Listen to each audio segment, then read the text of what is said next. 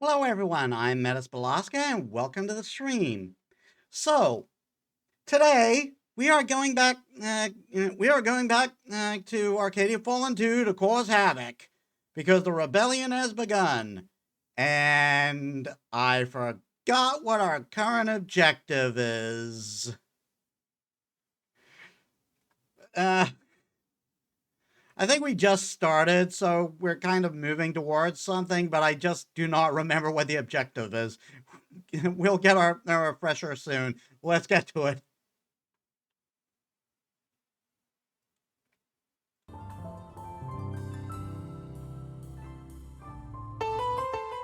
Ah, darn it.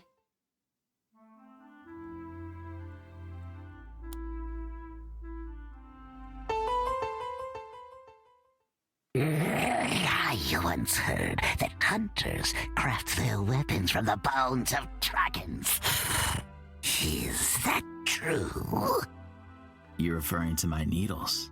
I don't know how they're made, but I doubt it's anything that grim. The material used for them is sold by the Yorma Outlanders. I'm afraid you'd have to ask them for the recipe. What now? I'm surprised you're being so forthcoming with this information. I thought the hunters were supposed to guard their secret ways jealously. Well, I'm not technically a hunter yet, am I? You're good enough, Doc. Okay, so we've got a quest waiting for us here. I think that may be another lesson. And a conversation happening between Hannah and Pook over here.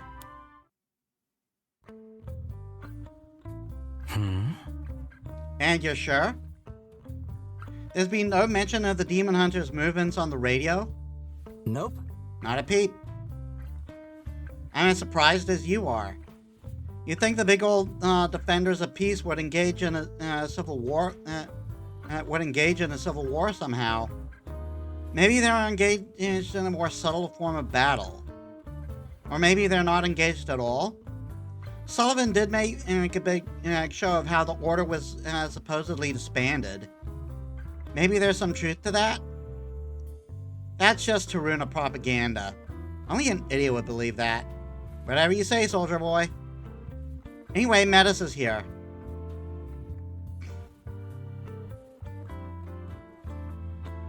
Need something? Were you waiting for me? I was.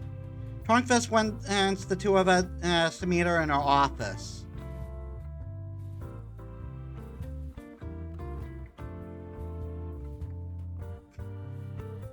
Why? I wonder. I see. Did she say what she wants to talk about? The obvious answer would be our little stunt in the library, but I got the impression this might be about something else. Plenty of things going on at the moment to pick from. That's an understatement. We better go see which one it is. Let's make this brief. Thank you both for coming. It's risky for us to be seen together, so I assume that this is something important? I'm afraid so. In the restricted section and out of commission, with the restricted section out of commission for the foreseeable future, Sullivan has come up with another way to store confiscated items. It appears the Knights have regrouped and chosen to focus on magic crystals.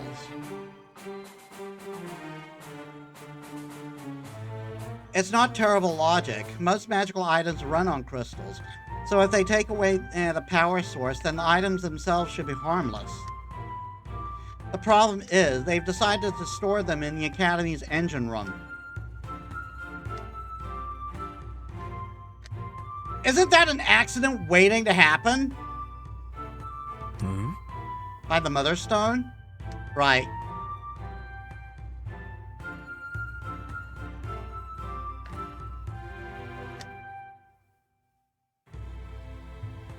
So, I take it you want us to do something about that then? What's the plan? I'm glad you're quick to catch on. All this new activity has made the demons down there restless. Yeah, makes sense. Because of all the unrest than obviously the mental health issues being thrown around by these fucktards. Now, usually, Professor Hyben would settle such matters, but you want us to take care of it? In a manner of speaking. I want you to use Ragnar's ability to bring and Kim down there so he can survey the situation. He's not as experienced as Hyben, but the professor has always has held him in high regard. Hopefully he'll be able to do something. Taking Kim down there is a huge risk. I can handle this, Professor. There's no need to. And how do you plan to settle the demons, or are you just planning to fight them all? Don't be a fool, Alias. This problem is something that could be fixed with our type. This problem with something that could be fixed with our type of magic.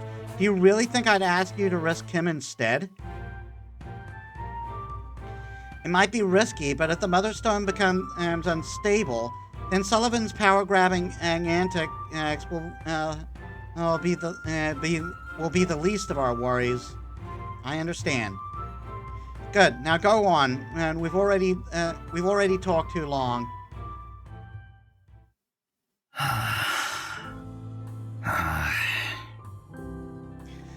You think after so many years of me being an errand boy, she trusts my abilities? I say she does trust your abilities, but she also knows when something's too much for you.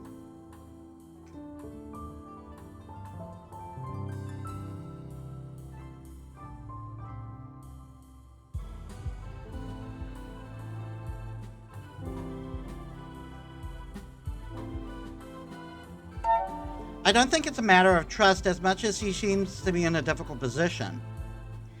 Guess she was abandoned by the hunters and the same way we were. I'll just have to show her that she can put her trust in me. And that means getting Kim through this safely. We'll continue your lessons once we've taken care of this. Just shout if you need me. Let's meet after curfew. Here you go. What's all this? Since the nights don't seem to be going anywhere, I bet my days of candy distribution are limited. Might as well put my remaining stock to good use. You're a true friend, Pook. Yeah, don't get all weepy on me over some chocolate. And remember to share with Kim. He needs it. Yeah. I'm sure he'll appreciate the gesture.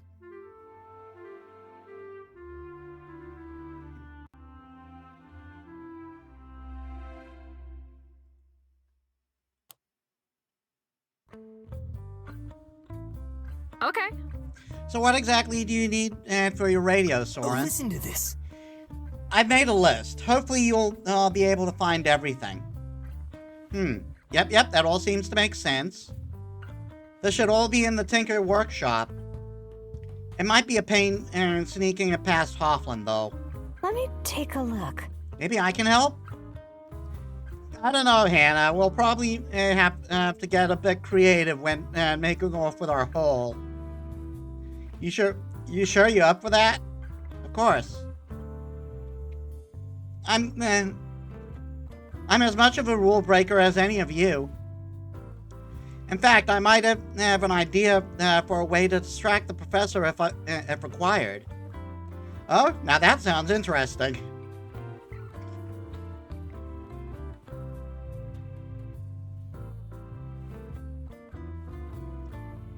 I too support Hannah breaking the rules.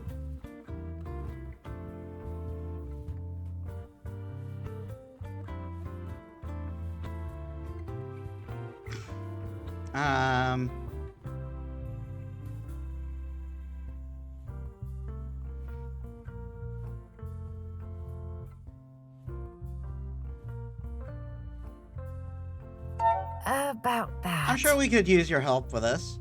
Thank you. I promise I won't let you down. There's something I need to prepare first, though. I'll meet you at the workshop in a bit. Who am I to complain about Hannah taking a few risks? She's being a bit odd, though. I take it you're coming on too, Metis?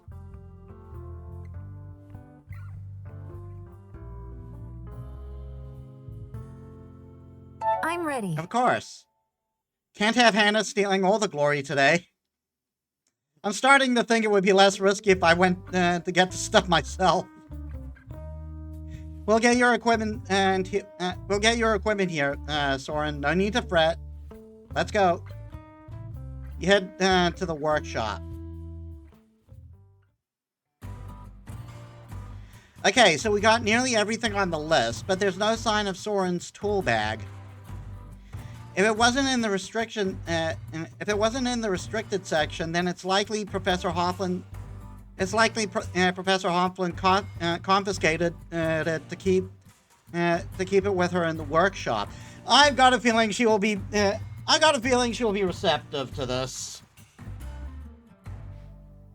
I don't think Anne would. I don't think Anne would take this anti-mage bullshit lying down.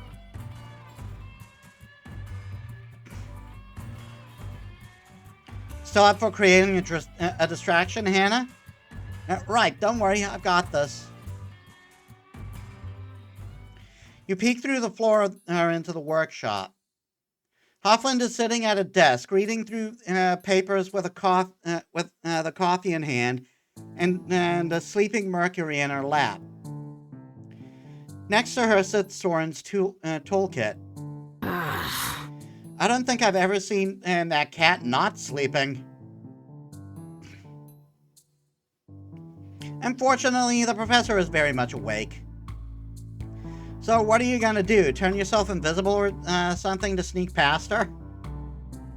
If I could do that, there'd be no use for Ragnar, would there? Spells like that only work on non-mages. A mage would sense the magic. Calling out the bullshit. So we're stuck, is what you're saying.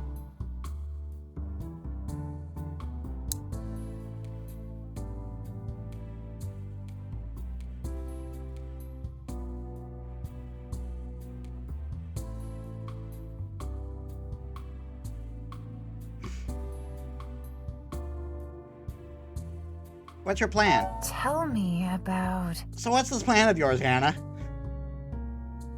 It would be funny if it's like, just ask. We'll see in a moment. Not the biggest confidence booster, I must say. It's fine, really.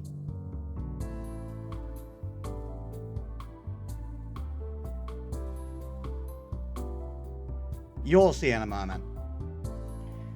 I know what to do. You can trust me with this. Hannah starts to sing very quietly under her breath.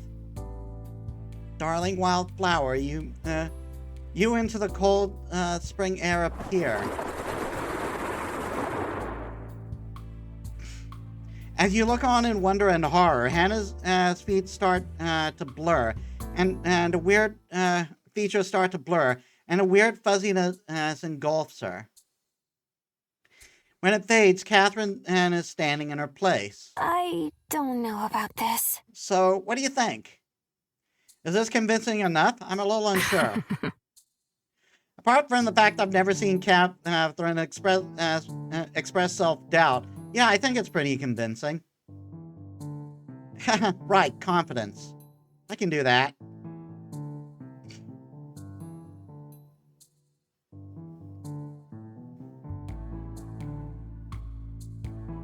I mean, I wouldn't be surprised, as it's illusion magic after all. But is she really gonna fall for this? Really? Will Hoffman really fall for this? Nah, I think it's perfect. Hoffman never pays much attention to students who aren't her own. That was my thinking too. Okay, have to stay in character. I've got this. Catherine brushes down on her dress and straightens her shoulders. Okay then, here we go. Catherine strides over to Professor Hoffman and clears her throat. Professor, your assistance is needed. It's urgent. What is it, Catherine? I'm right in the middle of something. On the professor's lap, Mercury raises his head, staring intently at the disturber of his piece. You see, there seems to be an issue with the knights in the library. While cleaning up after the incident with the librarian, they managed to damage the Tinker Fire suppression system. A pipe burst and there's water everywhere. Rather than own up to it themselves, they sent me. Hoffman drops her pen, disturbing an extremely grumpy Mercury, who jumps up onto her desk. Oh, by Izith, do those idiots break everything they touch? I mean, probably, yeah. No, don't answer that. I already know. Mercury moves closer to Catherine, sniffing the air, his whiskers waggling. Then he lets out a contented purr and starts rubbing himself against her. Huh? Mercury is usually quite particular. I didn't realize you were one of his chosen people, Catherine. Uh-oh. I suppose I might remind him of someone else? I suppose you might. Catherine wrings her hands for a moment before bowling them into tight fists and straightening up. Anyway, will you go to them? I really need to get back to class. If I must leave my groundbreaking research to assist the knights with plumbing, of all things, then I suppose I must. This had better be a proper crisis or I will have their heads. Please take them anyway. Hoffman gets up and, with impatient steps, disappears down the corridor, leaving the toolkit behind. Once the coast is clear, Hannah turns into her usual self and Mercury jumps into her arms, looking as though he knew all along. Nicely done, Catherine. I got pretty nervous there for a second when the cat decided to almost blow your cover. Cats have surprisingly keen senses. I don't think my disguise fooled him for a second.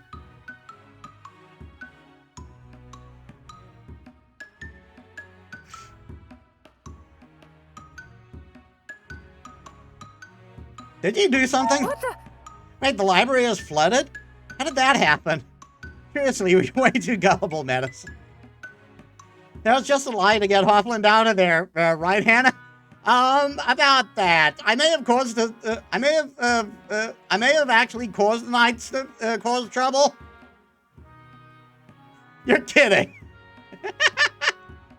Before I met the two of you, I went to the library and adjusted one of the pipes.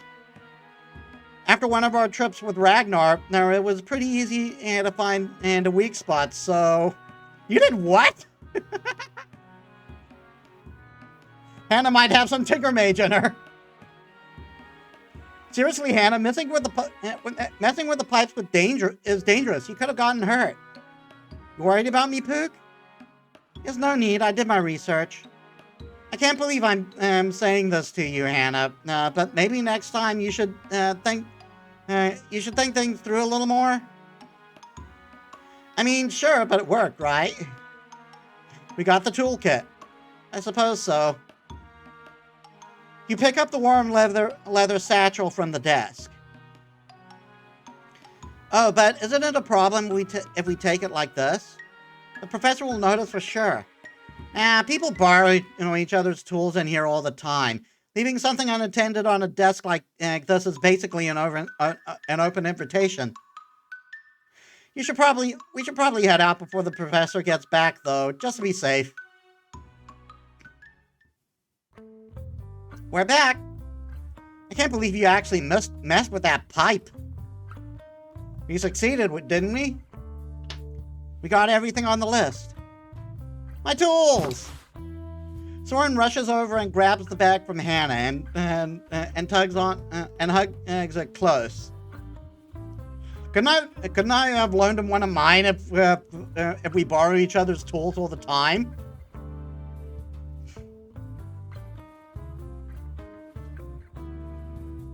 Oh, my babies, how I missed you.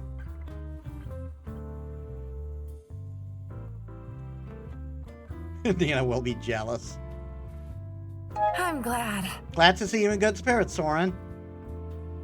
Getting stuck in here with almost no equipment has been torture. I'm so ready to get started on this. Just leave it to me. We'll get our message out for sure. Pook, you absolute crooked buttfly! Oh, shoot. The accent is back.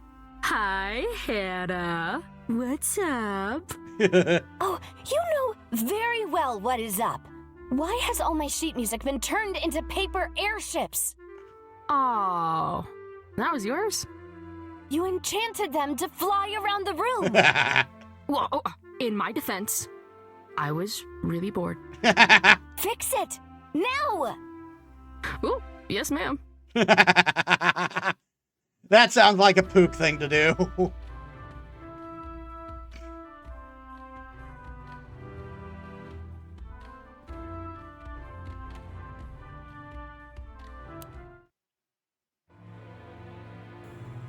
And you are absolutely sure the key is still in your possession? It's right here, as I've shown you. And it's been with me since I helped out your knights yesterday. I have no idea how someone got into the restricted section. And finding out seems like a job for those knights of yours, not some student. I'd watch that tone if I were you. You wouldn't want to sully the Clancy name, would you? Fucking bitch. If what you say is true, then this incident might be better planned than we first suspected. There is someone at this academy who fancies themselves troublemakers, and I will make sure this absurd game of theirs is brought to its end. Quickly. As Sullivan storms away, Catherine catches your eye. What are you doing here?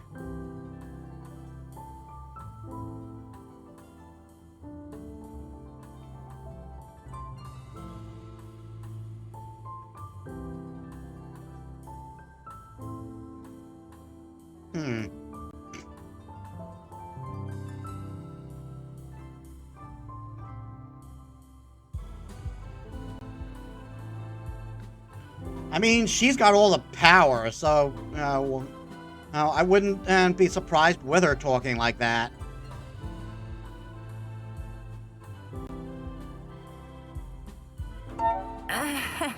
Seems like Sullivan is in a rather bad mood. I can't imagine why.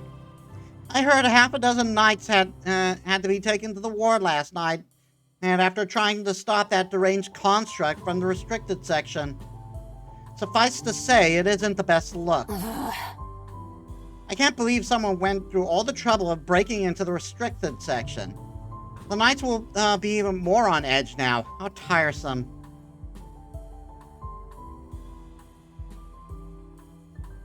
Will you be okay?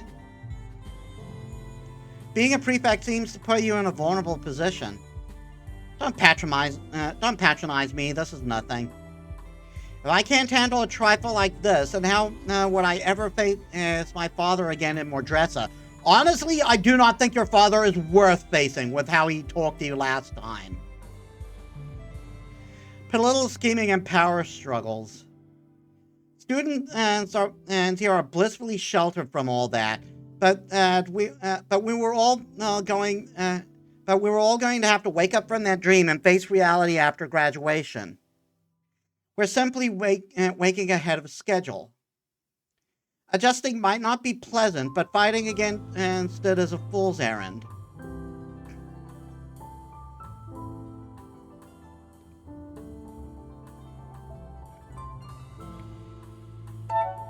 I know you're capable, Catherine, I do.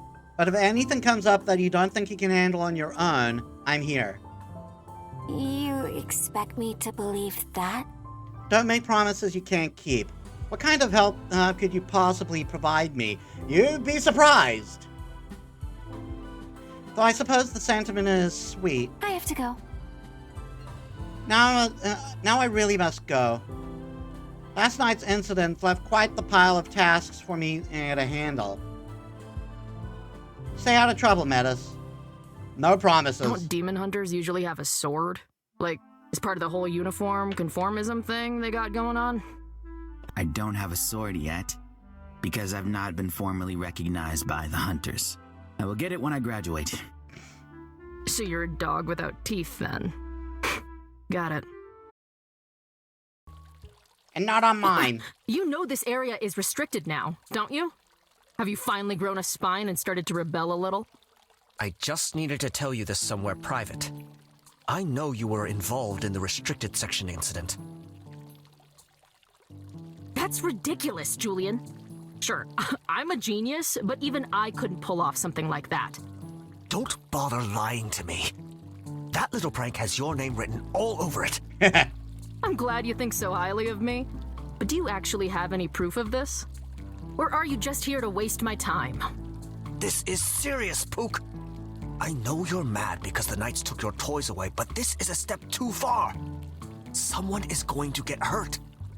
What? Like the nature students, you mean? I mean people who are actually close to us.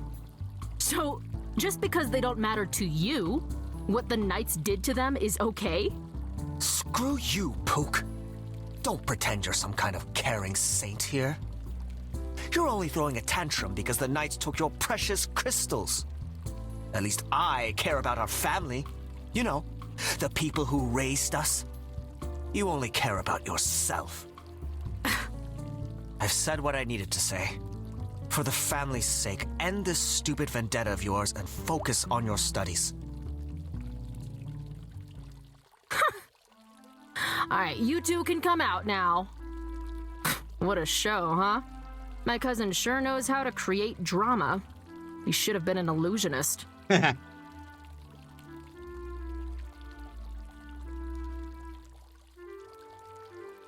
okay? Oh yeah. As if something like that would bother me. Really? Because it seemed like it hit you, there. He's on to us, though, so we gotta be careful around my cousin from now on. We should focus on getting ready for our next mission. Come find me when we're going to fetch the parts for Soren, okay? Seems like the mentor's word got to them. Pook displayed a little too much insistence on being absolutely fine.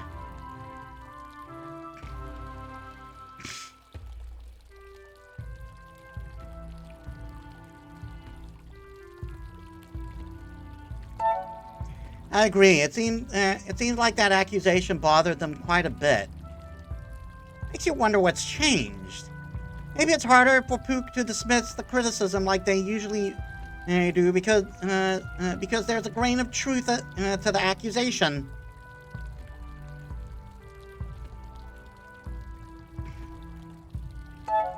I should probably talk with them.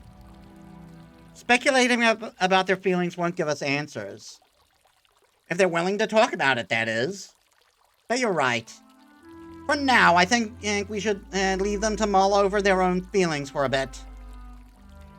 Like they said, we have other things to do. It was so nice hearing my father's voice again after all these years. I can't believe he's out there helping the Resistance. I can. He's your father, after all. You're bound to have gotten that stubbornness from somewhere. I'm not stubborn. Oh, really? Keeping that school paper alive all by yourself? Making sure we students always had access to news stories even when no one appreciated it? You're stubborn and equipped with a strong moral compass. I'm sure your dad would be proud. Soren. Thank you. Now, if only my romantic life would go so smoothly. Speaking of, when you get to the library, the only evidence of any flooding is a couple of grumbling knights wielding mops and buckets in the far corner. Turning swiftly away from them, you find Hannah sitting among a pile of books. Her pen is tucked in behind her glasses, and there are ink smears across her face. That's new. And then this spell might be used for... No, wait, that won't work. Too much of a fire hazard. Or is it?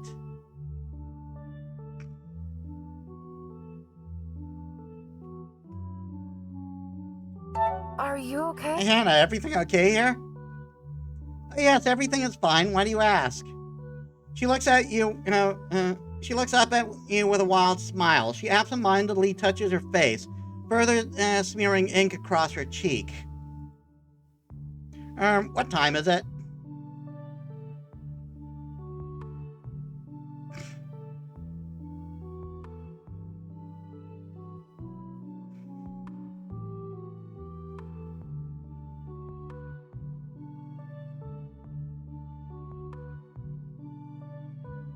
So... Time for food, and then some sleep.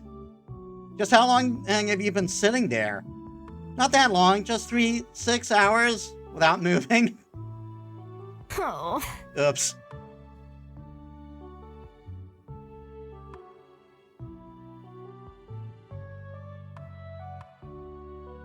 I think you should take a break. Now, I'm no expert, but I imagine 6 hours of total inactivity is a lot. Maybe you should get up? I've hardly been inactive. My brain has been extremely occupied. My legs... She attempts to stand, but only manages a clumsy stumble back to the ground. Not so much. I guess I'll just sit here for a bit. Let me help. It's okay, I've got you. You take Hannah's hand and help her back on her feet. She stumbles into her wobbly legs, looking quite flustered. Well, there goes my pride again.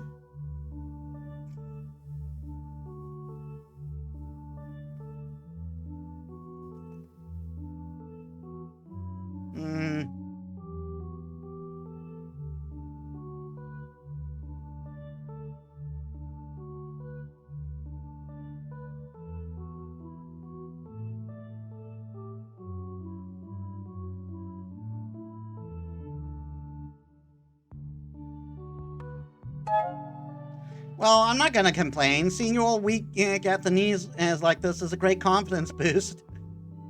The blush deepens and she pushes away from you with an indignant huff. That would only make sense if you were the one making me weak in the knees. Which you're not. It's just so hard to put the books down, you know? I've never felt this inspired before. The New Year's Gala, stealing that equipment from Hoffland, and it really showed me what my magic can actually do. I finally think I understand why Elliot made the choices he did. If I adjust a few things, I can be so much more than a jester. I can help people, change the world even. If only I'd known this sooner, I wouldn't have wasted so much time, but no matter. I'll just have to work hard to catch up to...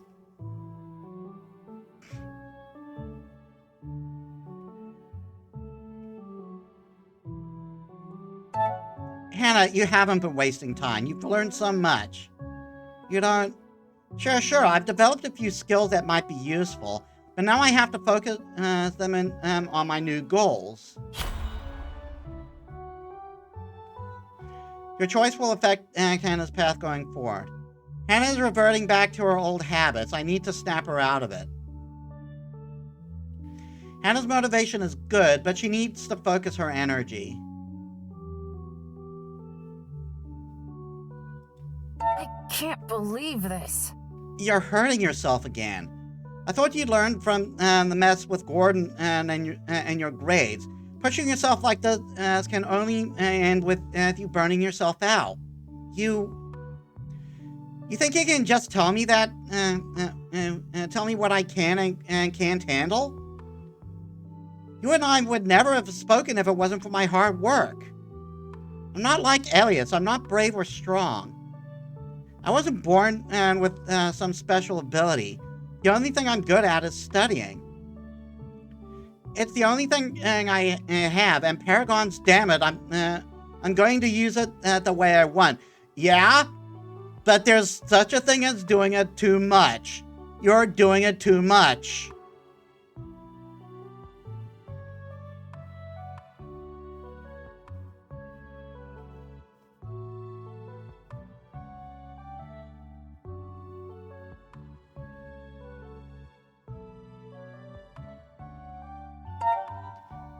If all you have is your mind, you have to keep it safe.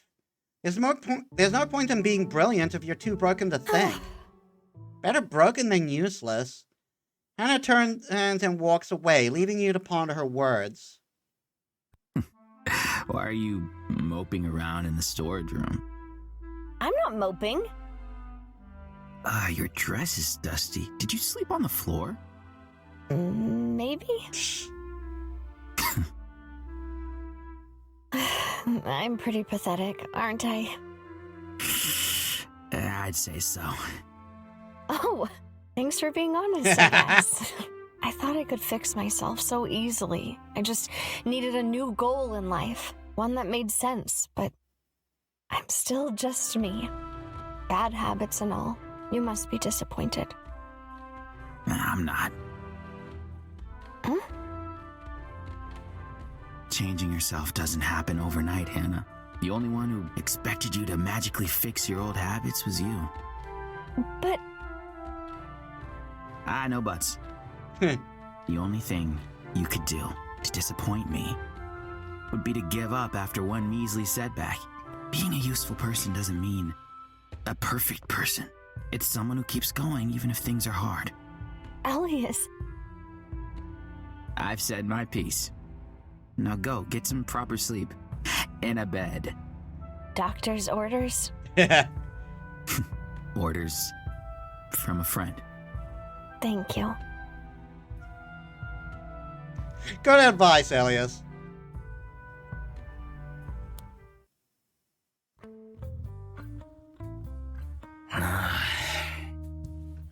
So that's the task we've been given. What do you think? Really? Getting into the engine room shouldn't be an issue, obviously. It's the nature kit that I'm more worried about. This is such a bad idea. I've never used my spirit magic like this without Hyben supervising me. What if something goes wrong? It's just a few unruly demons. You have no idea what damage a few unruly demons can do. How hard can it be? Have you ever actually seen a demon, Elias? I don't think you'd beat this cavalier if you had. I know how to kill them. For all intents and purposes, that's all I need to know. That's all I need to know.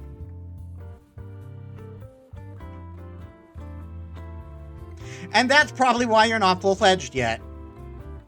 We're talking about spirits trapped in eternal torment, just to keep us safe. What we're about to do... Wait, are you defending those things?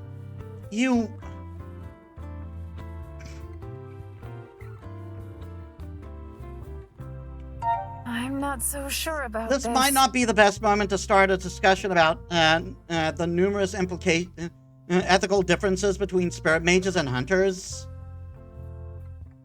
You're right, Metis, sorry. Do you always apologize so easily? Let's just go before the two of them start up again.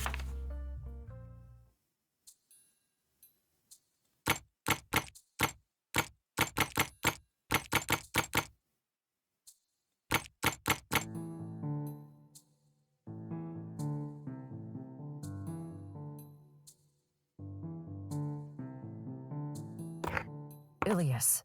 Let me get that for you.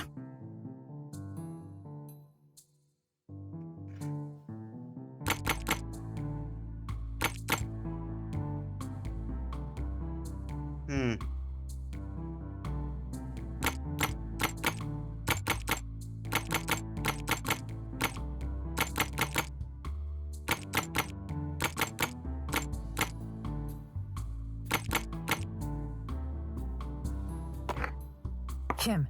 Let me handle that.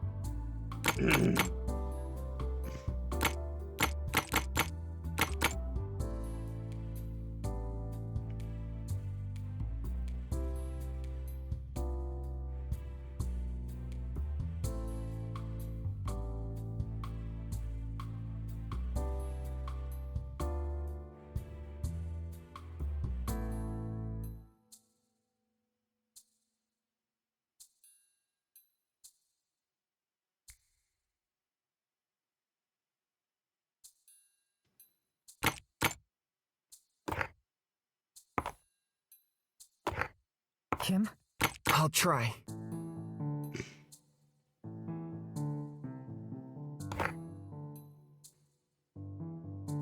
Ilias. Barely a challenge.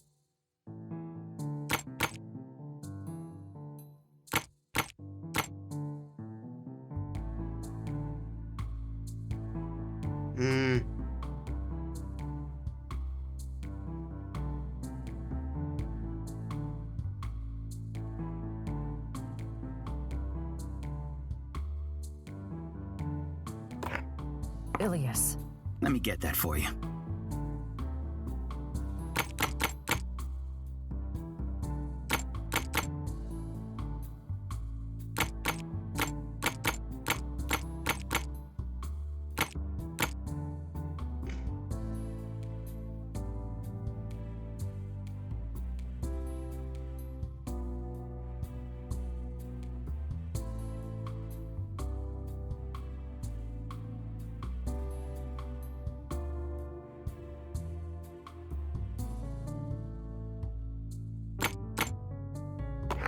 Where to?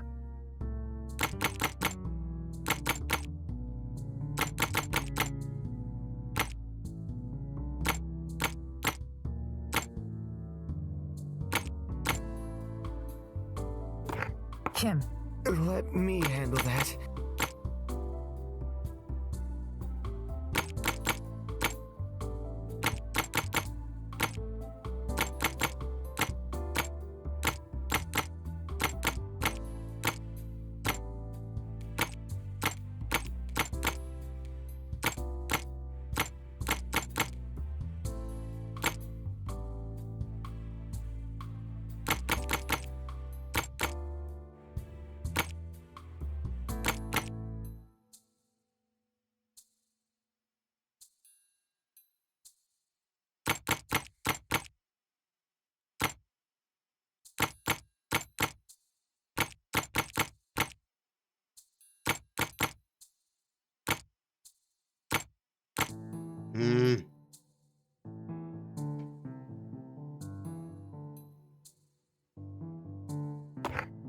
Ilias. Easy.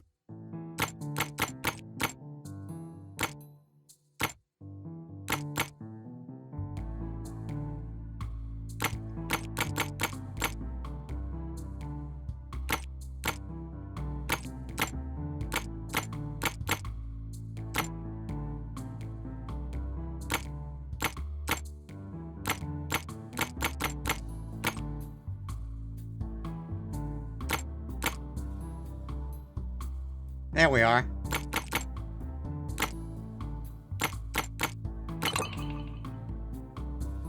That was a tough one. That's our destination.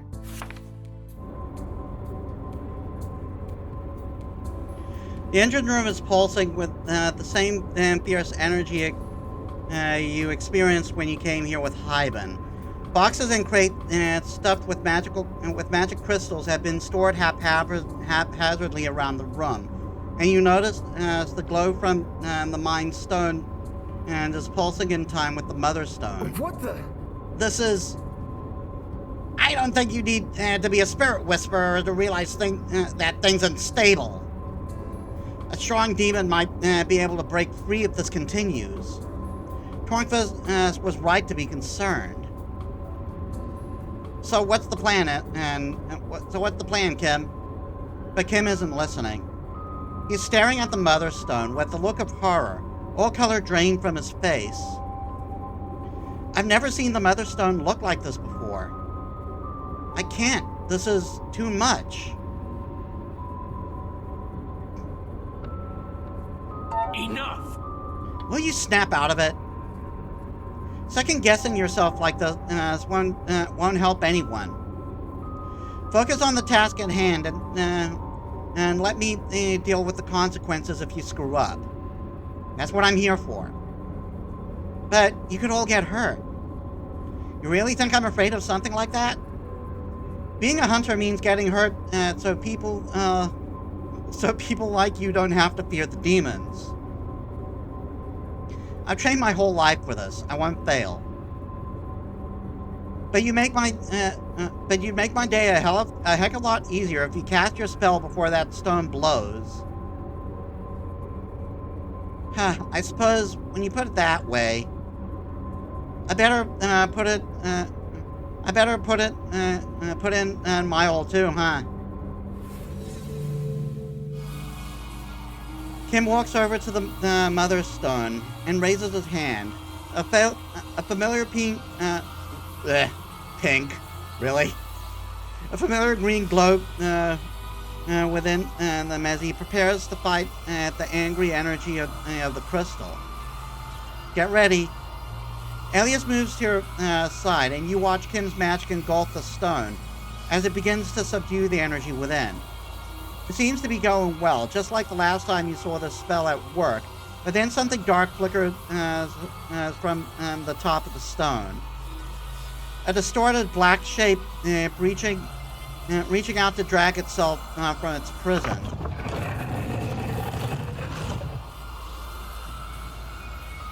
Oh no! Kim, a demon is trying to break free. Oh no, I can't hold it off. Elliot steps forward, needles drawn, as the demon wrests itself from the stone.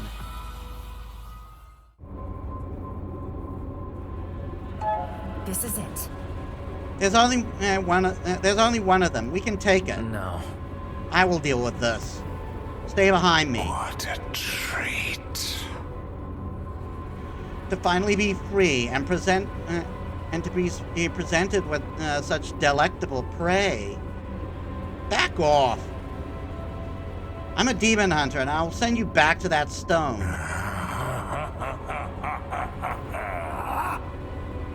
A demon hunter? You? Oh, pup, that's hilarious. Look at your blades without a hint of edge. Did they not find you worthy of a proper sword? No, this runs much deeper. My, what delicious malice is hidden within you. The last boy left behind to close the door, How does it feel to learn the door has been shut in your face? Shut up! You don't know what you're talking about. Oh, but you know I do, don't you? You might be foolish, boy, but you're not without knowledge. You know what I see. Elias's grip on his needles wavers, and the moment's hesitation is all the creature needs. The demon grabs Elias and throws him aside, sending him crashing into the box of crystals.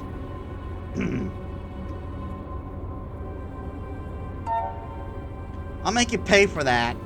And how precisely will you do that? Will you use a magic trinket to bargain with me? Maybe your little friend will bite my ankles. What a curious pair you two make. A puppet and a mage working side by side. Tell me, little one, don't you think you're on the wrong side? The humans hunt our kind for sport. Are you truly content with being their little pet? You're in my mind, aren't you? Why don't you see for yourself? Interesting. I think you and I should talk once I've dealt with this foolish human of yours. The demon's eyes turn to you. The demon's glowing eyes turn to you. You want to save your friend, but you don't have the ability to do that now, do you? Playing at freedom fighters, how adorably futile. Your rage does little to change the facts of the world. A whole lifetime of learning, and you're still what's the word? A useless bystander?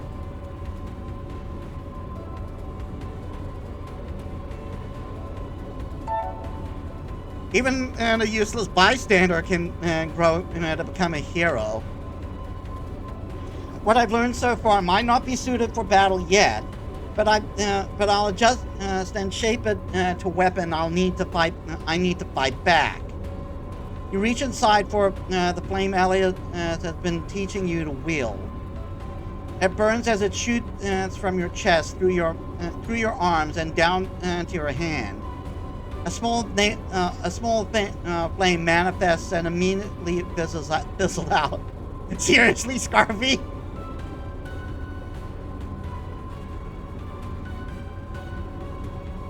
That was embarrassing. Well, that was more underwhelming than I thought it'd be. What is this? A little hunter in training, are you? Too bad you're just as useless as your teacher.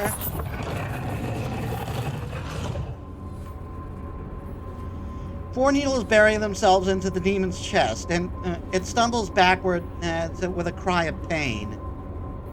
Don't ignore me, demon. I'm the one you're fighting. Pesky little... Finds a green whip out and wrap around the demon. Kim has finished calming the angry glow of the stone, and is now dragging the demon back towards its prison. Enough! Time for you to go back. You! Way to go, Flower Boy! This stops here. I won't let you hurt my friend. So that's how it is. The apprentice has taken up the mantle of his teacher. Will you become a monster like him too? If that's what it takes to keep everyone safe? Ha! An answer worthy of a demon indeed. The demon is dragged back into the shining stone, slowly melting into the crackling light. If you think this is over, you're all fools. You have proven to be very entertaining. I shall enjoy watching you struggle. Yeah, the climax of this thing is going to be missed. I know everything, bitch. It breaks the whole thing, isn't it?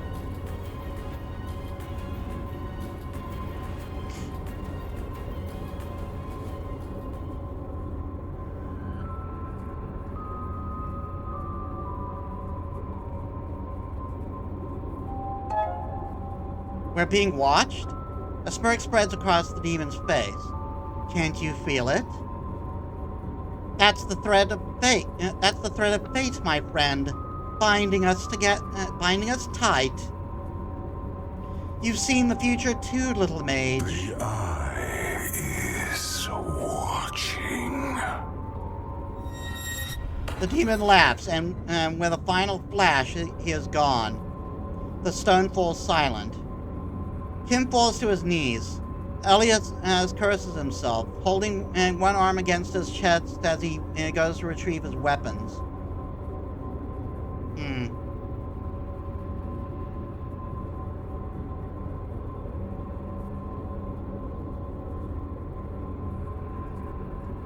Kim's in the more vulnerable position, honestly.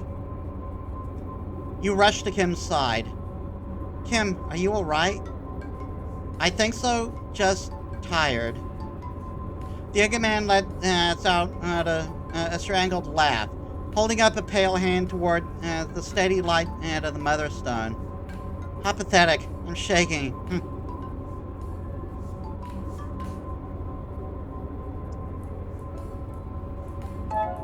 You're not pathetic. In fact, I'm confident Professor Hyman would be very proud if he were here. I suppose he might. Thank you, Metis. The demon was a lot stronger than anything I've seen before. How did this get so out of hand? Call me crazy, but I think Sullivan and the fucking Knights had something to do with it. Like, maybe not as a direct cause of action, but just them being here.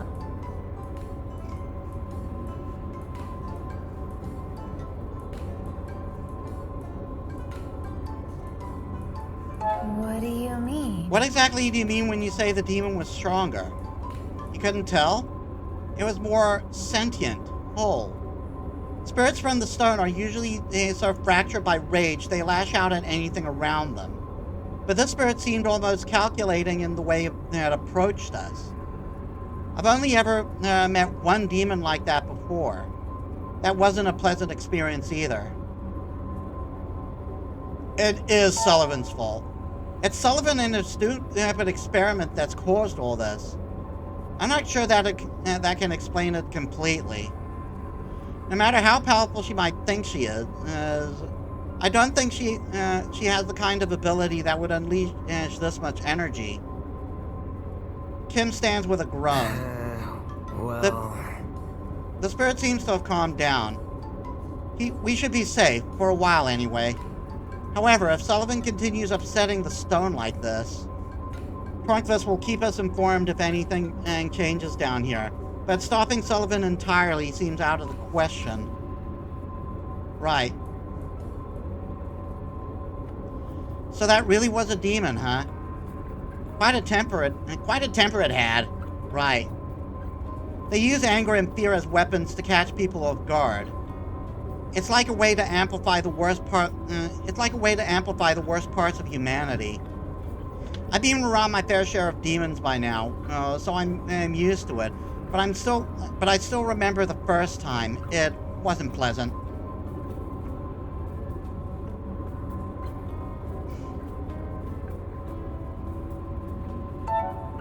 We made it through, though. Good job, both of you. I suppose we did. Just take the compliment, kid. Now let's get out of here. All that screaming and yelling might have drawn unwanted attention. Right. I'll report back to Tornkvist. Time to go. Let's go. You really think all spirits are evil? I'm a demon hunter. If a demon is causing trouble, then I must hunt it down. And if they're not? What if they're just trying to exist, like the rest of us? I've never met a spirit that wasn't out to kill me. Maybe I can introduce you to one someday. Yeah, mine! You really are an idiot. Just like Hyben. I'll take that as a compliment.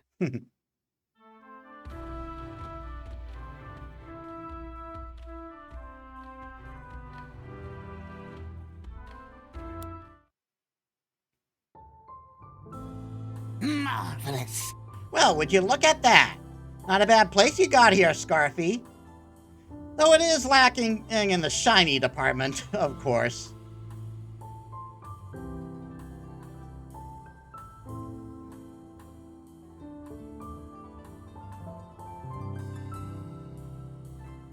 I'm sorry my humble abode doesn't live up to your high standards. Apology accepted. I can't believe we almost got taken out by a demon of all things. As if the knights roaming the halls weren't enough of a threat. Anyway, now that we have a moment of peace, let's take a look at the letter we found in the library. I love you dearly, Liv, but I believe that you have created what you have created as an abomination. We should learn to live with the spirits, not use them as fuel for our war machine. I will not help you drag spirit from the crystal into your locket. I will hide your invention in the restricted section, and the best place to hide a secret is within another secret. I'm not leaving my post. So I become a father, you see, to a child the world is not yet ready to understand. But I will stay with him for as long as I'm able. Sir Ragnvold received the research from his colleague, Liv, and hid it in the restricted section. And then Sullivan came along and stole it.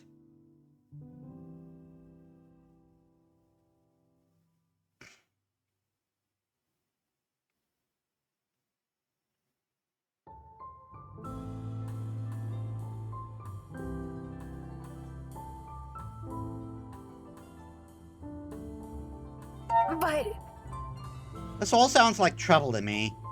It does, doesn't it? What exactly is the research about, and how is it connected to Ragnvold? And what happened to this live person? And does it really have a connection to the spirits trapped inside the magic crystals? How are you feeling? Are you okay? How are you holding up after the encounter with that demon? It was quite vicious.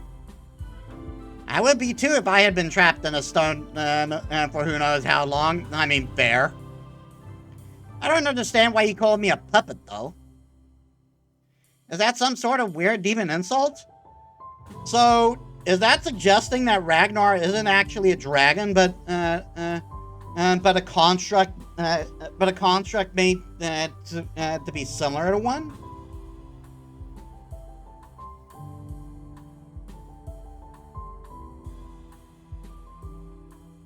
About that. When I went with Kim and Sullivan to the Mother Stone, she had a spirit locket. Could the two things be related? A device that supposedly gives its bearer the power of a mage by using a spirit as a source. I can see why the locket would be attractive to a woman like that. But she failed, didn't she? I'll be off then.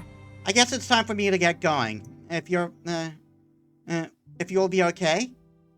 Right, I better get ready for the next mission to the roof. Right, we were doing the thing with, for the radio. Not looking forward to the cold. Wear your warmest scarf, all right?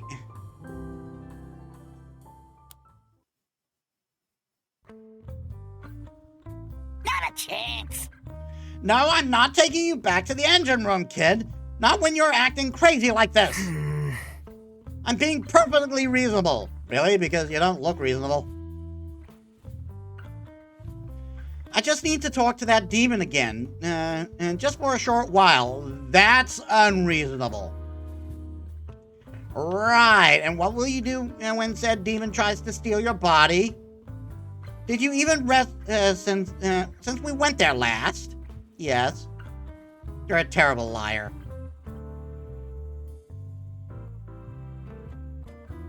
Huh? What's going on here? Are we going on another mission? Yeah.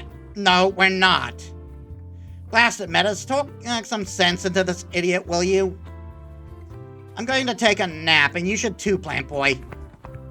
Ragnar scurries off. Wait, Ragnar! Great.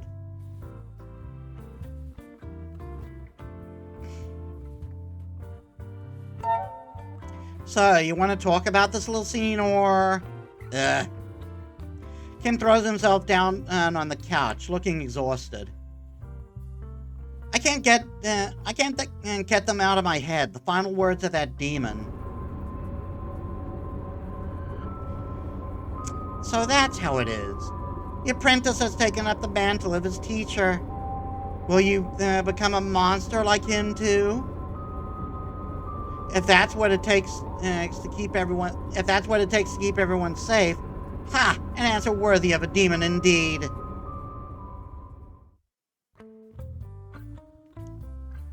I've never encountered a demon from the stone that was so sentient. If I could just talk to it again, we might be able to learn more about why they're trapped in there. Maybe there's a way for us to help them.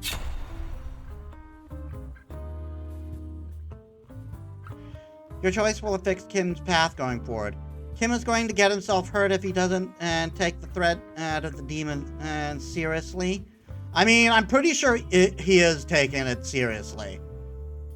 Kim's a spirit mage. He might be the only one capable of negotiating with a demon. Do you really think there's a way to negotiate with them? Using spirit magic somehow? Just the fact that it hadn't been driven mad with rage opens us up to all sorts of possibilities. Could it tell us how it got trapped there? Why the other demons are so unstable? Why it remained whole? I never liked interacting with the Mother Stone. Sure, Hyben and I were protecting everyone and by keeping it stable, but the school security hinges on the demon and staying where they are. It doesn't sit well with me. I have some questions. What would happen if you stopped stabilizing the stone? The demons would get out and either kill or possess whatever poor souls they encountered. It happened in my hometown. It wasn't pretty.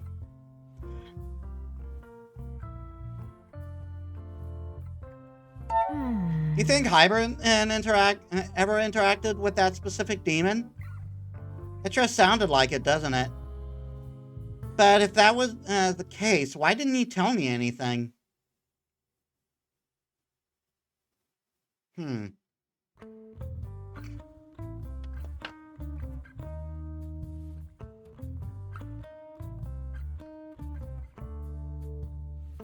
Perhaps he didn't have the answers? I wonder. Is it possible he didn't know didn't know much more than you about those particular demons?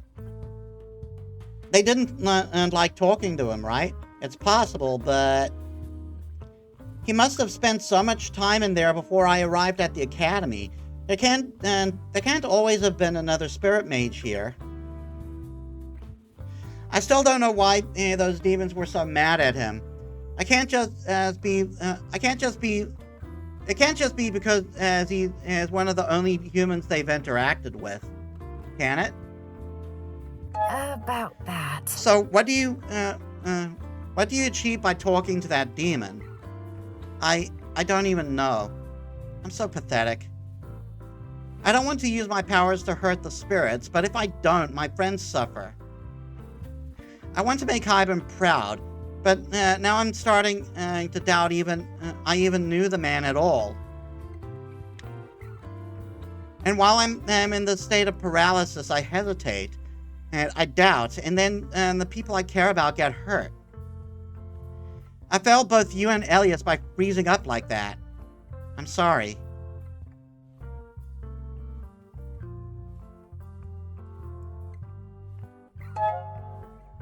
I'm sure we would all have liked our encounter with that demon to have gone more smoothly, but we can't control everything.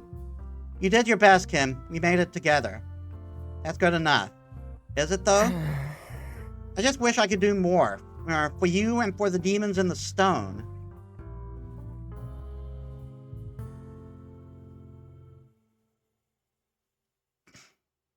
Let's wait and see. Right now, we're going back down there. Going back down there is too much of a risk. I know you want to help, but it makes more sense to wait and see what happens. I know you're right. I do. It's just. I see. Ragnar is probably right. I should get some rest. I'm rambling, aren't I? I'll get some sleep, and I'll think about what to do with my thoughts about Hyben and. Bye for now. I'll see you around, Metis.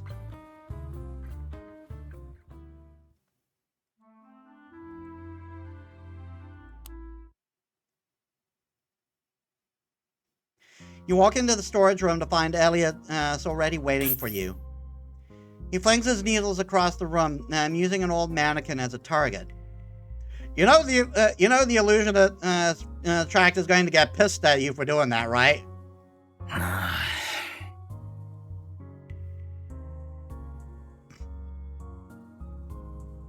3 golden shafts are already stuck deep within the splintered chest. You're here. Let's get started. You okay? Are you okay? How are you doing, Elias? You seem a bit... A fine needle sinks into the wooden figure with a dull thud. Tense. If you're here to rub my failure in my face, you can leave. He walks over to the mannequin and drags out his needles, leaving behind a neat circle of holes.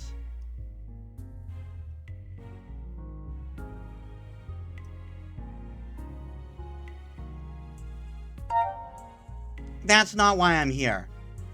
If we're going to work together as a team, I need to be able to talk about these things. We need to be able to talk about these things. You really think having a nice little chat will just fix the problems of the world? No, but it's a good start.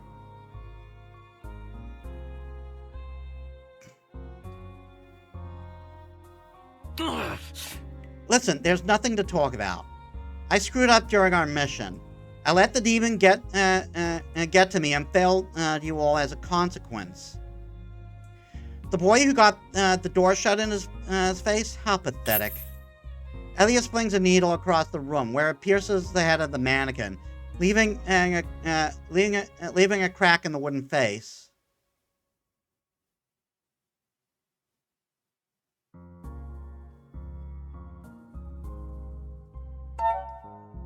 You didn't fail us, Elias. The mission was a success. Don't patronize me. I shouldn't have been prepared. I should have been prepared for those provocations. It's the most basic hunter skill. Yeah, but how much experience have you had in the field as a hunter? I suppose Tornquist was right. Even after all this time, I'm still not ready to call myself a hunter.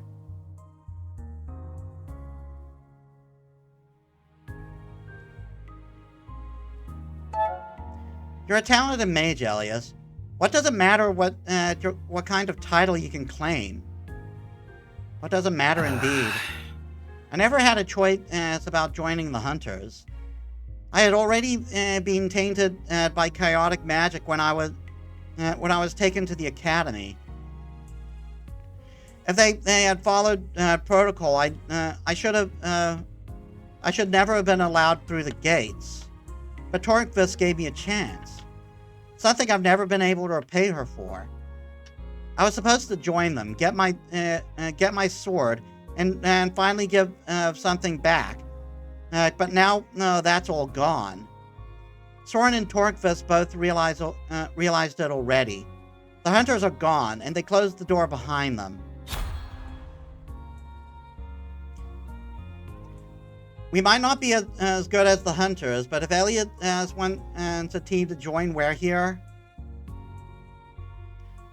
We don't know what happened to the Hunters. It's too soon to give up on them.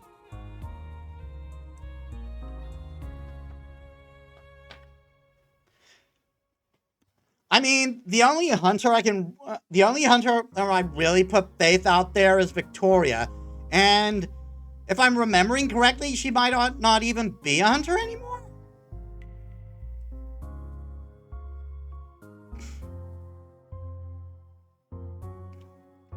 You know... You might not have the Hunters waiting for you anymore, but we're still here.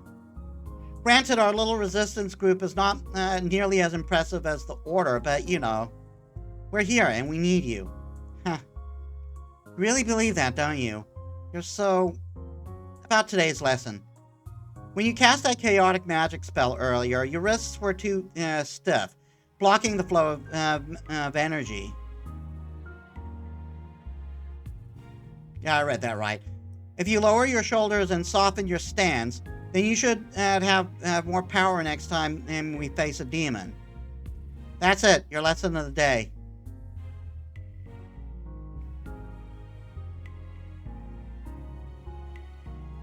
I don't get it. You're still going to train me. Why? Isn't it obvious? If I'm to be saddled with this new team of yours and give up on the Hunters, then I have to make sure you're up to scratch. Lesson's over. See you when it's time to help Soren.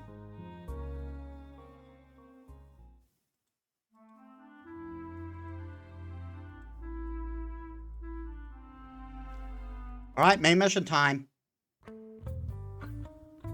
Then this bit goes here, and... ha! We're all set. And you're absolutely sure this thing works? Definitely! Everything we need to broadcast from here is ready to go. It's only got a 78% chance of blowing up once we turn it on. Nina? I'm ready too. I think.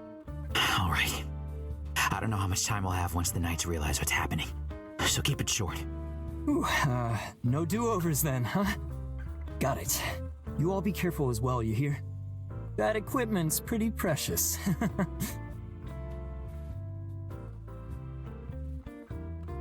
So we should throw it off the roof.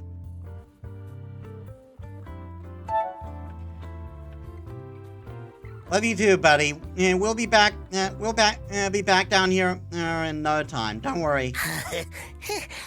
Let's go then. To the roof. God, to the roof. Well, no one.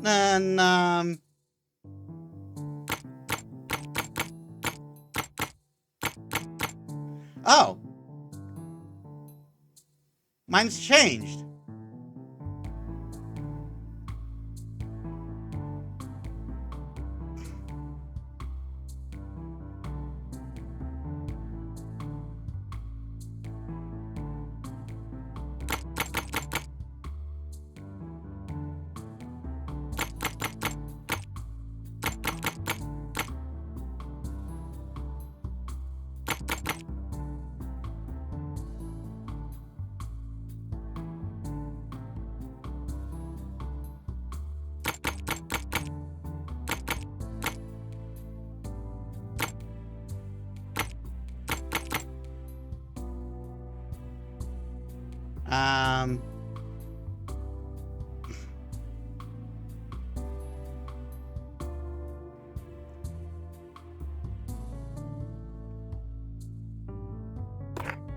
Where to? Pook. Sure. I can take care of that. Wait, no. Ilias. Let me get that for you. Kim? Let me handle that.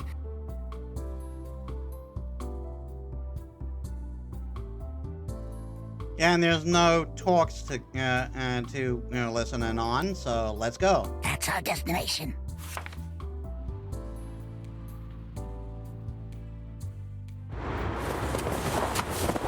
You step out into the roof, and the wind instantly rips at your clothes. Your teeth chattering as flakes of snow burn your cheeks. Oh, by the gods! Why must this roof be such a cursed space? I didn't realize the weather would be quite this bad. At least this means we won't be disturbed by the nights. I didn't realize the weather would be quite this bad. I doubt they'd brave this weather on their patrols. You don't seem to be affected by the cold, Ilias. Good circulation, I guess. Oh, liar. I saw you cast a spell when we stepped out here. Busted.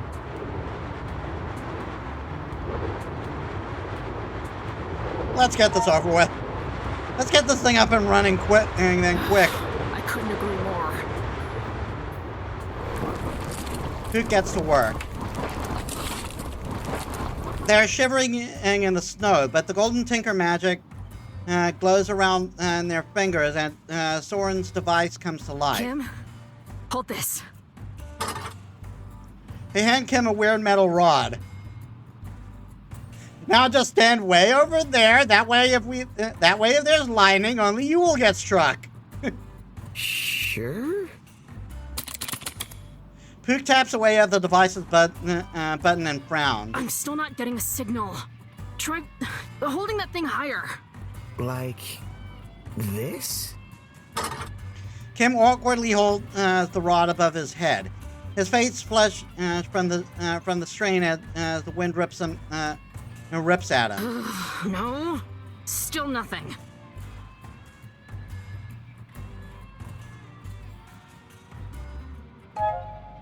It looks like we're not within range of the amplifier. Which means...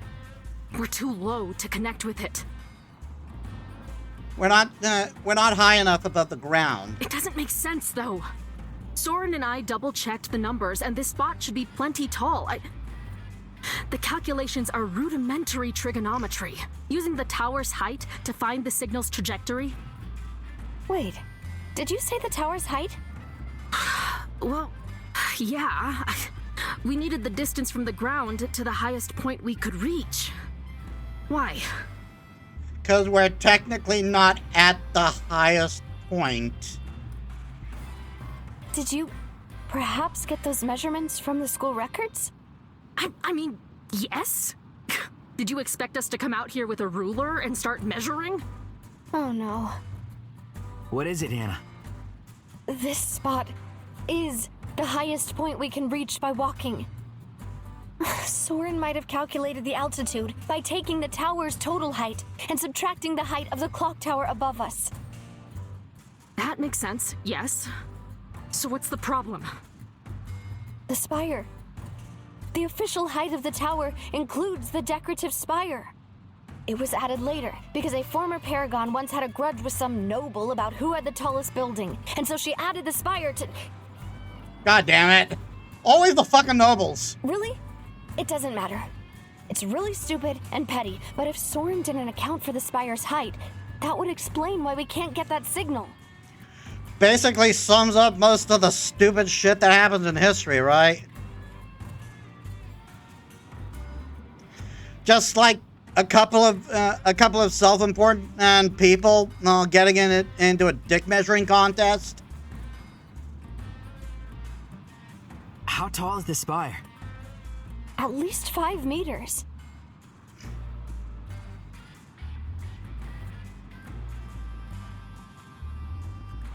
Did the Paragon win?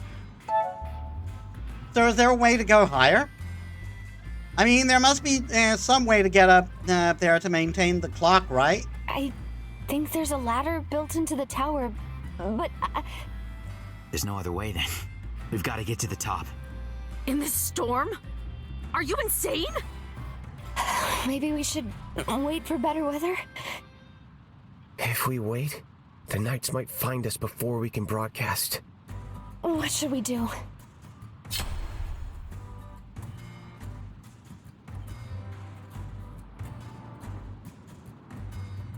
My friends are all capable and inspiring individuals. I know we can work this out together. We're not doing this for ourselves. Remember, the faces of those we're saving. We can do this. Yes, we just need to work together. Between us, we have everything we need to solve this. You. Look at you, rallying the troops, Scarfy. The ladder for maintaining the bell. We could use that. Those rungs are gonna be frozen solid, though. You'll get your skin ripped off. Not me. Elias produces a flame in his hand and looks to you. You can do this too. You know, if you remember your lessons. A test already? Told you I would save the day with my kind of warm hands. Okay, fine. If the two of you are so intent on falling to your deaths, be my guests. They rummage through the equipment. Take this rod, and then get it as far up as possible. I'll yell when I've got a signal. I can hold the shiny. Of course he wants the shiny. This way you'll have your hands free to climb. Got it. I'll go first, to make sure it's safe.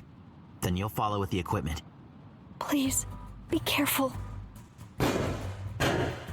You and Elias begin scaling the metal ladder.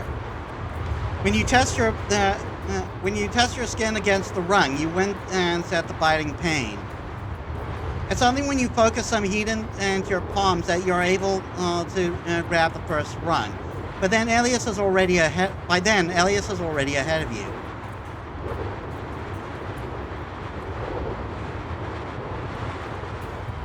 Sure you can't fly?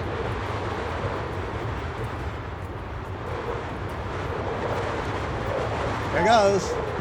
There goes nothing, I suppose. With slightly shaking hands, you start climbing. You scale the ladder one rung at a time, glancing out into the night. There's nothing to see but flakes of whirling snow. It's almost a relief that you can't see the ground below. A tiny golden ball of light suddenly flies next to you, illuminating your path. You've already made it so far. Keep pushing. Still no signal. A little higher. Got it. You almost lose your grip when you feel the wall shaking. Glancing up, your eyes widen when you see the tire's enormous bell swing to one side and then and back towards you. What?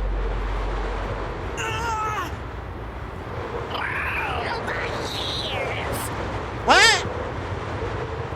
The whole tower shakes. Your ears scream. Your ears scream as the wave of sound hammer into them. Ah! Your grip on the rung loosens. The next moment, you're falling.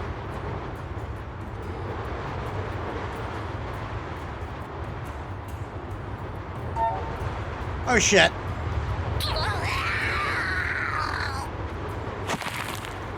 The wind howls in your ears as you close your eyes in anticipation of the pain, when suddenly you're grabbed by sturdy vines. I've got you. Kim has woken the ivy that blankets the tower, and now it's holding you up thanks to his nature magic. Slowly, he pushes you back toward the ladder. You look up and see the bell swinging once more. You reach up and cover your ears, but this time there's no sound. Looking down, you can make out Hannah singing, but she's not making a sound. She's canceling out the sound waves. Come on, take hold before Kim drops you. What? I can't get the flu.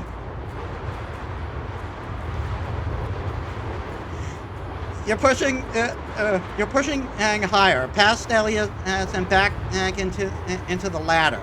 You grip the metal with trembling hands. Shaken to the core, you're unable to manifest the flames you keep to keep you warm. The shock of the cold metal almost sends you tumbling again until a hand touches your ankle and you suddenly feel flooded with warmth. Get it together and keep climbing. We're almost there. What was that about a bear?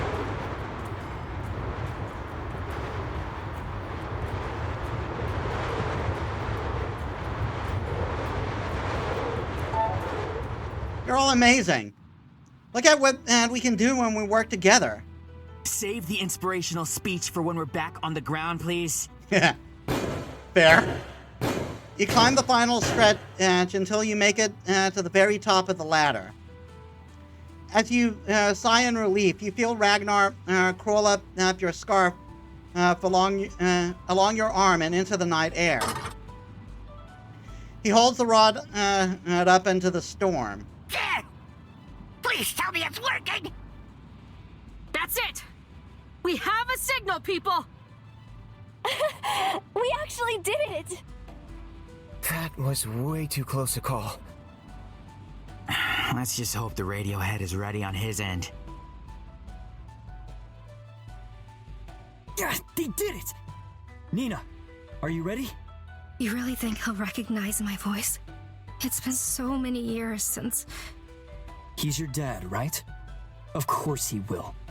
But that's not the only reason why it should be you. Look, I know you love to dance. But you've always wanted to be a journalist, right? Well, now's your chance.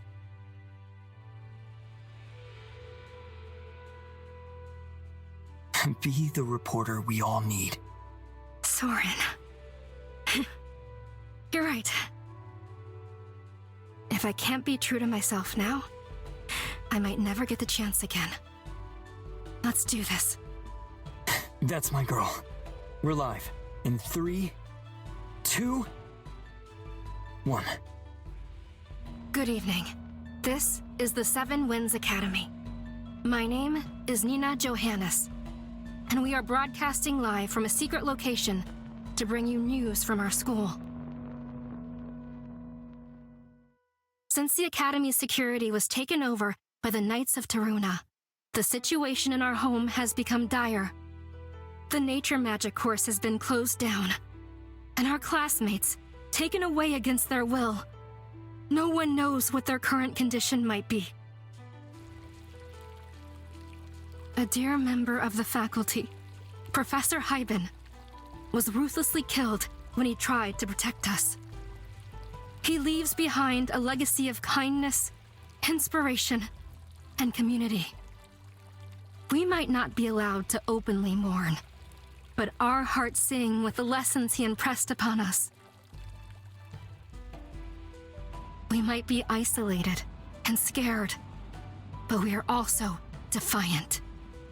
To those of you who are fighting back against this injustice, we ask of you, help us join the fight. That is all. May Izith be with us. That's it. Now all we can do is wait for their response. I hope everyone's all right up there. About that. That's it. Transmission's over.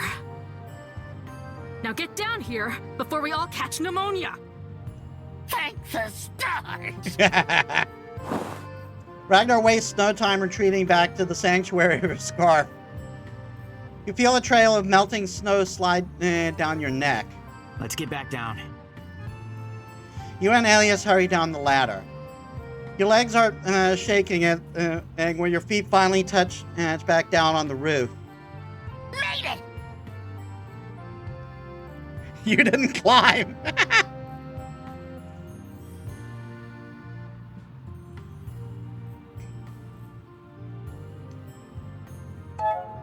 Well done, everyone. And that went great.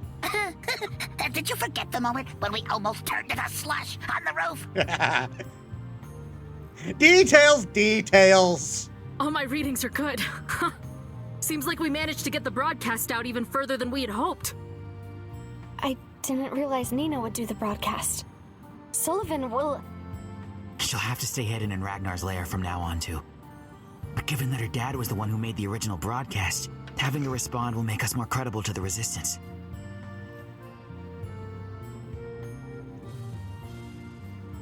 My mic feels off. That's true. And she did a really good job. We all did.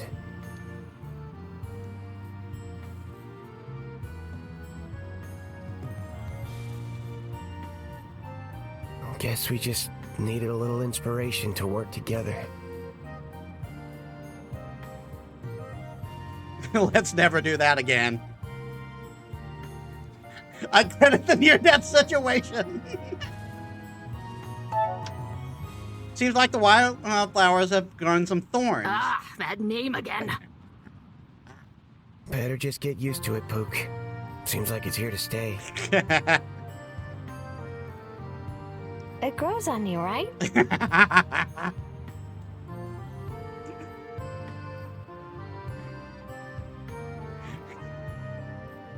You just had to make the pun, didn't you? No. No.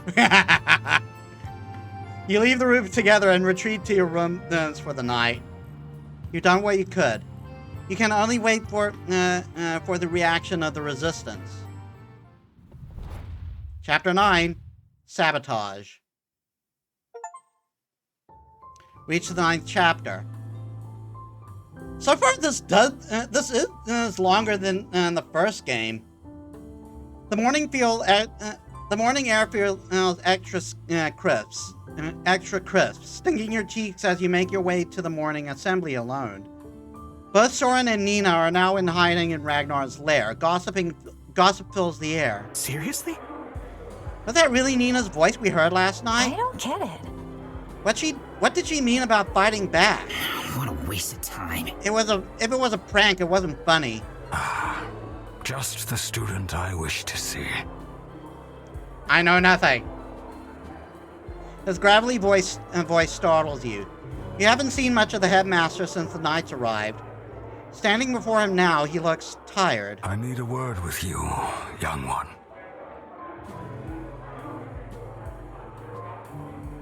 Why? What? What's going on? You have every right to be suspicious, but I promise I merely want to talk.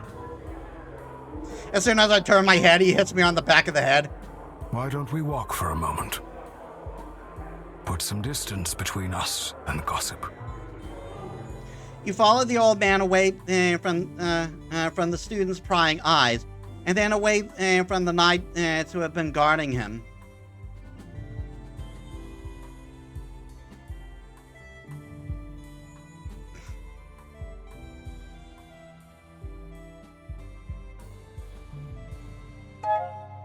I can't help but notice the lack of knights following you around. Do you have something important to tell me? You are very perceptive. I often forget how capable you students are. A consequence of growing old, I'm afraid. I once had a brother. He was much more talented than me. Wise and kind. I often wonder where we would be today if he had become the paragon instead of me. He chose to study as an archivist, however, and like all his fellow students during the Great Cleansing, he was not permitted to live. You're Ragnvald's brother, aren't you? Many years ago, when I decided to end the Demon Hunter program, it was not because I believed their work was obsolete. Instead, I wished to remove anything controversial enough to spark an event like that again. I was a fool. When people want you dead, they will make up an excuse if they can't find one. I have left this school defenseless against the wolves. Or so I thought. He smiles. I am glad that even though the world is run by old fools, youth still prevails. You inspired this old fool to change, and that means something. So please, don't give up on your mission.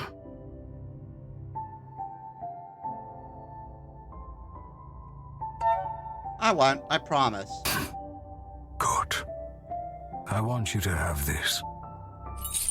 He hands you a key. I hear you're already familiar with this key. Though I should inform you, this one is much, much more precious, as it is the original.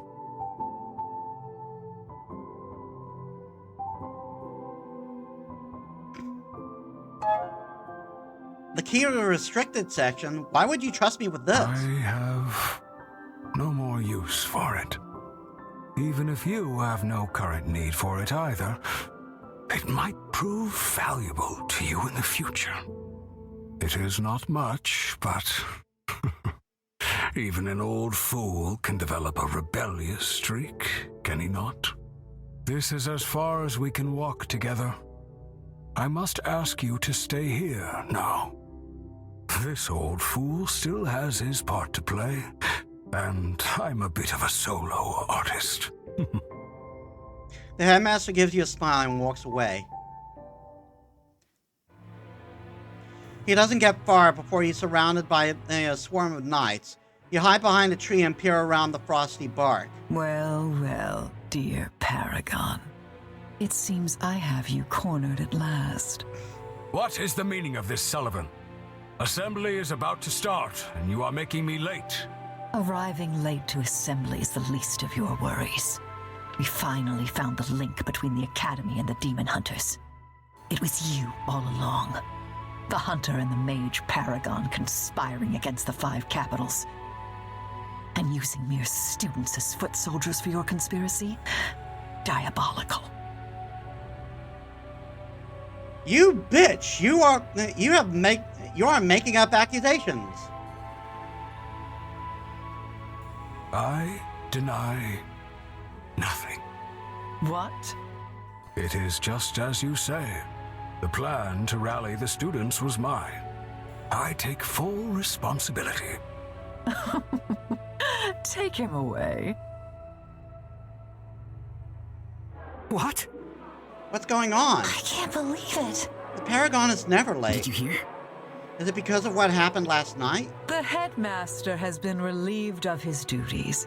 As of today, the remaining paragons have agreed to install me as interim paragon of the academy until another can be selected. Oh, did they? How convenient you shut us off from the rest of the world so we can't consolidate that evidence. What? But she's not even a maid. I have some exciting new changes I would like to announce. Now you are no longer allowed to sleep. You must study 24/7. First of all, a new grading system will be enacted today. I can fail you whenever I want now. What is she talking about? She can't be serious. The old system of dividing you into groups based on average grades did little to incentivize the diligence and hard work this academy is so proud of. From now on, you will instead be divided based on your peers' performance. A big board appears on stage, projecting a full list of students divided in classes. Rank A students will now make up the top 1% of the student body. Rank B will be between 2 and 10%. Rank C will make up the next 80% of the student body. As for the remaining 10%... She smiles eerily. Well, they will be considered dropouts, of course. Whoever is within this threshold when we reach graduation will be sent to Mordressa to be dealt with accordingly. I hope this will motivate you all to study hard. Fuck, I want this bitch to die. No way! This must be a bad dream. This can't be! My grade, it went down. It really went down. They can't just... What's your grade? How's yours higher than mine? It's so unfair. This is all your fault. You took my spot. The hallways are in chaos, so you all rush out to the assembly hall. Everyone is looking at their wrists. It's bumping into each other. She's turning us against each other. You try to spot any of your friends, but it's difficult to see. Suddenly, a hand clamps down on your shoulder. The Paragon has asked me to bring you to her office.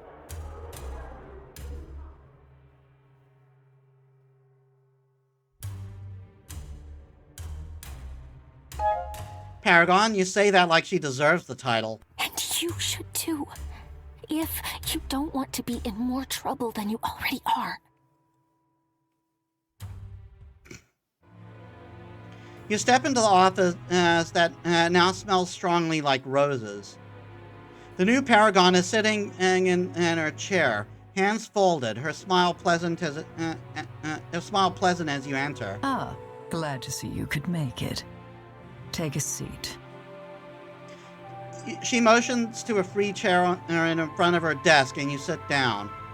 Catherine remains standing by the door, upright and alert. Do you know why I have called for you?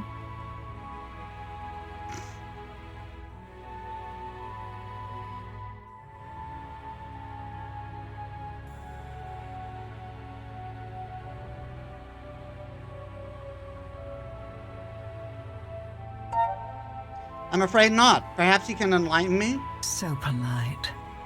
Your roommate caused quite the stir yesterday. Illegal use of magical items, inciting violence among her fellow students. Clearly, something has gone terribly wrong with the poor girl, but we haven't been able to find her in order to help. As her roommate, you can imagine why I would turn to you for information on her whereabouts.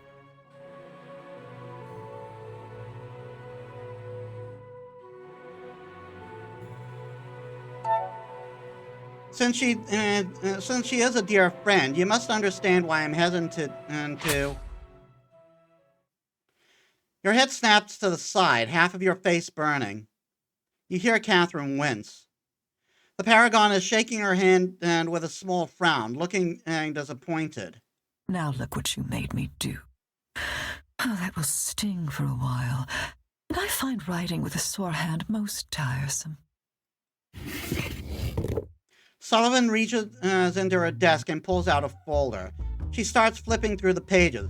By the way, that is abuse? Again, convenient we can't reach the outside world, huh? Your name is...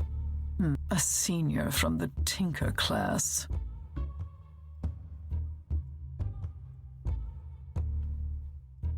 It says here that you are a fairly impressive student. Your name is... studious and serious about your classes, unlike some of your classmates. And she's going to proceed with the threatening. Ah, and here it is. Your average grade. She taps the page with a pen, and the grade on your wrist tingles. Those papers, they're identical to the ones Hannah made and revisions as to when you last broke into your very office. With the new grading system, this will place you within the rank B bracket. That's commendable. Now, let's try my question again. Where is Nina?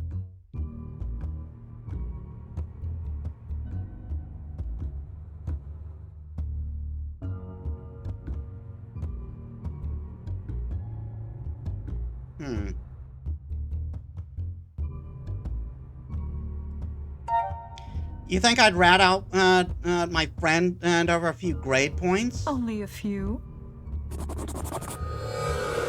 With a confident flourish, she crosses out and rewrites a few numbers. Your wrist tingles and you watch your grade ticking down, down, down. Ah, now you're a rank C student.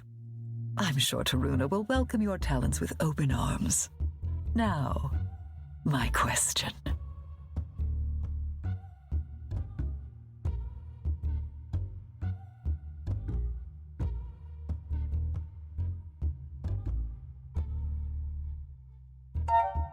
No big deal. I always preferred chilly weather. Oh? Well then, let's continue. Her pen dances across the page again, crossing out whole sections carelessly.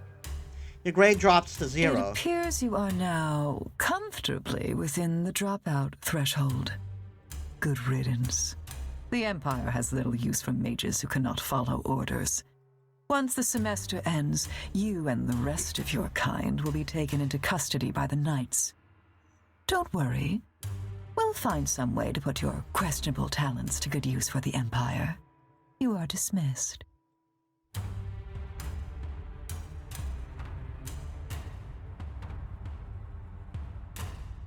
Good talk. What a great talk. Let's do this again sometime. You get up and leave the office. Catherine follows you out. As soon as the two of you are out of earshot, she finally speaks. I'm sorry about that.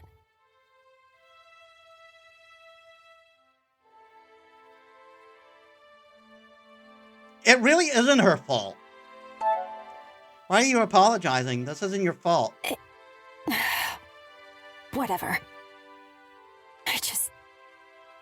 I don't agree with the Paragon's methods. That's all.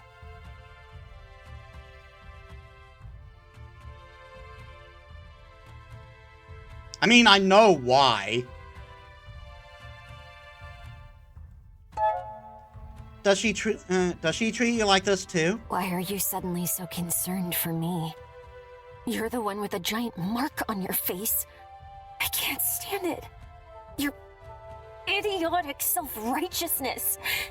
Why can't you just keep your head down like everyone else? My family stands to lose everything because of this insane rebellion. I'm just trying to make things go back to the way they were when we were all safe. Yeah, you think we're going to be safe with these conditions?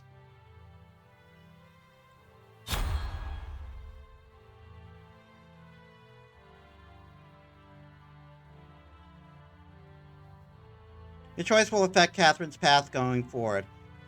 I don't believe Catherine can be redeemed, and I want to end our relationship. And never mind the fact that I didn't even start one with her. I think Catherine can change and I want to help her. Were we really safe, though? What happened to the nature class could happen to any of us. It's just a matter of time. We've got to help each other through this. No one can be left behind. You're an idiot if you think you can shoulder such a burden. The world is not that easily changed. Catherine leaves, shaking her head. You saw him make your way to Ragnar's lair. This isn't right. That monster. Who does she think she is, pulling something like this? How could this be? 10% of students will be sent away as dropout. That's too cruel. And again, I'm pretty sure those students have become have been turned into demons in those crystals. It's clearly a ploy to make a fight amongst ourselves. Yeah, that's what I said. A battle of the grades where you only survive by pushing someone else down the ladder. We can't let them split us up like this. There must be a way to stop it. It seems the others are in the middle of discussing Sullivan's announcement. They're so caught up that it takes a moment for anyone before anyone notices you. Oh, you're here, Metis. Wait, what happened? What happened? Paragon's your face. Are you okay? Hannah rushes up to you and stares wide-eyed at your bruised cheek. I wonder if that would be whoever you actually form a relationship with. In my case, it just turns out to be Hannah because I've decided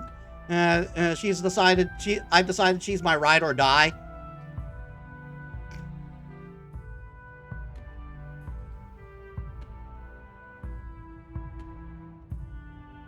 Now I'm at your hair.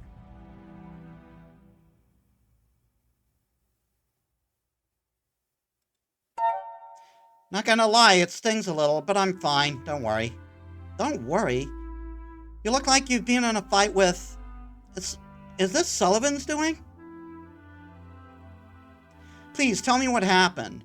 You tell the group the story of your eventful morning. Well, I never. By the spirits, kid, it's not even lunchtime yet. I'm efficient.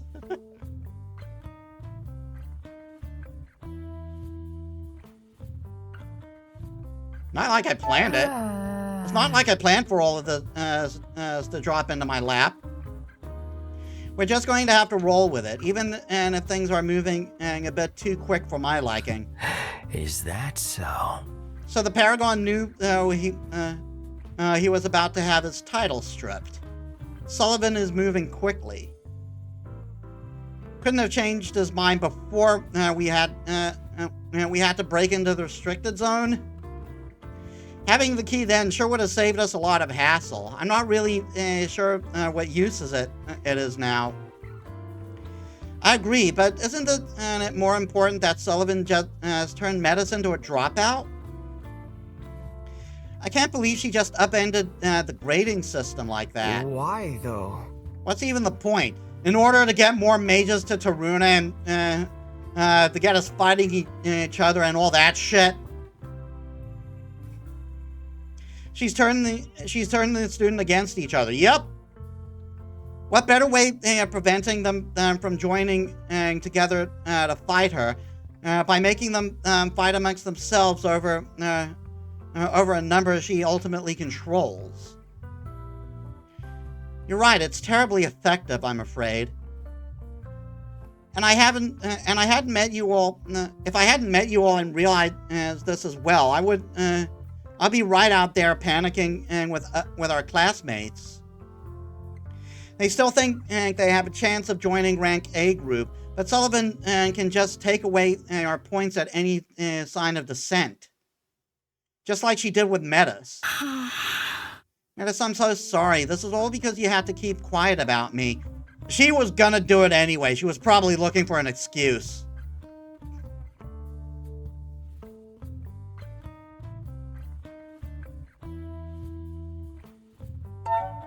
This whole mess falls on Sullivan's shoulders and no one else's. Metis. Listen to this. Everyone, I think I'm getting a message. You all turn to Soren, who's staring at his makeshift radio intently, jotting down letters on a note beside him. What does it say? Be patient, Pook. It's probably another cipher. There. Soren hands the paper to Nina expectantly. Can you read it? Nina runs her eyes over the letters and then nods slowly, biting her lip. It's the same kind of cipher that we were told about at the beginning of the game. That her father hid messages within a crossword. Here's the thing. It says, "Dear Nina and everyone at Seven Winds Academy, the Resistance is fighting back, and the outpost in Vinhaven has grown strong. Mages from across Soligar are migrating east to join the fight. However, a secret weapon has left Taruna and at this moment is being transported by rail to destroy the outpost. Until our stronghold has been secured, I'm afraid the leadership here can do little to aid you." So that's it? All that work was for nothing? It continues. Intel suggests the weapon will travel past the academy 2 days from now. So we've got a goal then. We fuck up the train. We take care of the problem. If the weapon were to reach Vinhaven, the resistance would collapse, and any hope of liberating the academy would be lost. Delay the shipment by disturbing the train, and we might have time to regroup and come to your aid. So they're not going to send us help, and now they're giving us orders?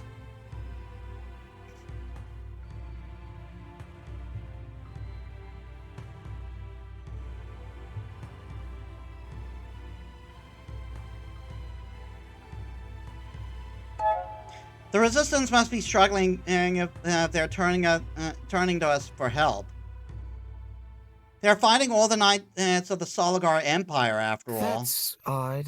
I'm sure the knights are sending shipments all of the time. I wonder why this one is so special. I mean, they said the weapons from Taruna, right? At this point, I'm going to assume anything that comes from Sullivan's boss is bad news. How interesting. Sabotaging a shipment like this would make a much bigger impact than the pranks we've been pulling so far. You're seriously thinking about going through with this? There will be knights guarding the train, and we'll be confronting them head on. Not necessarily. We have Tinker Mages among us who are plenty capable of managing a set of train tracks. We wouldn't need to touch the train at all. Oh ho ho! We're talking bombs? Always wanted to make one of those.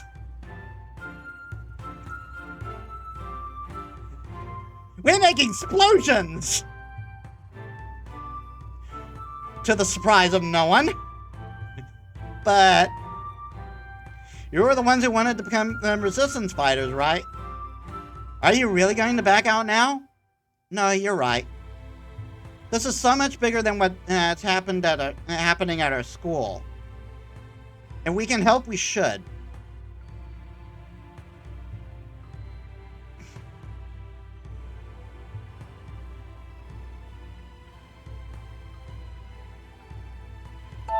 I agree.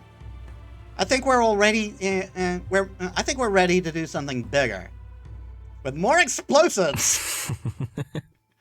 All right, let's stop that secret weapon of theirs. Humans aren't cruel. Not all of them, anyway. What? After the cleansing, I stopped believing in humans altogether. But spending time with you all, seeing how hard you fight to make things better, all I'm saying is, there might be hope for your race yet. Maybe it's because we have the guidance of a dragon. But thank you, Ragnar. Together, we won't let history repeat itself.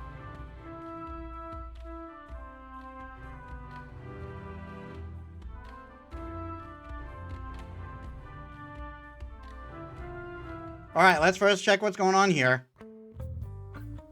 Well... Okay, so hear me out. No. Seriously? I haven't even asked you anything yet. Are you going to ask me to take you somewhere dangerous again? A little dangerous, but not... The answer is still no. What's going on? What are you two arguing about now? That boy here is planning to have a chat with the demon in the engine room again. No, you got it wrong. Look, you were right. It was stupid. It was a stupid idea of me to talk to with that demon again. I know I wouldn't have gotten any useful answers. So you do have some sense after all. But then why? Let's talk about me taking you somewhere. The demon won't have the answers I need. Only Hyben himself can give me those. I want to look through his belongings and see what I can find. So you want to go to the greenhouse then?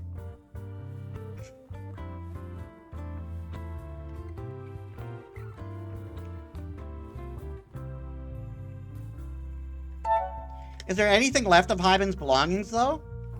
That place has been pretty ransacked. I'm sure Hyben had a few hiding places tucked away in there. I think I'll be able to find them. I'm hardly in a position to tell you that answers aren't worth the little danger, given how I've been dragging you all around searching for my father's research. I'll take you to the greenhouse.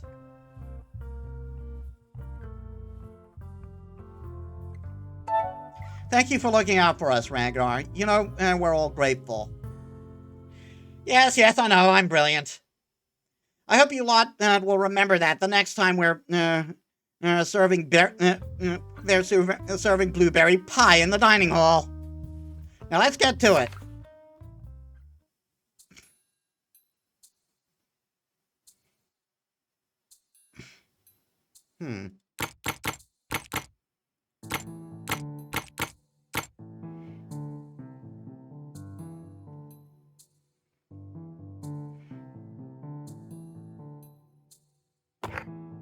Where to?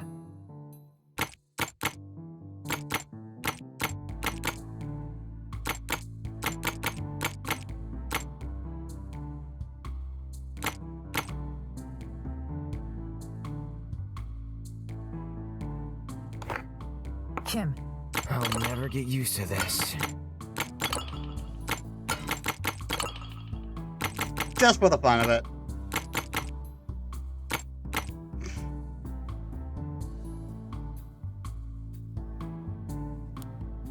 This is where we're going.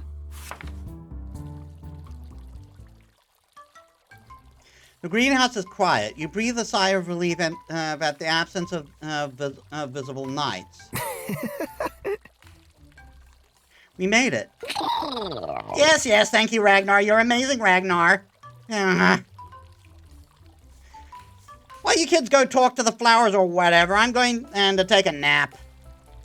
The tiny dragon scurried over with to a comfy-looking flower bed.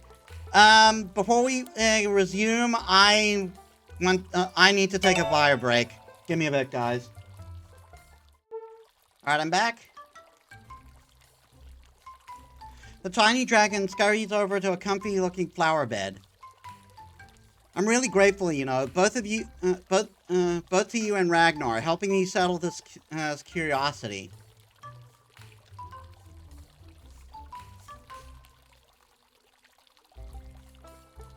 Ragnar has dibs on any shinies. Anytime. Anytime, Kim. Now, where do we start?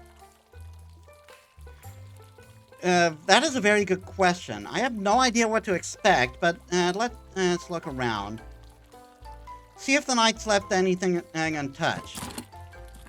The two of you search the greenhouse for any remains of Hyben's work. The scent of flowers in bloom is comforting. His magic still lingering to keep the flora alive. But as for any written material, You're still feeling, you're left feeling a little, you're left feeling disappointed. I guess it was too optimistic of me to expect to find something. I suppose all the research, I suppose all of his research got thrown into the restricted section.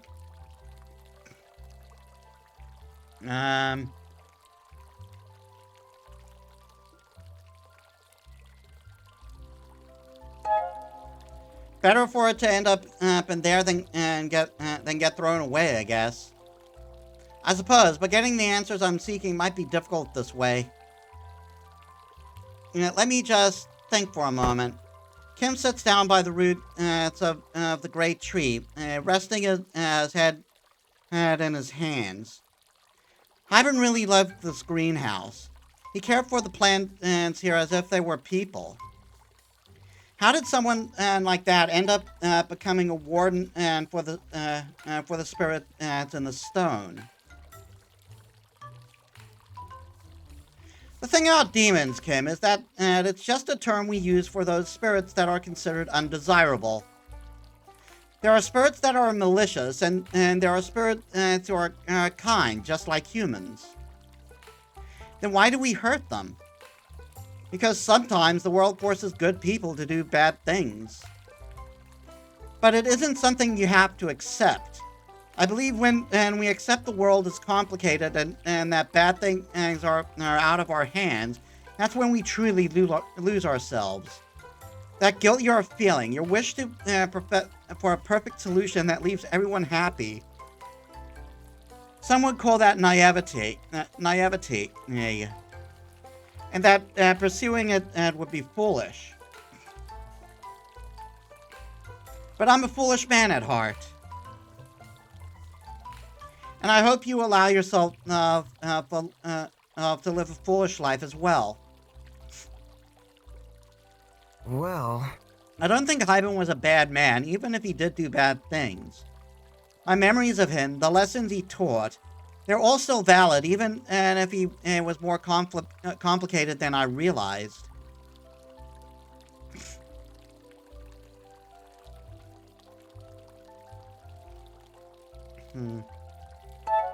You're a good person, Kim. And a foolish one. Very foolish indeed, just like your teacher. What the? Who's there? Tiny specks of life appear among the tree branches. Spirits.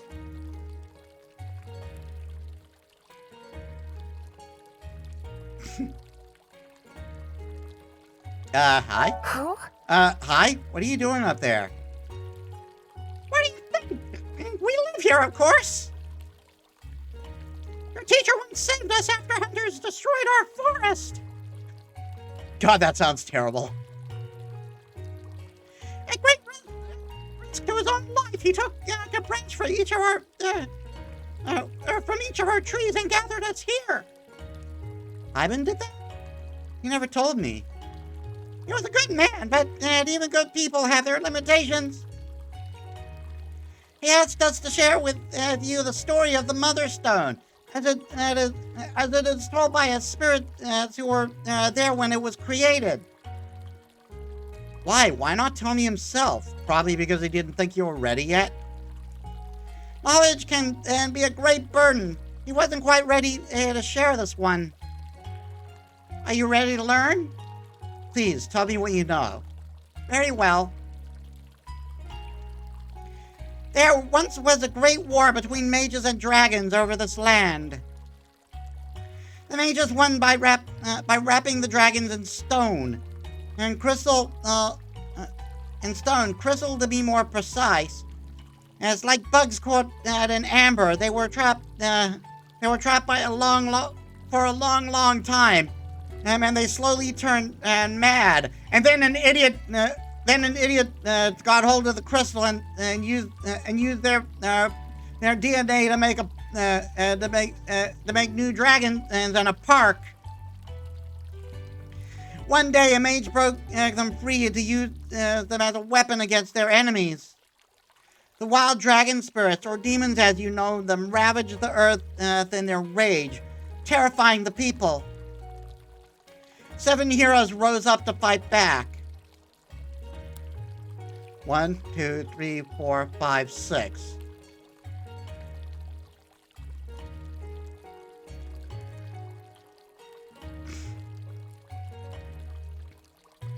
Well, I don't see the number here, guys. I was totally mistaken.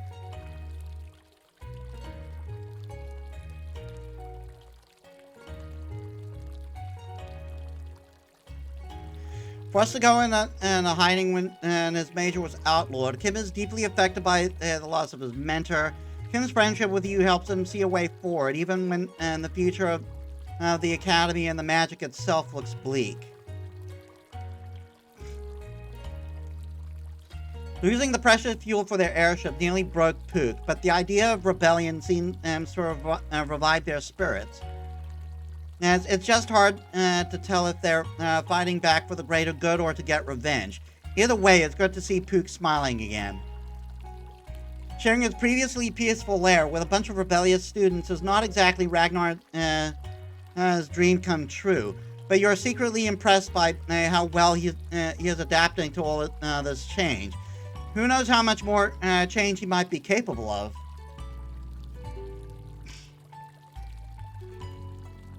Hannah's sacrifice seems to have Professor Hyben's sacrifice seems to have unleashed something in Hannah.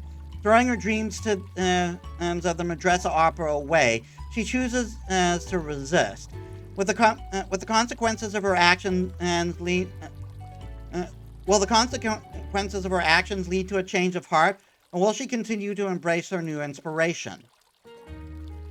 Relationship with Hannah got off to a bumpy start, but your belief in her gives her strength when doubt starts to creep in. While keeping a watchful eye out for those returning for a return to bad habits, you love seeing her courage blossom. Feeling like a babysitter for a rabble of freshly baked students, Elias resents being entrusted with such a trivial responsibility. When he was recruited to become a demon hunter, he probably expected a little more excitement. Well, you're sure that can be arranged. Taking over the coveted prefect role from Hannah should have delighted Catherine, but with the disillusioned illusionist feels like nothing more than a dog's body. It feels like nothing more than a dog's body with a shiny new badge. Does she still have her sight set on being the best, or could her future look quite different? Seven heroes rose up to fight back. Using a special artifact, a magic serpent's eye, they enchanted the empty crystal and returned the demons to their stone, where they have been ever since. Barry's voices can break. The mother stone was shaped around the serpent's eye. From it, the crystal, all the crystals across the continent are connected. It should be a simple matter to take a hammer to the stone once again and release them from their prison. But that would trigger a calamity most fierce. Yeah, we don't want to go through that again. It's probably going to happen again. So indeed, your professor chose to protect the stone, even if that decision pained him. So there really is no way to end their suffering? Who knows? The problem remains unsolved, and now it has been passed on to you. The apprentice must decide whether to pick up the work of his master. The spirits retreat back into the upper branches of the tree.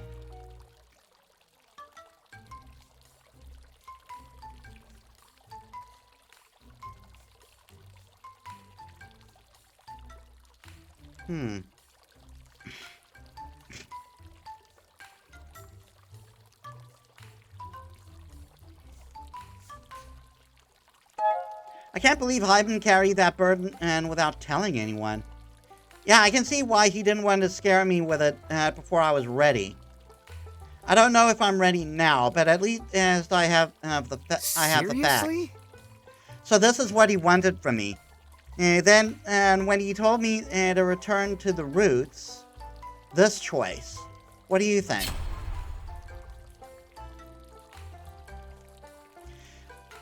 Kim will never be able to give up on the trapped spirits. He should embrace the quest to free them. Kim is not responsible for Hyben's past mistakes. He should let it go. Actually... I think you're too kind to turn your back on souls who are suffering. That's your true strength. Spirit magic is just a tool to help you make the difference. To make a difference. Maybe you're right. Kim leans back against the thick trunk with a deep sigh. What's wrong? Are you okay? Yes, actually, I'm great. Well... Can we stay here for a moment? I think my legs need time to take all this all in.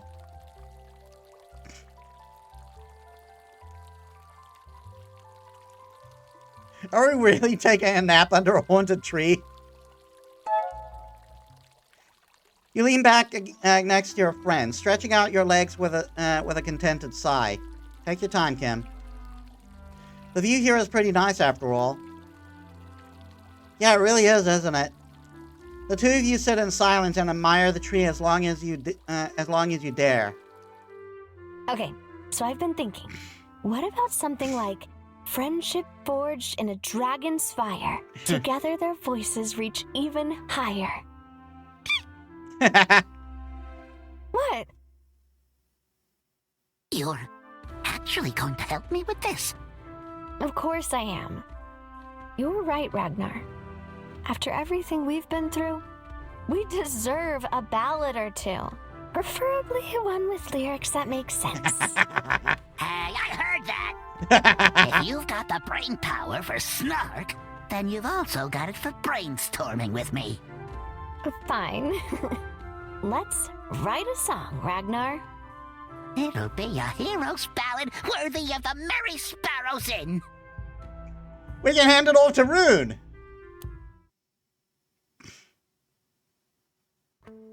You find Ragnar in his lair. Sitting in his nest, he looks deep in thought. Yeah, I was just thinking. You know, this is the first time I'll be leaving the school grounds. My powers won't work without the Academy's pipes to channel them. Maybe I should just stay behind. Really? Is that what you really want, though? I had the impression you rather enjoyed our adventures. I do. I just don't want to be the one who turns this particular adventure into a disaster. It won't be much use to you. It won't be much use to you out there, is all. In fact, I might be a liability dragging you all down. Your choice will affect Ragnar's path. Ragnar has other strength behind besides his magic. I need Ragnar there, not because he is strong, but because he is part of the team.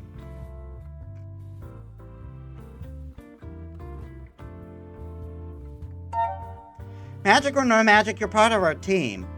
Having you by our side or around my neck will make the difference. But the tiny dragon looks away for a moment before clearing his throat.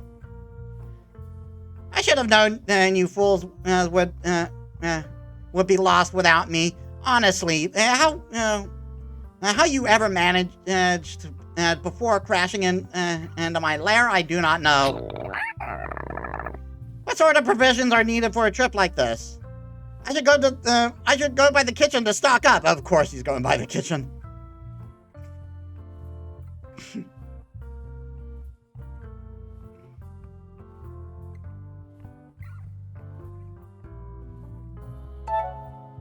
If you're bringing snacks, don't forget to bring some cookies for me. I suppose that's fair, since you're the one carrying it all. Ta-ta for now. I'll see you for the mission then, Metis. You still think demons can be reasoned with? Encountering one bad demon doesn't change the fact that I know there are good spirits out there, just like I know There are good hunters as well. Still a fool.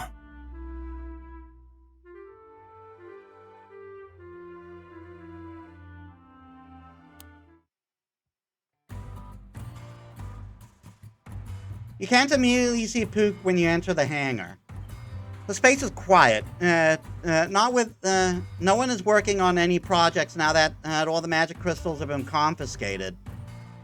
Even the airship itself looks more sullen in the gloom, as if it knows its engine has been rendered unusable. Hey, Abso, welcome to the stream. How was your day? A hunch hits you and you climb the stairs. You find them in the ship, sitting on the floor with their back against the steering wheel. Metis, what are you doing here? I was just...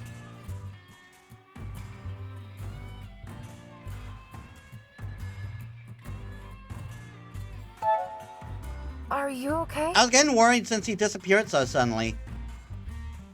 You're not really talked about what happened with Julian. That's what's been worrying you? You know me. I'm pragmatic. I won't get distracted by such petty feelings.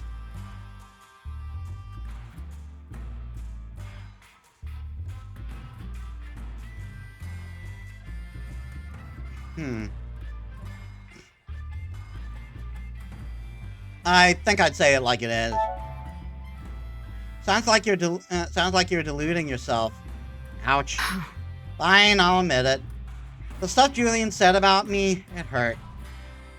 Like, I never pretended I'm some kind of paragon of virtue. I wanted to create a business empire to rival my family's. You don't get to do stuff like that without being just a bit of an asshole. But is that just what I told myself because I'm a coward? It's a dog-eat-dog world, so I have permission to never question myself. When you told us what happened in Sullivan's office, I was so freaking mad. Furious that she would do this to you, but also mad at myself because I can't say for certain, and if I'd been in your position, and that I would have done the same. That's when I knew Julian was right. I'm just coasting off the rest of you, using your idealistic morals to get my own selfish results. I'm a pretty messed up person, huh?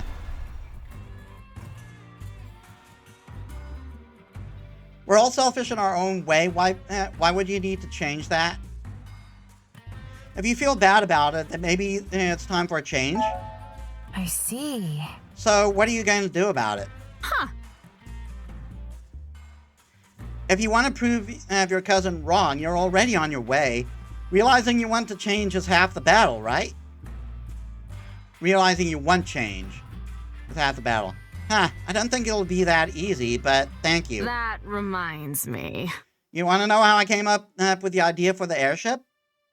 The southern capital's port is the busiest on the continent. Ships come in from all over the world.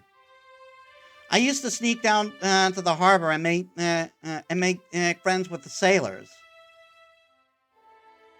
I listened to their stories of pirates, of thunderstorms. Okay, I gotta go take a food break. You know the drill. I'll extend the stream for how long I'm gone. Give me a bit, guys. Alright, I'm back. I listened to their stories of pirates, of thunderstorms so big the waves became mountains. At first, I thought they sailed because they wanted the thrill of adventure, but I learned that's not the case. They have families, kids to feed, and sailors work to do just that. The storms are getting worse every year, and ships can't stray far from the land without getting caught up. I lost many good friends in the few years I lived in the city. So that's when I had my brainwave. What if you didn't have to go by sea? What if one could just fly across the mountain and of waves and the real mountains too? How many lives would be saved? How many sailors would return home?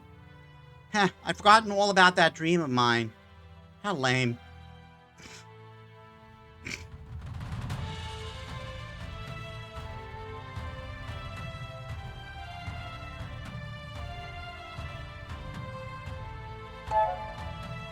I think it's a good dream.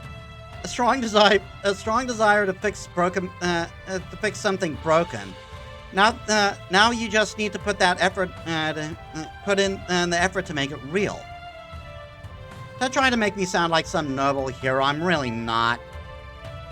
So for sure not. A dream's a dream, and I still like the sound of mine. Thank you, Metis, for reminding me.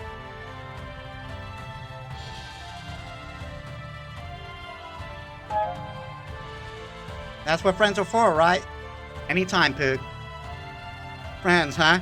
I guess I don't mind that after all. Excellent. Okay, that's enough moping for me, then. Time to blow up some tracks. I never got around to asking, how come you have a different accent when you get mad? I do not. I want to say Central Mordressa, but it has a unique twang to it. I was born in Mordressa, but my parents moved there from the plains of Greykeep. I've tried to get rid of the accent, but sometimes I slip up. Why would you ever want to get rid of it? It's adorable. A country accent really isn't fit for the halls of the Mordressa Opera House, is it? That's bullshit. Pardon? Your voice is beautiful, with or without the accent. Take it from someone who grew up among nobles. Those idiots have zero taste. You should speak however you want. Pook. Thank you. I'm still mad at you for ruining my sheet music, though. Shoot. I really like Pook.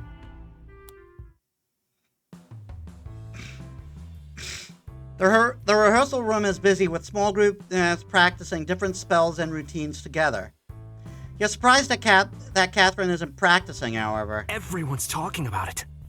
Is it something you can do, Catherine? I can't be sent to Taruna. My family in Mordressa will... I already told you, I don't have any influence over the new grading system. What a waste of time. Then get some influence. You're a Clancy, aren't you? She doesn't have that much pull. And how do you suppose she gets influence? What the hell? What is your family doing about this? You know that I can't contact my family. The Knights are blocking all outside communication. It's so unfair. I can't believe this. You're just trying to protect your own spot, aren't you? I know you're the current top student. Must be cozy. Hey! That's not. Just forget it. We're leaving.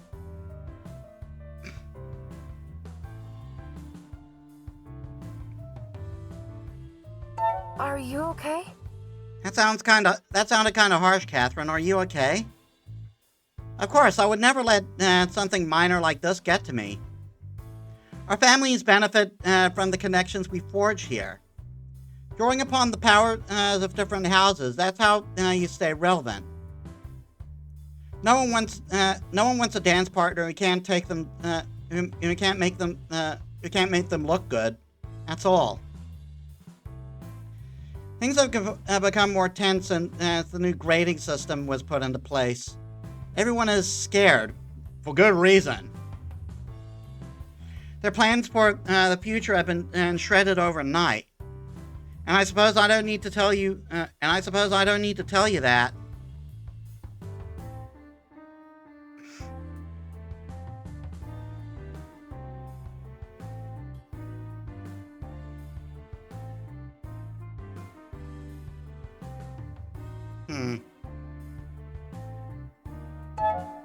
It might be hurting, but that's no excuse to be talking to you like that.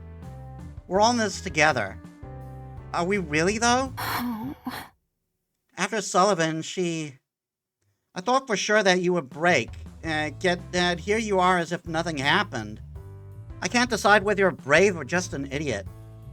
Was it worth it, keeping your friend's secret like that?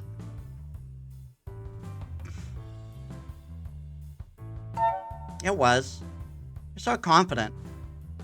There's really no more nuance to your answer. Perhaps I shouldn't be surprised. Pay attention. All right, kiddos, listen up. A pair of knights enter the room. The other students immediately halt their practice and move a little closer together. Iseth, preserve me. What is it now? Catherine then steps forward to intercept them. We're in the middle of practice here. Ah, Miss Prefect, you're here. Wonderful. We're here to conduct a routine inspection. The knights launch into a search to the room, rifling through equipment and bags. The entire school is shut down from the world outside. What could you possibly be looking for? Plenty of troublemakers within these walls, young maid. You're just flexing your strength, aren't you? You're just flexing your authority. There's a loud crash as one of the knights tries to move a giant mirror, knocking it to the floor, where it shattered into 100 sparkling shards. Which is a hazard, by the way! What in the Paragon's name are you doing? Just checking for any magical illusion, and then the shoddy thing broke. I'm sure you can get by without it. It was a mirror. See to it that this mess is cleaned up, Prefect. We're done here. The two of them shuffle out the door, chuckling. So this had nothing to do with expecting anything. They just wanted to make a mess and then put it on the students. Catherine lets out a deep sigh. Great.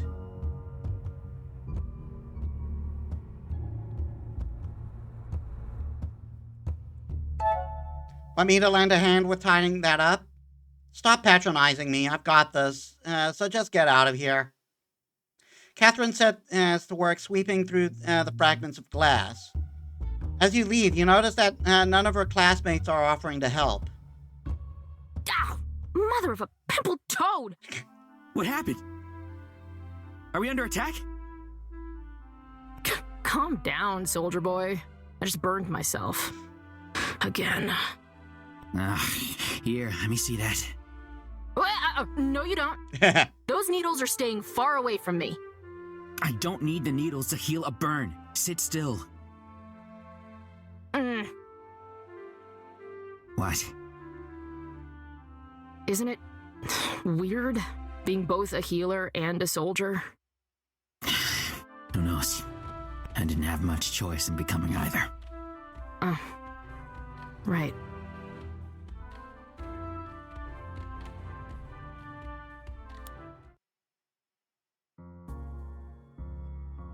It's time for your next chaotic magic lesson, but Elias does not look pleased when you arrive. I hope you're happy. What did I do? What did I do this time? I said you should have gotten out of this whole mess before you were in too deep, and now it's too late. You're a dropout and Sullivan is watching you. You'll never lead a normal life after this. I chose this path and I don't regret a thing. I didn't want this, but it was the right thing to do.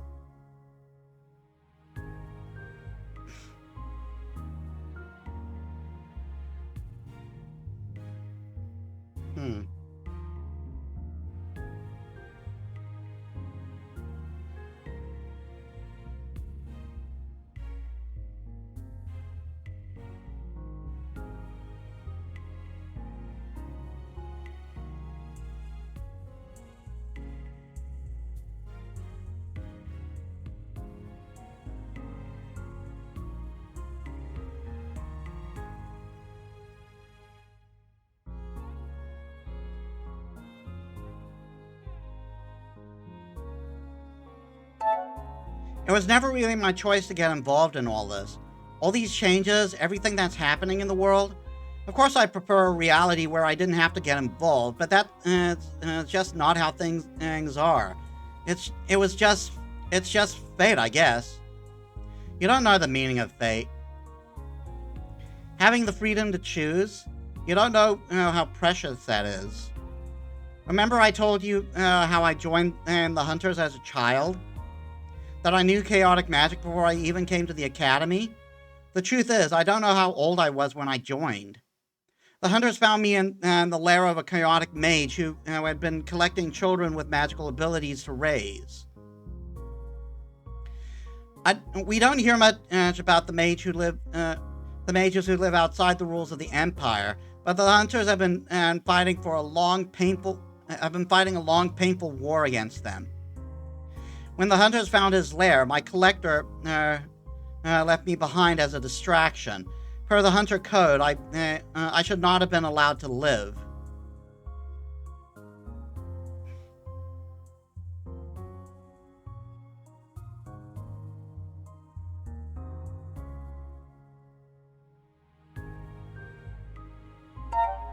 What kind of person would use a child as a shield like that? To him, I wasn't so much a child as an investment. Though I was too young to know that at the time. I'm lucky the hunter who found me was Tornquist. Not that I showed her much gratitude at the time. I threw her spell after spell, which she deflected with her sword, and then she just picked up this half-feral toddler and brought me to the academy. She pulled some strings and ended up accepting a demotion to a teaching role here. It was her choice, but does she truly understand the consequences? Does she regret it now? I can't help but wonder.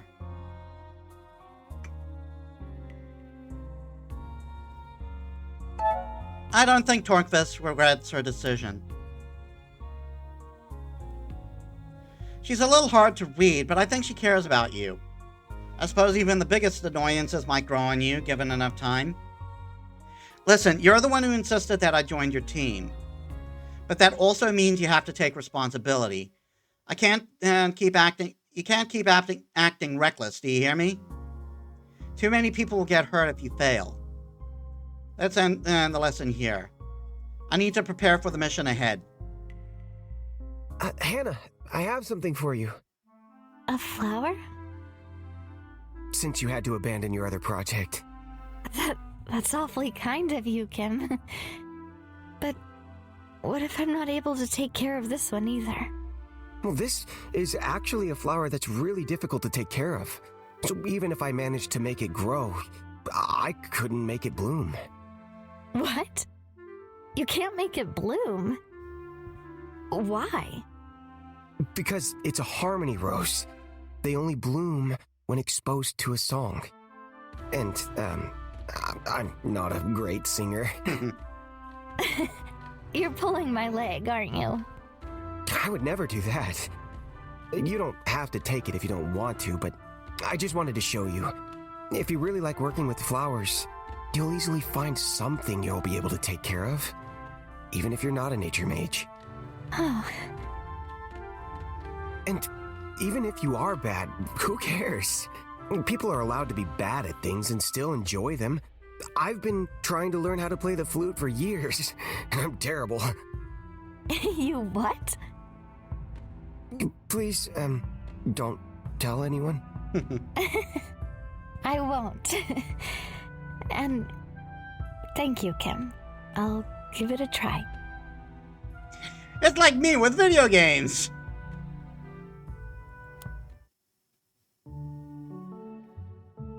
The library is a lot more crowded than usual.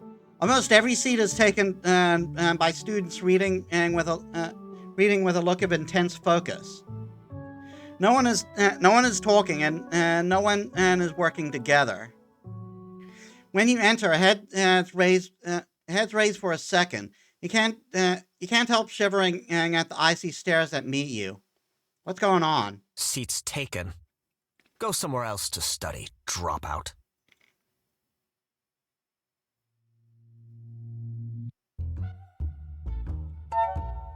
I get why you're frustrated with the situation, Julian, but I'm not the one who changed the grading system. Save your spite for Sullivan. And who gave her the pretext to do it? You refused to tell the new Paragon where your friend is hiding, and now all of us are being punished instead.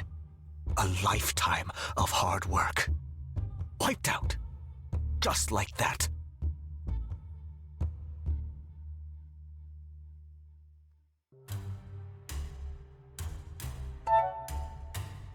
I couldn't sell out a friend, Julian. No grade is worth that. Well, that's fine for you to say.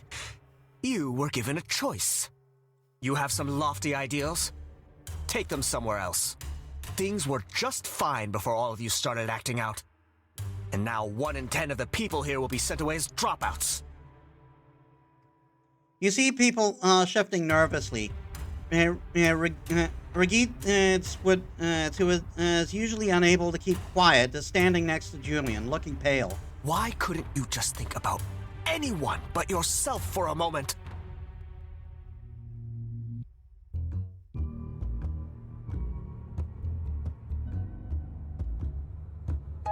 Regis? Just leave us alone. You're the one you're the one who still have a fighting chance. What's the point? That's not the point, though, is it? What are you doing here?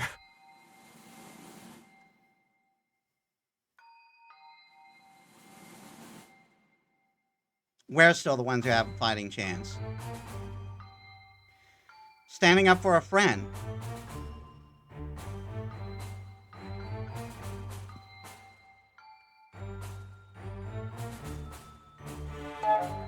It's okay, Hannah. I've got this. You don't have to get involved. No, but I'll do so anyway. Listen, you can study all you want, but it won't change anything. Some of us will still be sent away. If it isn't you, then it'll just be the person sitting next to you instead. That's rich coming from you. You're the one with the perfect grade. You don't have to worry about. You don't have to worry about never seeing your family again, or... Damn it.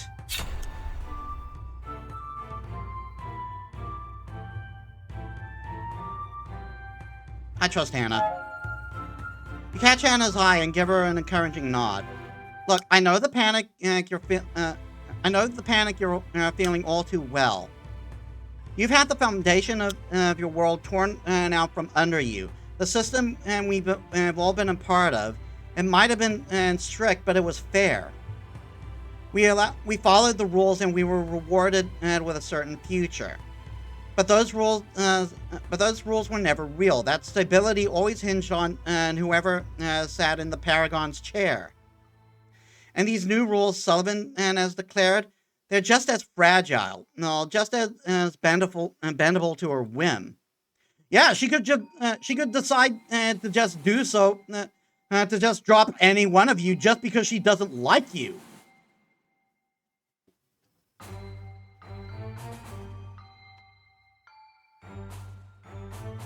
I implore you, for your own sakes, don't trust her on her word alone. Who do you propose we trust, then? You? Trust each other. Trust the people who care about you.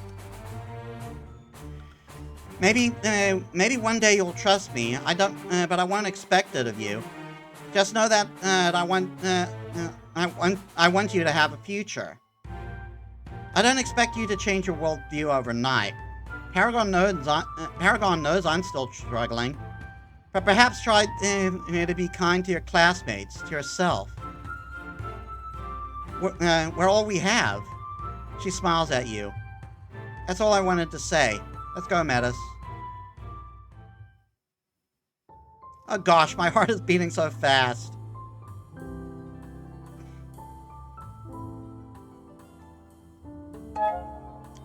You did so well. Good job on staying calm through all of that. Thank you. I empathize with them all. I really do. And I'm glad we managed to solve things without any books being thrown. Hannah takes your hand and rolls up your sleeve to expose your new grade. She can't help but wince at the red number. I'm so sorry.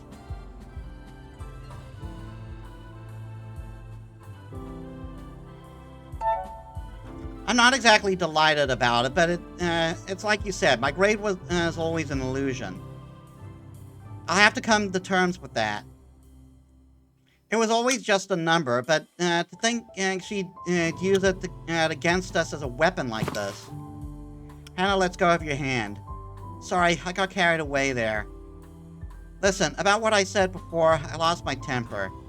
You're right, I'm just falling into the same patterns all over again. When I saw Regis just now, I saw myself. I don't want to keep pushing people away due to my own unreasonable expectations. But I also don't want to punish myself for not living up to that ideal either. I want to do better, but I have to accept that I can't just flip a switch like a tinker and make all my habits change. It will take time, someone who cares to guide me. Can I count on you to call me out?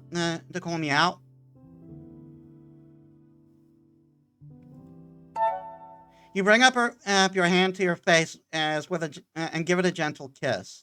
Always. You wink, and Hannah's reaction is instantaneous. Her face grows bright red, and she hides behind her hair. That's great. Totally, yes. I need to go. I would not be this smooth. You watch amused as she flees the scene.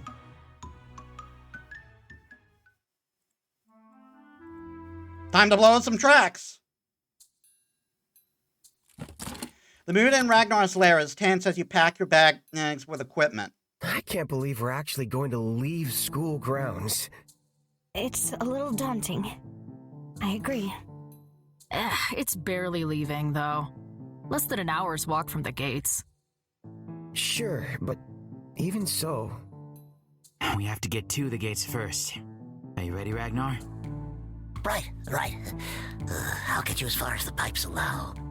But just remember, once we're out there, I can't help you the way I usually do.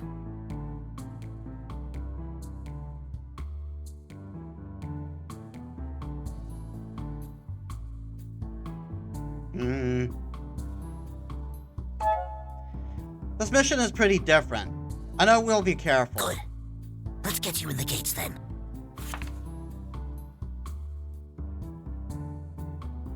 And we got an entire barrier over here.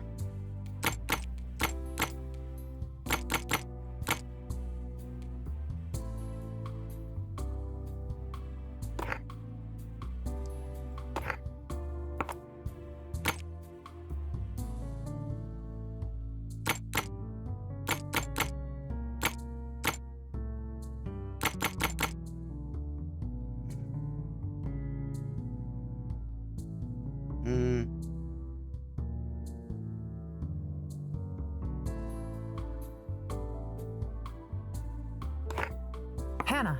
Give it my best shot.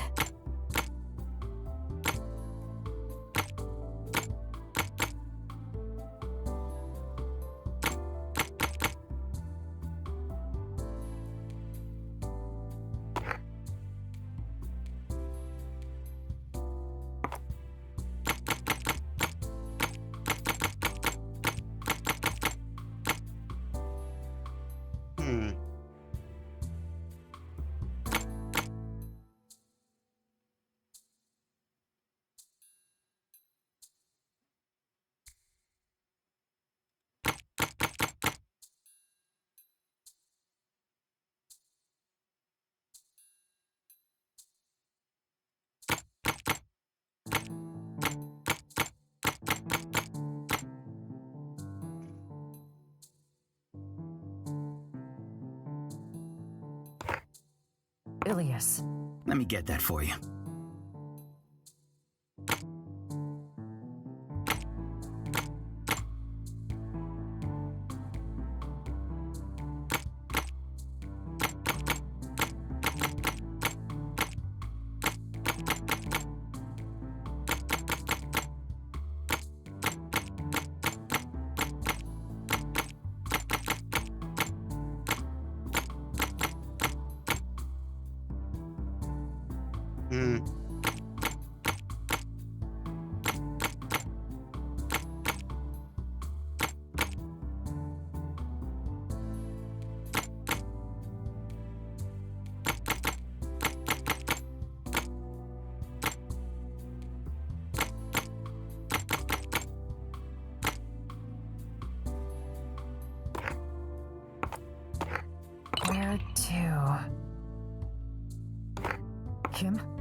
I'll try.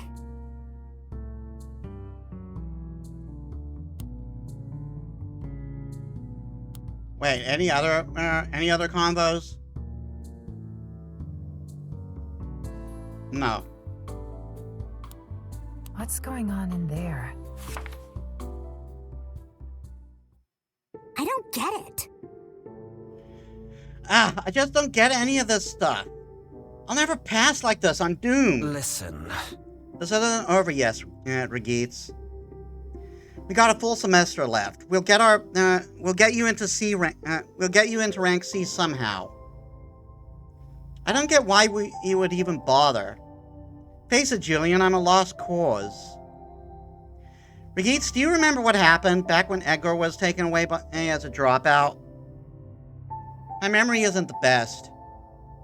You and Catherine stepped in and helped me when I struggled. You refused to let me sink into that dark place, and you became my closest friends when I thought I'd be alone forever. I refused to have another friend become a dropout. Oh. Julian. So none of this nonsense of you being a lost cause. I won't give up on you. Huh. Well then, well, when you put it like that, I guess I have no choice then. Time to kick this homework's butt. Let's do this. Go for it. That's our destination. The forest stretches out in front of you, cloaked in darkness. It threatens to swallow you whole. This is it then. We're really doing this? At least there's no blizzard this time around. But with the snow piled this high, we're going to be moving pretty slowly. Better get started then. Elias takes the lead, and then the rest of you follow. The train tracks are easy to spot, even in the dark. The trees around them have been uprooted, leaving behind rough, barren earth. It's hard to imagine these lead all the way to Eridus. And beyond.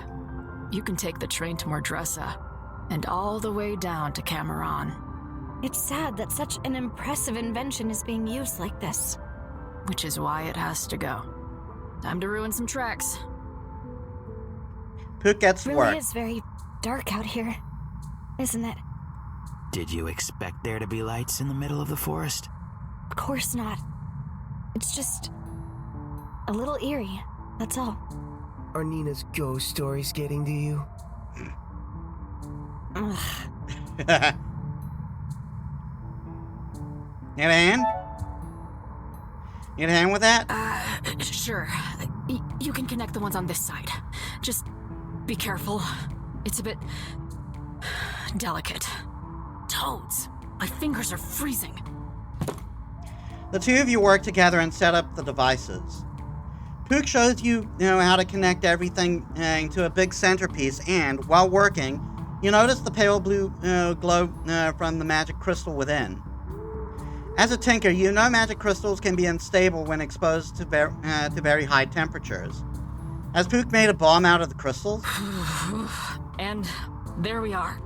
Get back, everyone. Don't want you getting hit by the shrapnel. Just how strong did you make it? Let's just say we better clear 50 feet real soon. Better cover your ears. You all duck behind a tree, and Pook shoots out a spark of tinker magic. A second passes, then another. We are now terrorists! You can feel it in the ground as the train track expand and shatter, sending a shower of metal splinters, screws, and dirt in the air. By the stars, my ears! I mean, they did warn you. That did not sound like a normal explosion. Very well perceived, Kim. Behold. It's now a Looney Tunes cartoon. You look out from your hiding place as the tracks have curled up like a singed leaf. The metal rails twist into the air, still smoking. I learned this little trick when those knights ruined the pipes in my ship. Sending magic energy through the metal like this has bent and corroded it far beyond what any tinker magic can salvage. They'll have to replace a good 50 meters of tracks to be able to run again. That should delay their secret weapon for a couple days at least. And the explosion at the end? Ah. That was the crystal breaking. Magic crystals explode when exposed to high enough temperatures. It's a nice finish, right? With the broken tracks sticking into the air like this, the train driver will be able to spot the damage from far away. Meaning there's no danger to the driver or anyone on the train because they'll be able to see the danger coming and stop before any harm is done. Where'd you get the crystal? Where'd you even get that crystal? I thought the Knights confiscated all of yours. It was a tiny one they overlooked when they ransacked my things. It was too small to be used for anything substantial, but I saved it as a memento. Anyway, didn't think it was gonna come in handy like this. A tiny crystal could make an explosion like that? Imagine if we used the big one.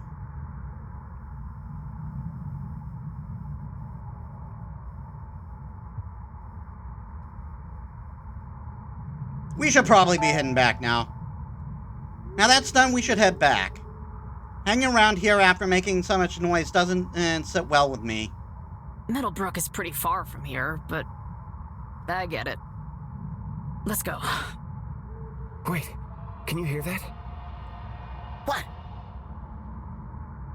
Sounds like we're just in time. The train's coming. Quick, get off the tracks. You rush for the trees.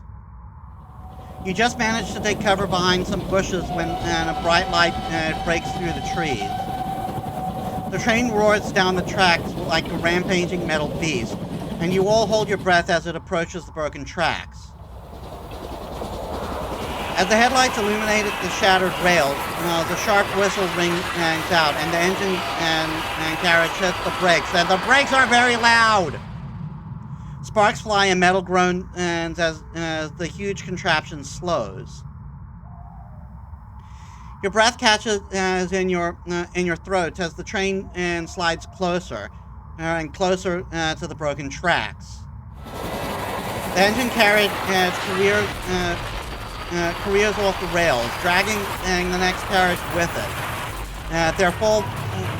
They fold into each other as the whole train comes to a screeching halt.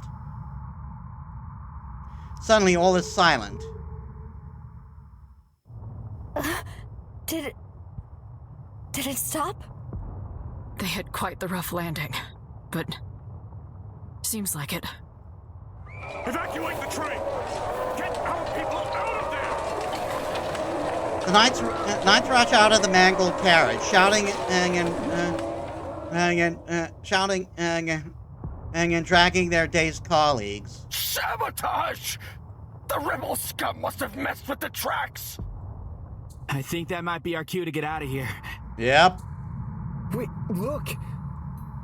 Instead of drawing their swords and securing the train, the Knights take off up into the trees. They're running away? Why? The second carriage suddenly erupts, and you duck beneath your cover. Metal groans as it bends and twists like a tin can.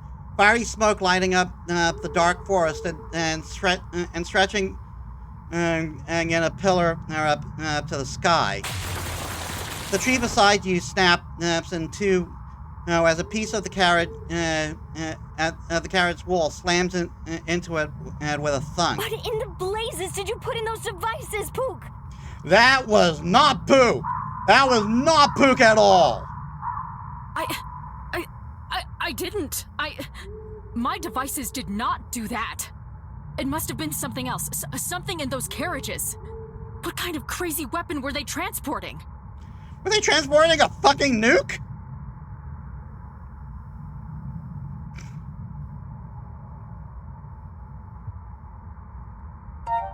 It was dangerous enough for the Resistance to send us out here to stop it. Right. Which begs the question, Why? The last carriage isn't on fire yet. We have to find out what they were transporting. Are you insane? That carriage could be filled with knights for all we know. No way. The knights ran off because they were scared of whatever is inside. Don't you want to know what's scary enough to make a group of trained warriors panic like that? Yeah, Not really. if it's literally going to blow up in our faces. We need to know what we're up against. I'm going in. Pook takes off before Elias can grab them. Blast it! You stay here. I'll get them back.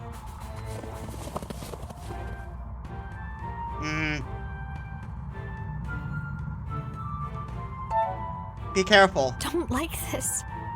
Should we have gone with him? A bigger group would be easier to spot. I'm sure Elias can handle it. Yeah, but is he fireproof, though? That seems like the bigger threat here.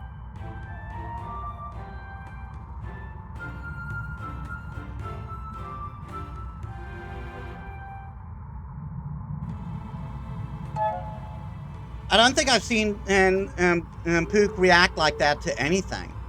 I hope they get the answers they're looking for without getting hurt in the process. Anything that can give us an advantage against the Knights right now is welcome. Somewhere in the darkness, there's a crunching sound of a boot sinking into the snow. Who goes there? You make out a shifting shadow beyond the tree. The four of you instinctively take cover behind a bush. What should we do?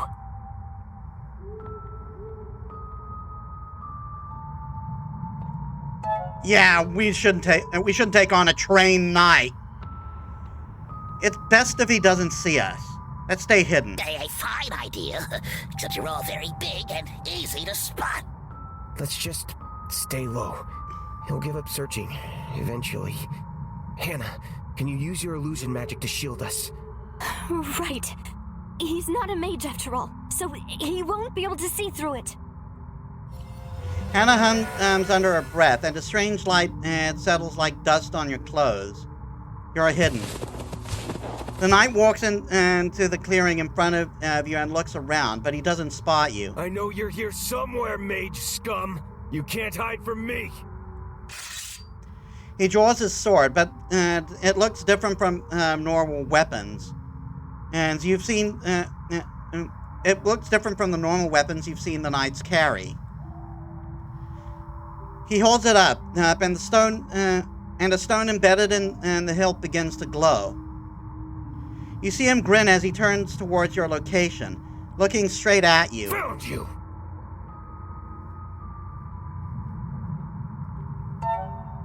Go! You shove Kim and Hannah out of the way just as the knight lunges at them. His blade is now engulfed in flame, and the cut straight through the trunk of the tree behind you. So they're making magical weapons.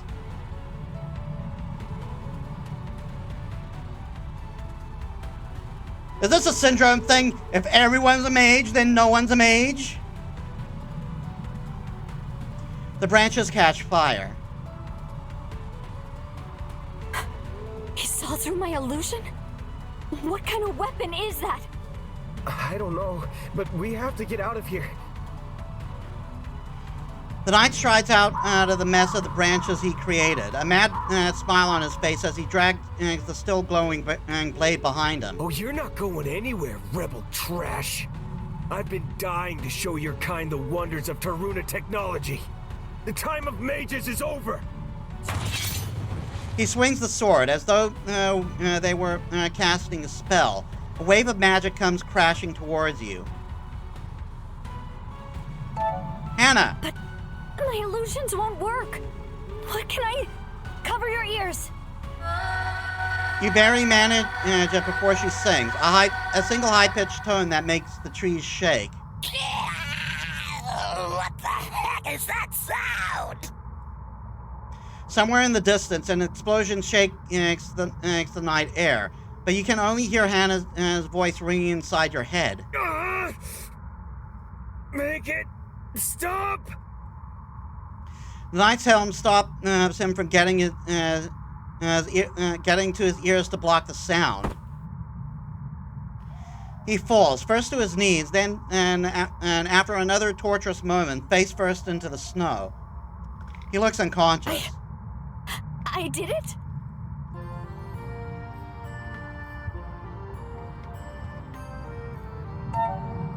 Just what did you do?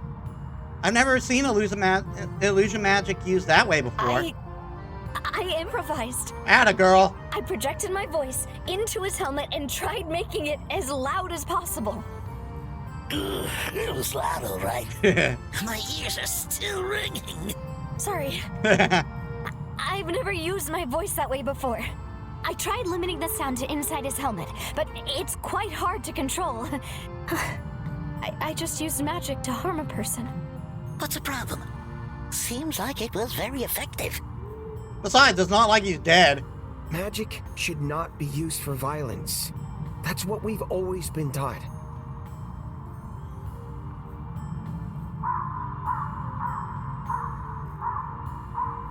We were acting in self-defense. We didn't have a choice, Hannah, and he would have killed us. Right. You're right. The rules have been flipped on their heads ever since Sullivan took over. We're adapting. The knight's sword is on the ground, gleaming in the moonlight.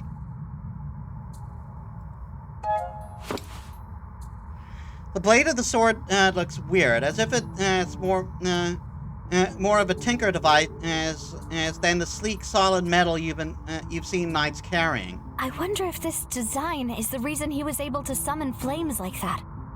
Maybe Pook can tell us more.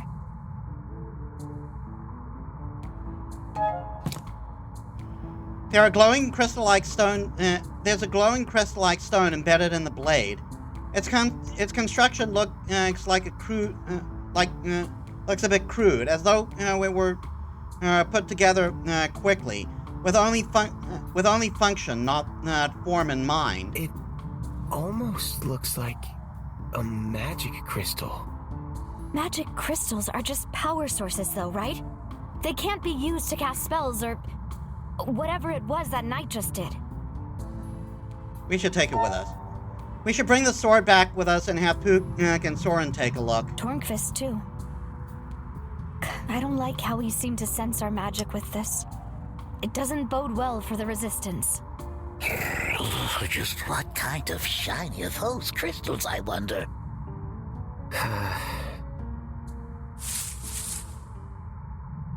There's a sudden rustling of leaves.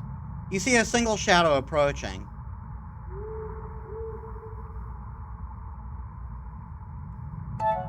Stay together, we got this. Together now. As it bursts through the bushes, you realize it's not the shadow of one person, but two.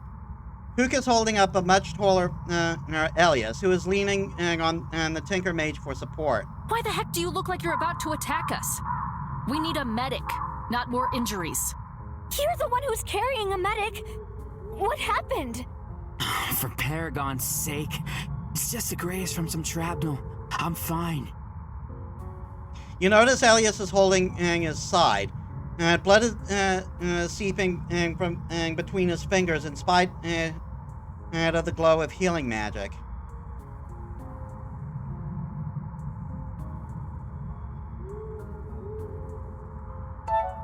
That doesn't seem like a graze. I swear, if you make a fuss about this as well, I will end you all. Huh. The thing about doctors turning out to be the worst patients really is true? Shut up. I need a moment to patch this up. That's all. We don't have a moment. We've run into one knight already. We're not sure how, but they're carrying weapons that let them sense our magic, like demon hunters. We won't be able to hide. Not even with illusion magic. Damn. My, what a predicament you've all found yourself in. Oh, hey, Rune, wasn't expecting you so soon. By the gods! Hi, Rune. Rune, it's good to see you again. Likewise. Are you not at all concerned about this guy showing up out of the blue? Nah, he does that. I know that from another life. I am. Who are you? My name is Rune, and I was making my way to Middlebrook to record a story when I happened upon this interesting development. You just happened to be here? That seems like a massive coincidence. My patron is a most generous guide. Patron? You're talking about the Nightingale, aren't you? The god of storytelling is the guide of all bards, indeed. I go where he leads me. Observe, but never interfere. Though, I must say watching you struggle like this is rather pitiful. I've been on the road all day, and my bag is so very heavy. How about a trade? I'll show you the way back to the Academy. In return, you'll help me on the last leg of my journey. Who is this Nightingale? Who is the Nightingale exactly? The divine being who guides my steps in the world, also known as my boss. We bards all follow the guidance of the Nightingale. In turn, he provides us with material for our tales and songs. Sounds kind of like a cult. You're not wrong. I met you in Middlebrook some time ago. Why are you heading back there? A story I'm recording is reaching its conclusion. I want to witness it with my own eyes, but I'm afraid I'm running late. Must be because I'm carrying too much. I should have bought fewer souvenirs at my last stop. About this deal. So what's this deal of yours? It's very simple. You help carry my bag to Middlebrook, and I'll give the rest of your group the means to return to the Academy undetected. Once I and my bag are secure, I'll make sure you get home safely as well. Wait, hold on. You only want them to come with you? Yeah, that's not gonna happen. Couldn't agree more. Where would I hide without Scarfy here? Oh, while that scarf does look cozy, I'm sure you can stay warm in the sweater of the young nature mage for a short while.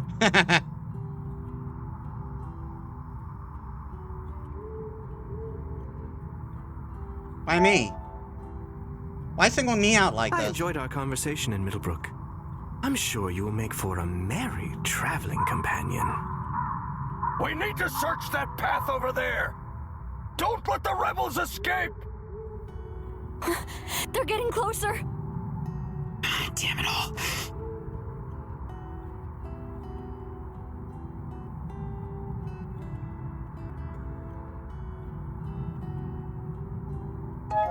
I'll help you, Rune. Just make sure my friends get out of here. Very well. Sweet bird song catches your attention, and you look up to find a little brown bird in the bush beside you. It blends in almost perfectly with the darkness, and the sound it makes is both beautiful and haunting. Follow this nightingale. She'll see you home safe. Absolutely not. I'm not letting you do this.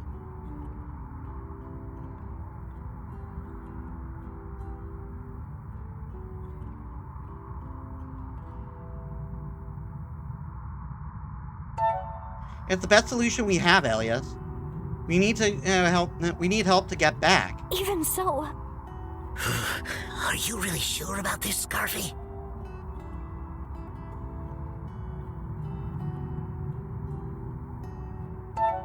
I swear I'll come back to you unharmed, but I need you all to be safe first. You better keep your promise. You better not die. You hear? Come on, Kim. Help me carry our angry mender. I don't need your help. Please take care. Your friends follow the nightingale, leaving you alone with the bard. Shall we? You follow him into the darkness. The village of Middlebrook comes into view. It looks different at night. The streets are empty and the lights are out, cloaking the buildings in eerie darkness. A crow sits on a fence, watching you. Ah, seems like we made it just in time.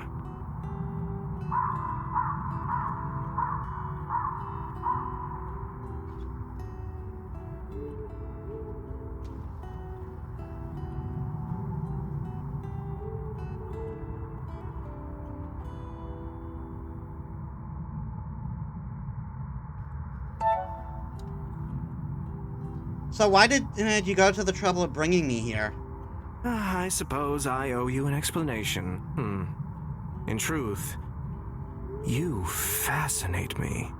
Through my work, I meet many individuals who are fated to have their tales told in the Merry Sparrow's Inn.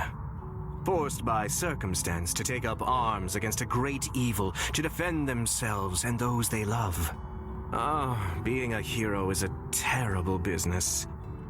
And anyone who has a choice in the matter will go down the path of least conflict. Take this village, for example. You make a turn into the village square, and you're shocked to find the fountain broken. Fragments of its central statue lie shattered on the cobblestone.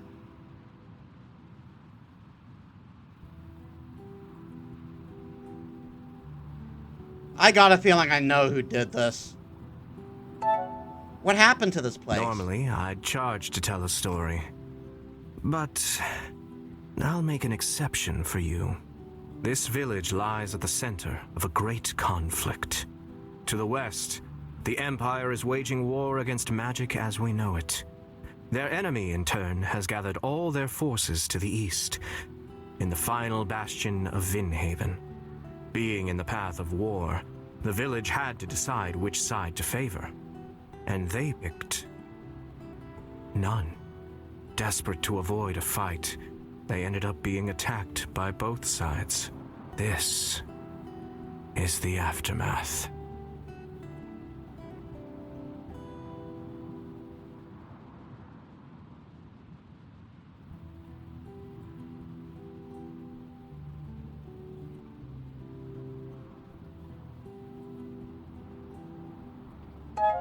That's terrible. Those poor people. There are many of them out there. People who had their world taken away by forces they could not control. You are not like them, however. What makes you different? You didn't have to take up arms. Unlike the rest of your merry band, you weren't chosen. You just joined in. I wonder why that is. I feel strongly that this is the right thing to do. I want to be part of the story. I believe I have a valuable part to play in this story.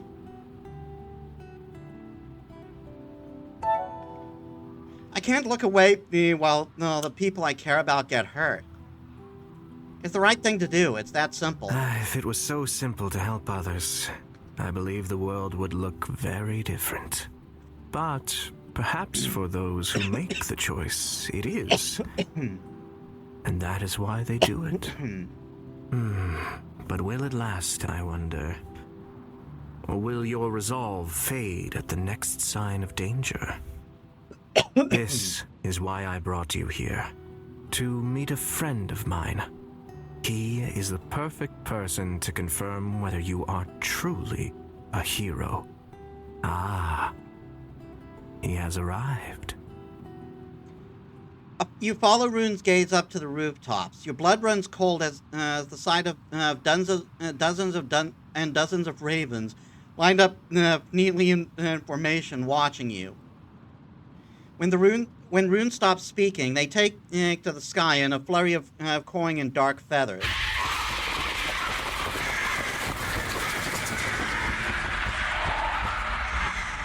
It takes a certain amount of foolishness to seek me out.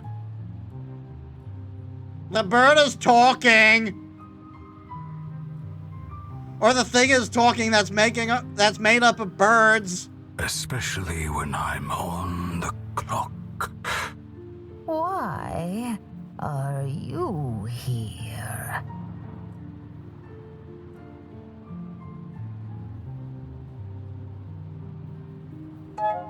I've never seen magic like that before. What's going on? The magic of the gods is a rare sight indeed. You should treasure this moment.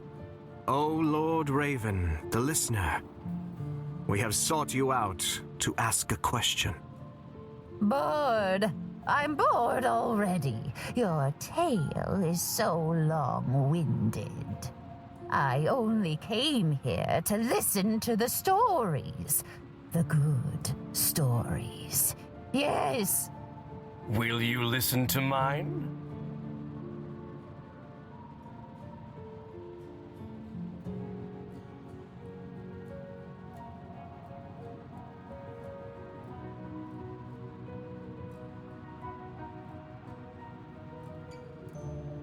I mean, sure.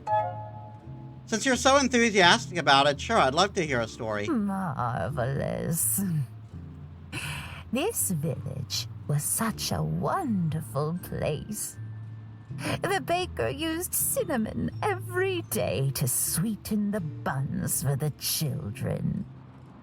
Lovely.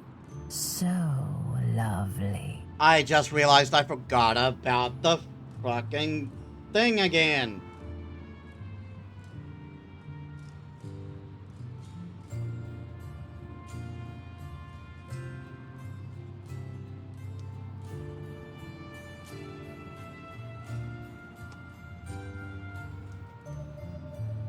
The farmer's daughter watched her laundry dry in the summer breeze.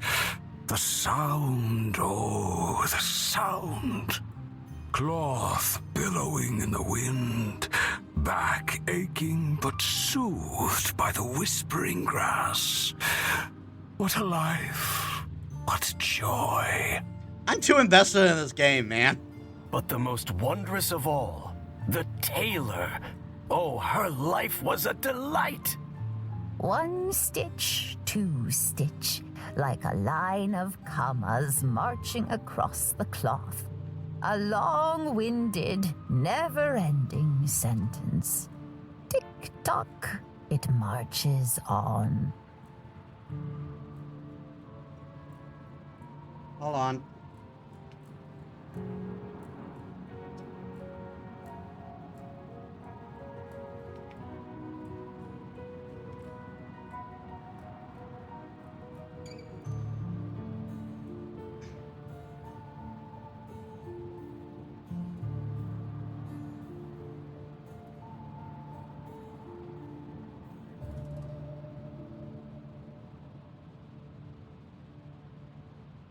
Every stitch is precious.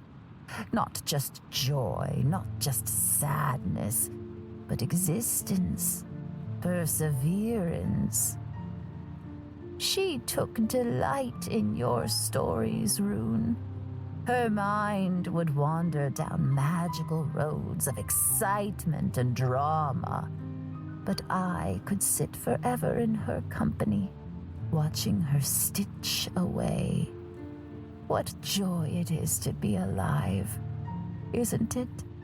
It's so sad. She never thought she was anyone special. But listening to her tales, she lived a life of wonder. Humans always forget the daily miracles of life. They want to be special, to make a mark upon the world, but forget that their very existence is the most captivating tale of all. It might not be like the tales the bards tell in my brother's domain, but I will be here, always, ready to listen.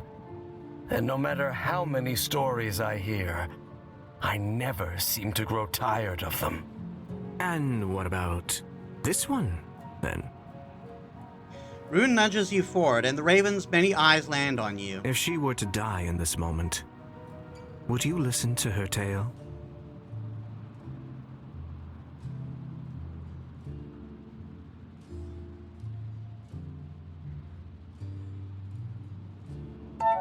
Wait, hold on. What are you saying? The tailor, everyone else in this town, they're... War is a cruel thing. It ends stories before they have come to their end. And it is always the tales of peace that are plundered first. As for your question, it is to protect the boring and mundane that brave individuals are forced to step up and become heroes. It is a noble thing, the human heart, and a tragedy. I'm afraid I won't be the one to listen to your tale. Fascinating.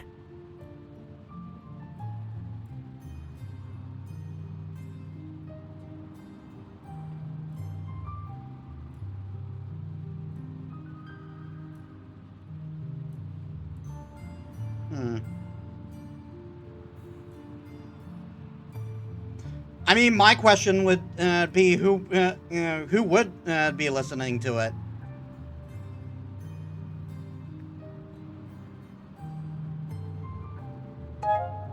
So I'm not just a bystander then?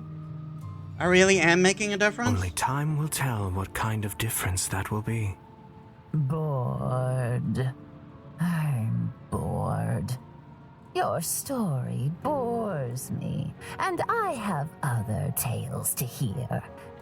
Send my regards to my brother when you meet him at the end. Farewell. The ravens dissolve into a cloud of birds, scattering noisily into the night, and they're rather loud about it. So, it seems I have my answer. Thank you for humoring me.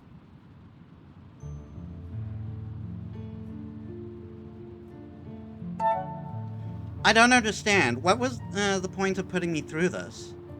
Would you believe me if I told you I'm trying to win a bet? If nothing else, I think you might have gotten something out of this trip too. A small glimpse into the future, as seen by Death himself.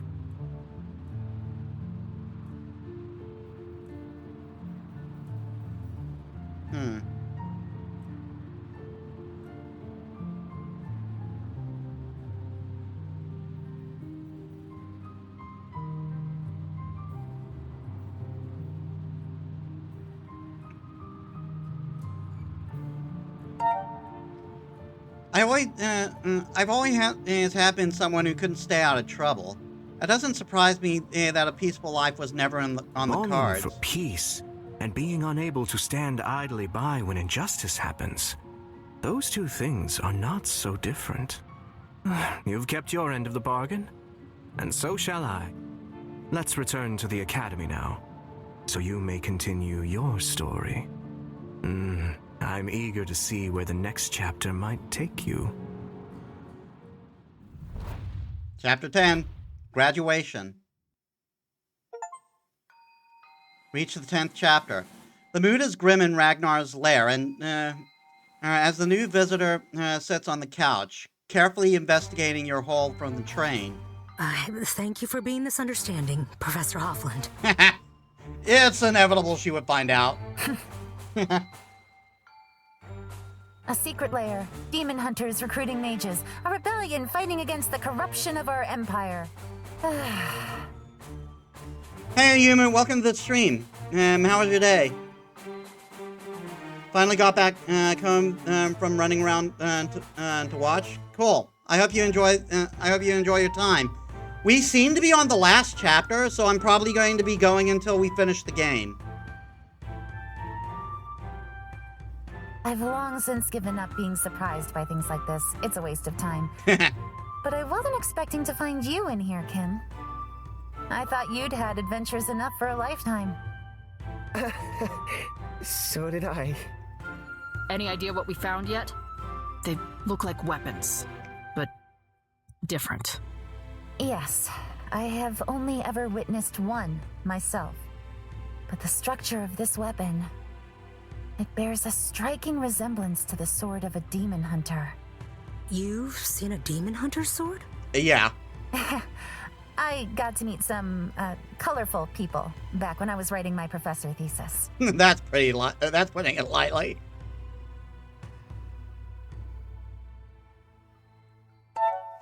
What's so special about a demon hunter's sword? They are crafted for dealing with spirits. Since they are creatures of magic, normal steel doesn't hurt them. They have to be struck with magic. So, since demon hunters are mainly non-mages, they need the swords to do their work. The original design is said to have been drawn by Izith herself, and the hunters have guarded the blueprints religiously since then. How do they work? How do they work exactly? You can't just make steal magic, right? You can, with the right power source. And the swords are powered by the extremely scarce material of dragon bone. How do you know all of this? Most demon hunters are not even privy to such information. As I said, very colorful companions. Yep, one was a demon hunter. Back in the day, demon hunters would obtain the bones from outlanders to make their weapons. But after the Witch Queen War, the border was closed, and the hunters have had to repurpose the material they already had. My understanding is that only hunters who pass certain tests are awarded one.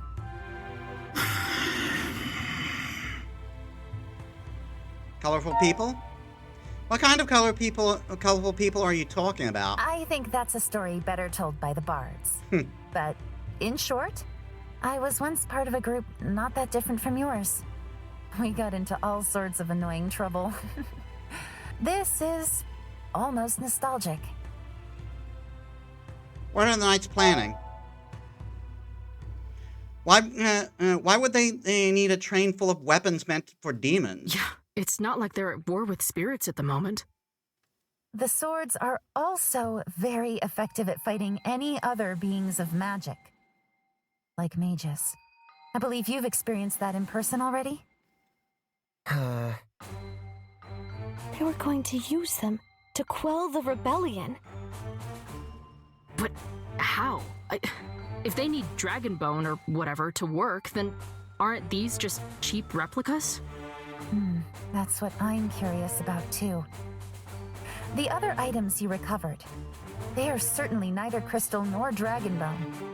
Yet, I think they were meant to fuel the weapon. They almost look like seeds, don't they? Kim? They're not from any plant I know of, but I can check. Kim picks up one of the small objects and immediately freezes. You okay? Yeah, buddy. You're looking really pale. This is a soul. No. The remains. All that's left when you strip away the person. Pure magical potential. No wonder it is so light. This whole thing reminds me of that incident in Anemone Valley. Again, it's weird that they pronounce it like that. I could have sworn it was anemone the whole time. You think this is alchemy? At least partially. How in Izith's name did Sullivan create this? I think it's nature magic. Huh? I just get this feeling from it. A ritual that removes the soul. Alchemy that turns the energy into a seed. It is possible for a nature mage to drag a demon out from within a crystal. There were so many seeds in those boxes, though. It would take a lot of nature mages to make those. How about if you had a whole group of them? Say a whole class. My classmates. That's why the nature mages had to go to Taruna. It had nothing to do with their magic. Sullivan just needed them to work on this. Of course that's what's going on. How long has she been planning this? If these weapons had made it to Vinhaven, the mages putting up a resistance down there would have been at a severe disadvantage. Blowing up the tracks might have saved their operation. But this might trigger an even stronger retaliation from Sullivan. Did anyone see you when you retrieved these items? About that. I think you should leave the school now, while you still can. I have been thinking the same thing.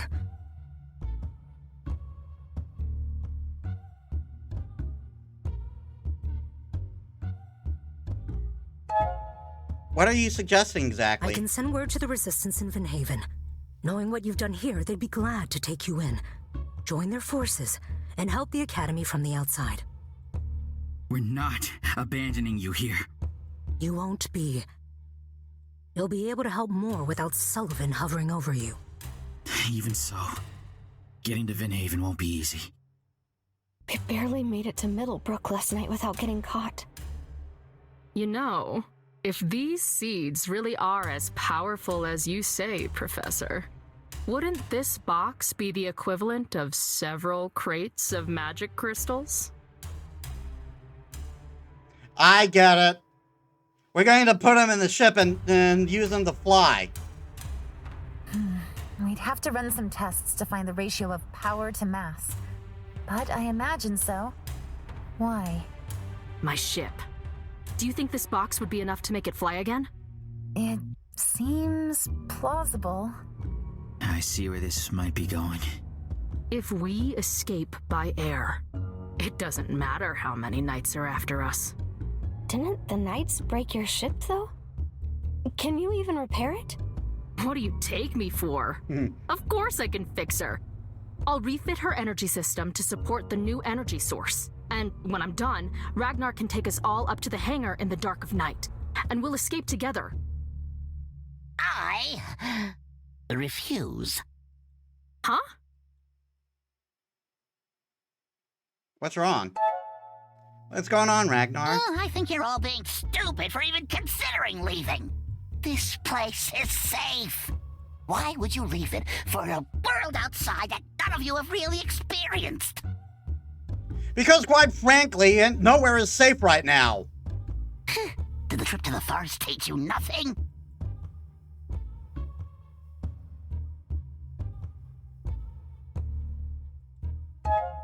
We can't just hide away forever either, Ragnar. If we want things to change, we have to fight back. Well, hiding away has worked fine for me. Better alive and hidden than out in the open and dead. I won't be helping this mad plan of yours. You're on your own. Ragnar scurries off. Wait! Sheesh. What is his problem? Ragnar's acting strange. He seems really upset. I hope he won't get into trouble. We should probably look for him before a knight spots him. Fine. I suppose my ship can wait. Can't have that stupid lizard getting in trouble over this. We can continue planning our escape later. Professor? Now, I trust you all to plan this next step of yours. Once you're ready to leave, come find me. I'll make sure the right people in Vinhaven receive word that a ship will be joining them. Very well then. I shall be taking my leave as well. I can't believe I'm getting involved in something like this again. But if you need my help, Pook, to get your ship back up and running, you will have it. Thank you, Professor. Let's go and find our dragon then. So, where could that little lizard be hiding? Anywhere within the Academy walls, I imagine. Seems like the best course of action would be to split up and look for him. Let's hope he's bad at hide and seek.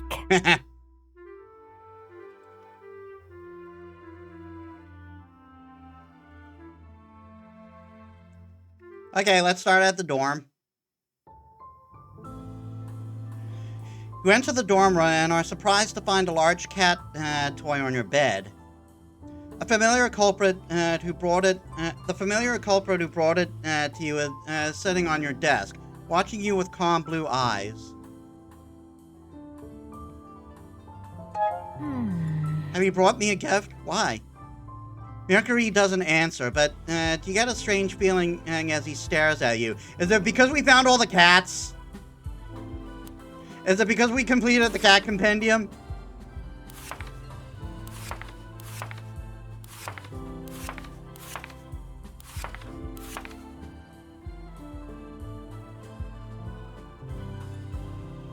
He is pleased you'd paid a visit to all the different cats in the school!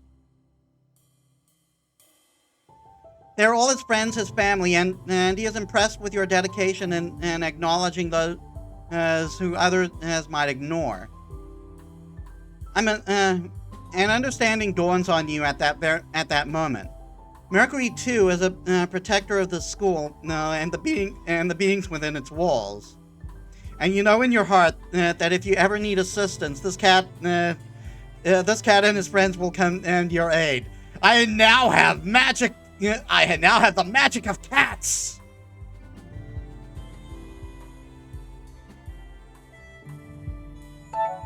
Thank you, Mercury, truly. The gray cat blinks slowly and then jumps up and trots out your room. Seems like his mission is complete. So, when are you gonna tell her? Huh? Our scarfed leader has clearly stolen your heart. And the pining is starting to get a little ridiculous. Can you please channel some of that new boldness of yours and go do something about it? Instead of sitting here sighing every other second. I am not. I'll be bold and tell you to mind your own business. I'll confess when I'm ready. Ah, so I did guess right about your feelings then. Good to know. You're awful. That does suggest that this is indeed the final chapter.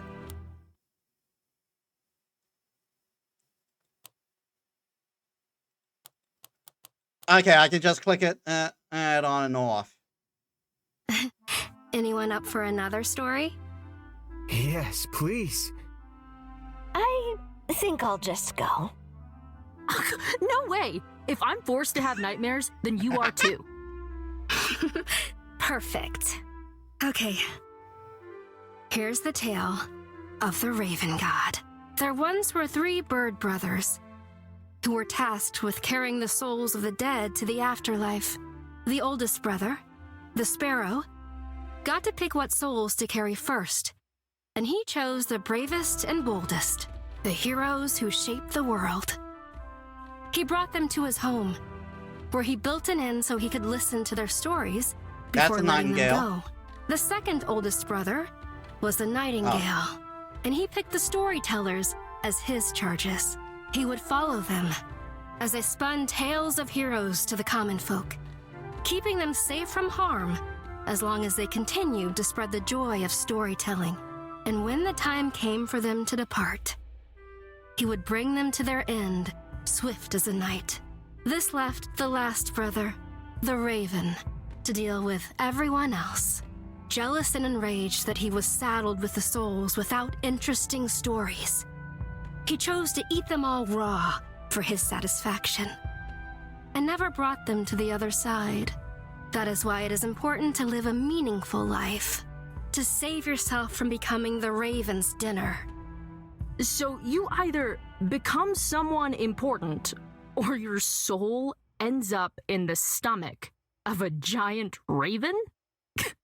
No pressure. I think I've heard something similar as a child as well. This is some tale from the old religion, right? That's right. Everyone used to believe this before the Empire was formed, and the old religion was replaced by the Paragons. The bards still follow the Nightingale as their patron god to this day. Everyone knows that if you mess with a bard, you're gonna end up cursed. And that's why not even the demon hunters will meddle in their affairs. So what you're saying is that there might be some truth to this? Nope. Not listening anymore.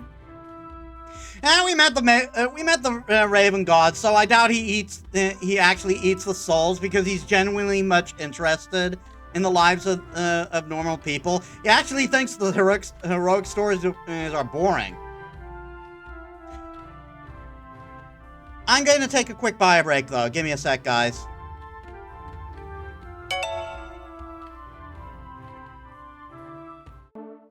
All right, I'm back.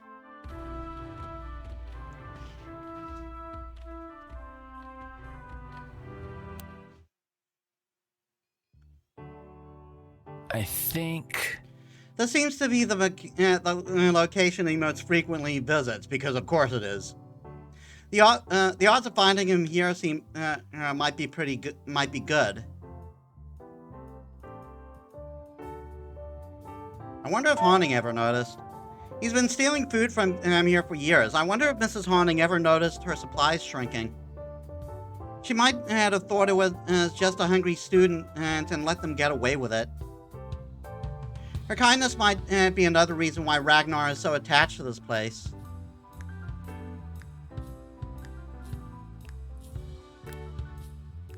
There! Look at that, my theory worked. You think you caught your prey hunter? Think again! Ragnar, wait!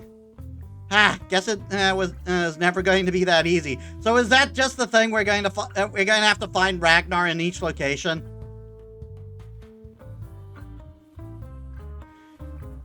He'll get himself caught by acting so reckless. recklessly.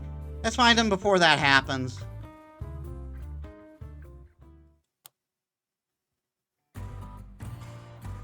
Interesting. Alright, let's see. My candy supplies have long been taken away, so he's not hiding in those. Lots of shiny equipment might be, might take a liking, he might take a liking too, though.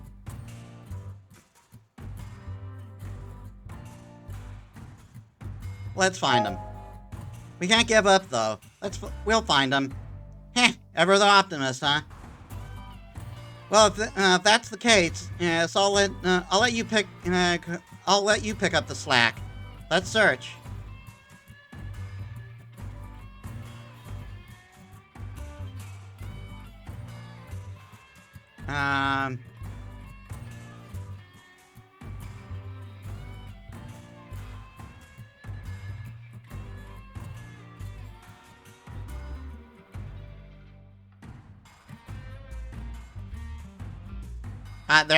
There.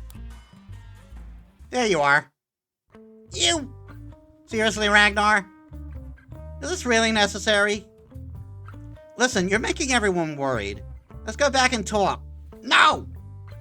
I'm done talking. You're not listening anyway. No, wait, don't. And there he goes. This is really bothering him, huh? Stupid lizard. Let's find him again before he gets hurt.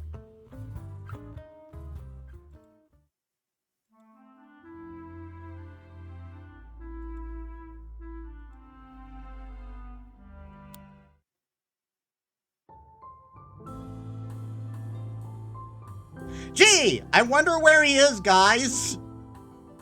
I wonder where he is.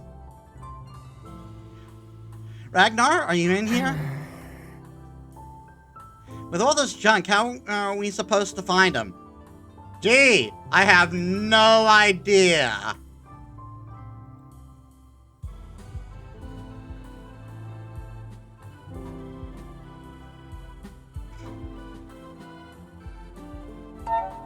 Give me a moment, I'll find it for sure.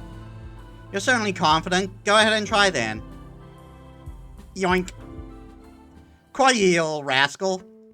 You know I can't be caught so easily. You can't keep running away like this, Ragnar. We're your friends. Talk to us. Some friends you are. No, wait, don't go. And he's gone. What's he thinking?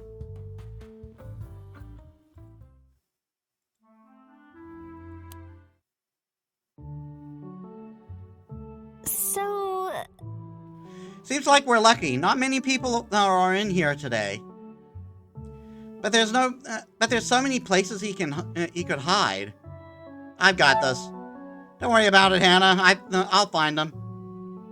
Well, I can't hold back if you're this confident. Let's look.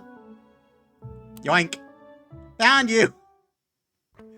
This is getting kind of sad now. You just got lucky, kiddo. I'm not coming back with you. Please, Ragnar, can we talk about this? I don't talk to traitors. And he's gone. Again. I wonder what he's thinking. We should probably keep looking for him somewhere else.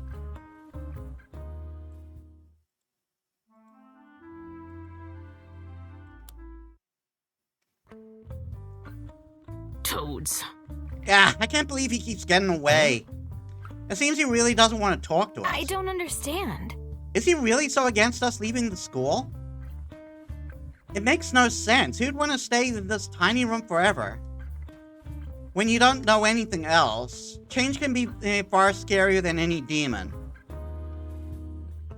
So what do we do now then? Wait for him to get hungry? I don't think that's really gonna work. There's a sudden rustle of paper wrappings. Ah, come on. We caught him because he was hungry. You pull Ragnar out from within the crate of candy. His whole face is smeared with chocolate. Hey, that's not fair. You lot chased me all around the school. I got hungry. I really don't think chocolate is the best source of nutrition. Are those golden chocolate turtles? My golden chocolate turtles? No. You all...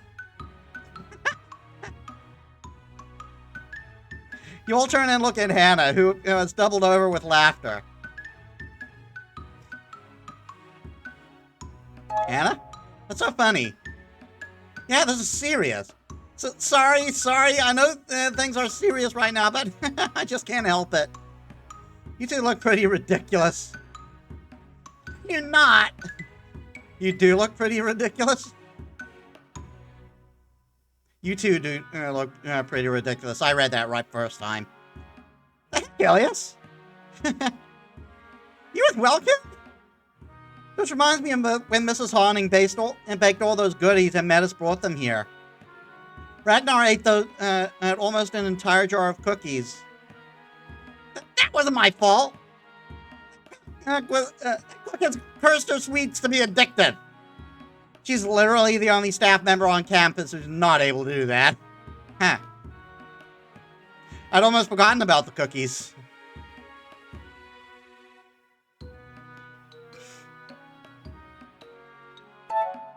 That feels like a long time ago now. We certainly made a lot of memories. That's why I don't understand why you would want to leave. Outside these walls, there's no way for me to protect you all. We could stay safe and have fun, and just like back then, right?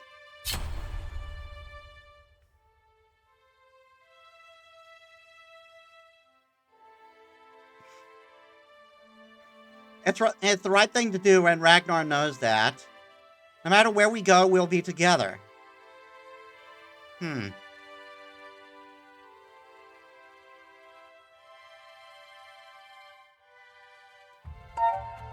matter where we go, Ragnar, there's always new memories waiting for us. Our friendship is not confined to the academy, so so you don't have to limit yourself to these walls either. Metis is right. We might not know what we're heading into out there, but we'll have to have each other. We'll have each other, or at least. What they're trying to say is, you're a pain in the butt now, and you'll continue to be one wherever we go. You. You're some real brats, you know that? Making me care about you like this. But thank you. If we're all ready to leave, then so am I. I'm ready to move on. The window shatters. What the window?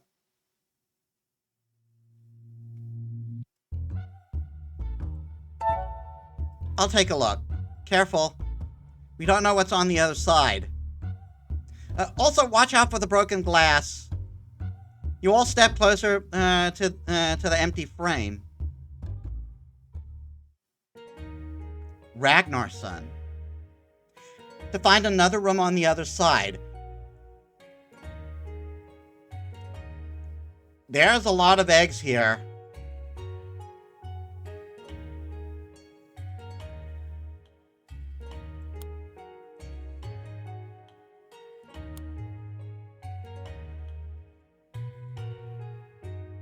What is this place?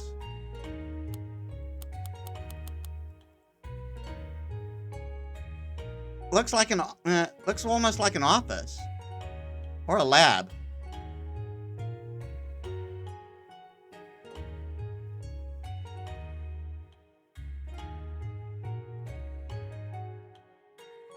Has someone been watching us this whole time?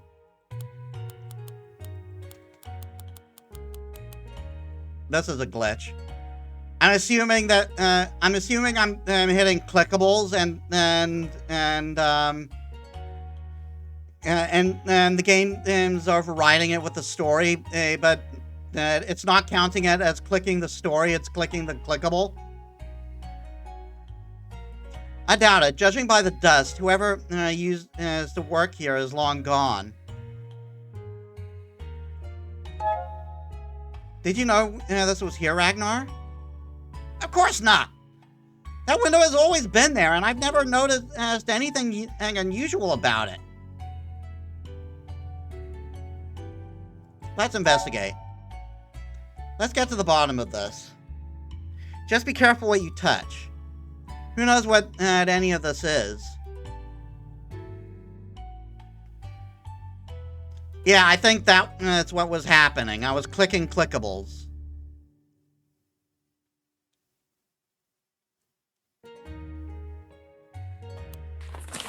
It's a newspaper dating back to the war with the North. This is from before the archivists were outlawed by the Empire. I woke up after a nightmare and in a cold sweat started searching this machine I somehow barely understand. I worked in a trance as if possessed. Once I was done and had witnessed the horror I had created, a great serpent eye appeared in my mind. I believe I'm going insane. I don't trust myself with this. That's why I'm sending it to you. Burn it if you must. I just never want to see it again. The spirit locket that I will hide here. I still know one of your blood spells. I still know one of your blood spells to seal the door, and I'm calling up a friend's help to guard its location. You remember Elizabeth, don't you? You should flee too.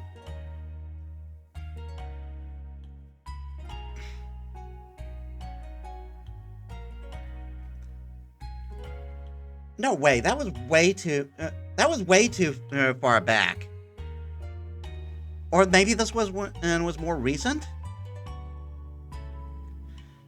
So Liv was the one who created the blueprint for the machine that turns souls into crystals. But it seems like she didn't come up with it herself. A great eye sent her a vision of it. Sounds like the work of a demon to me. But how did it communicate through the stone? Another mystery. At least now we understand the connection between Sullivan, Liv, and my father. Liv created the blueprint and sent it to my father here at the Academy. And then he then hid it in the restrictive zone where years later Sullivan sent it, went to steal it. But how did she know it was there?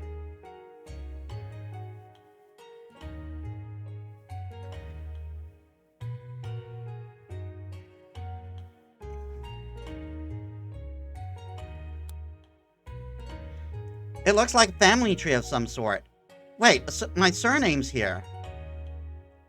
This must be the old archivist's lab. They always did enjoy keeping track of bloodlines. So back when we first fell into your lair, this place recognized Kim's blood as family and let you all in. As I told you, woefully inadequate security measure. So this is my family, huh?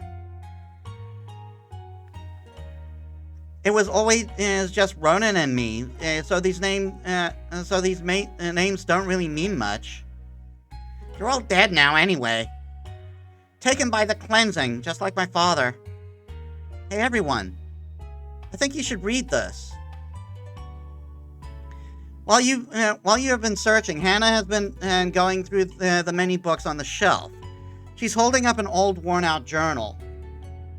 This is my father's handwriting. Subject 7 appears to be a success. Unlike his earlier siblings, his mental state seems stable.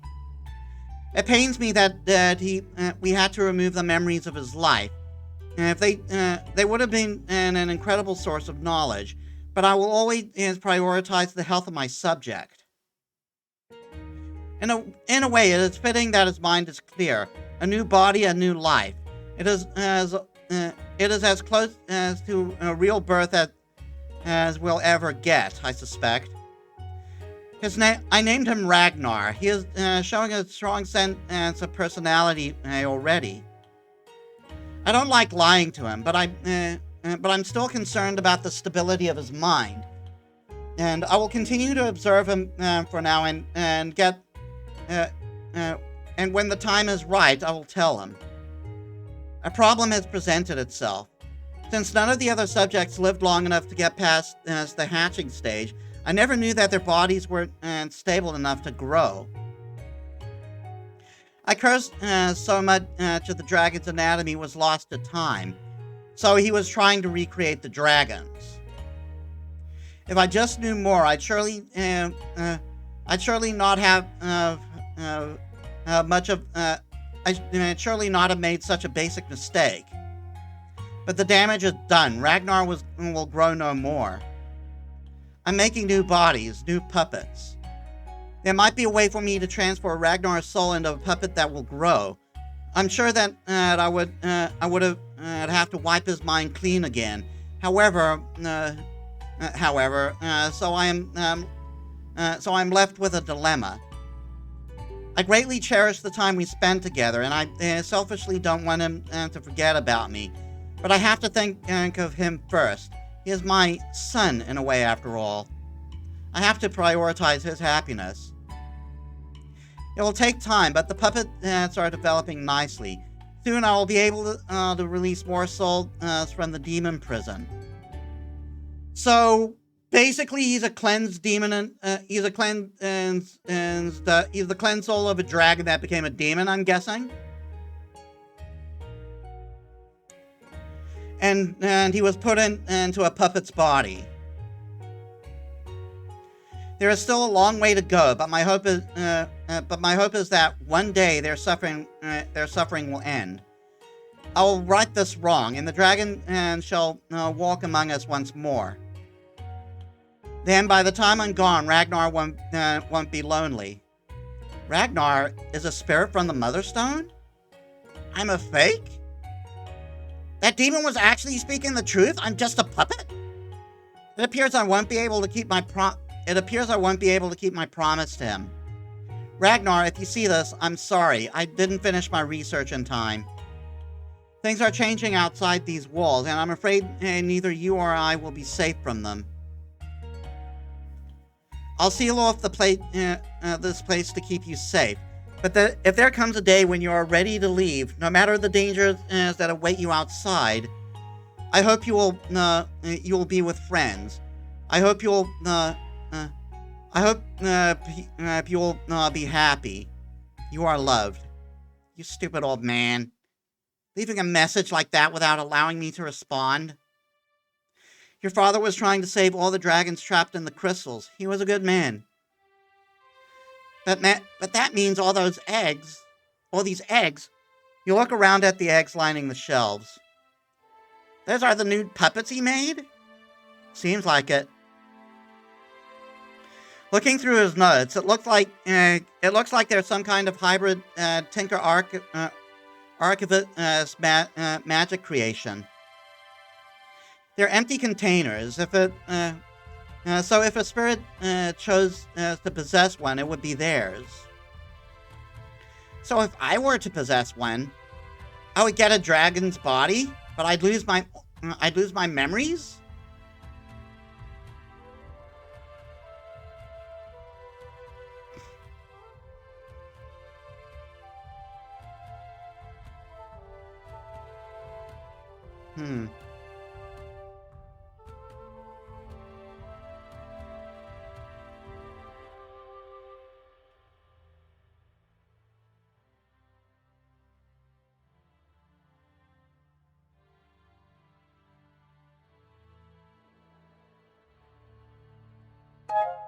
Is that something you want? No. I already decided that I'm ready to leave this place with you all. I'm ready to leave all of this behind. None of that would matter if I didn't have my memories. However, do you think, is it possible I could continue where he left off? I'm no researcher, but I got nothing but time. It's such a shame to leave this all unfinished, isn't it? You know, Ragnar, we might not be as smart as your father, but if this whole war thing blows over, I wouldn't mind helping you finish what we started. Me too. No, if it would even be possible.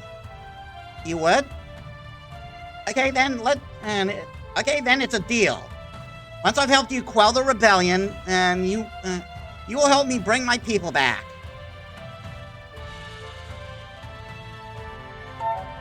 You got yourself a deal, Ragnar the Great.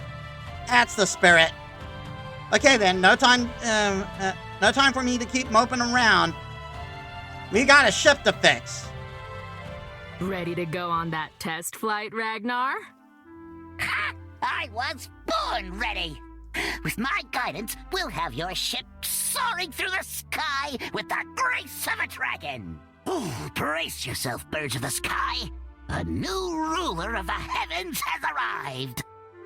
Guess I'll brace myself for the backseat driving, but sure. Let's take over the skies.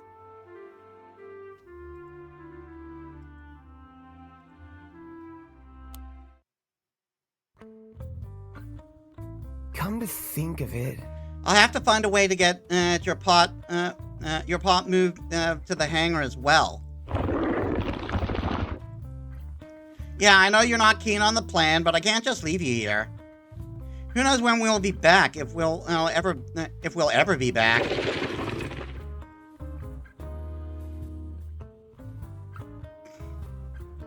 This is it. We'll be back, Kim. I'm sure of it.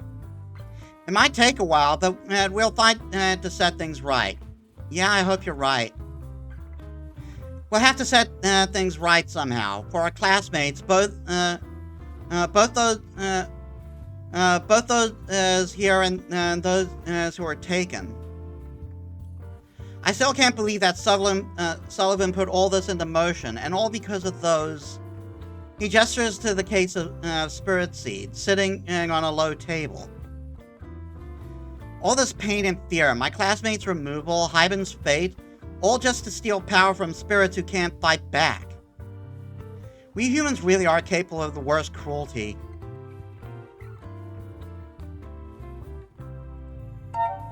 But we're also capable of great kindness. You're right. Ragnvald built this entire space to help the dragon spirits, despite knowing nothing but their fury and anger. Was that anger? And danger. Who knows how they were originally trapped in the crystal, but he still thought he still thought they were worth saving. Creating a solution where neither party has to suffer. To think the answer was behind that window all this time. I wish Hyben had been around to see it. If my spirit magic can be of use seeing this research through, then I'll give it my all. Of course, all of this is only relevant if we successfully make it out of here. I wonder... How do you feel about what we learned about Ragnar's father and his research? Well, frustrated that someone was apparently very close to solving this and that the whole thing fell apart just because someone craved power. Yeah, that's always the case, isn't it? I wonder what kind of world we'd have today if we'd been allowed to complete his work. If I never had to force the spirit back into the stone and to keep the peace. But those musings will get us nowhere. We can only move forward now, and we've been given this chance. So how about the family tree we found in there? It's kind of wild, isn't it? I barely remember my parents. For most of my life, family was meant family has meant to me and my brother. Of course, I knew I had to come from somewhere, and after Ragnar told me I had Archivist blood and what that meant, I did bring up a lot of questions, which we did not question the entire way. I actually kind of forgot it was there. I still have a hard time feeling anything from the list of names I never met, but knowing that some of them might have been in here working to make the world a better place, that feels good. We'll reach our goals, whatever they might be, one step at a time. Right. And the first step is to find a way to bring this guy with me to the hangar. Any ideas? Use Julian as bait.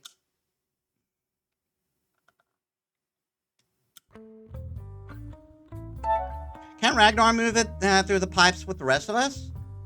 Absolutely not! I'm not getting trapped inside the tight space with those thorns. Guess that's off the table then. I guess so I still have to brainstorm. It's funny, despite everything that's going on, I'm not feeling frightened. Objectively speaking, the world around us is falling apart, but to me, it's never felt more sturdy.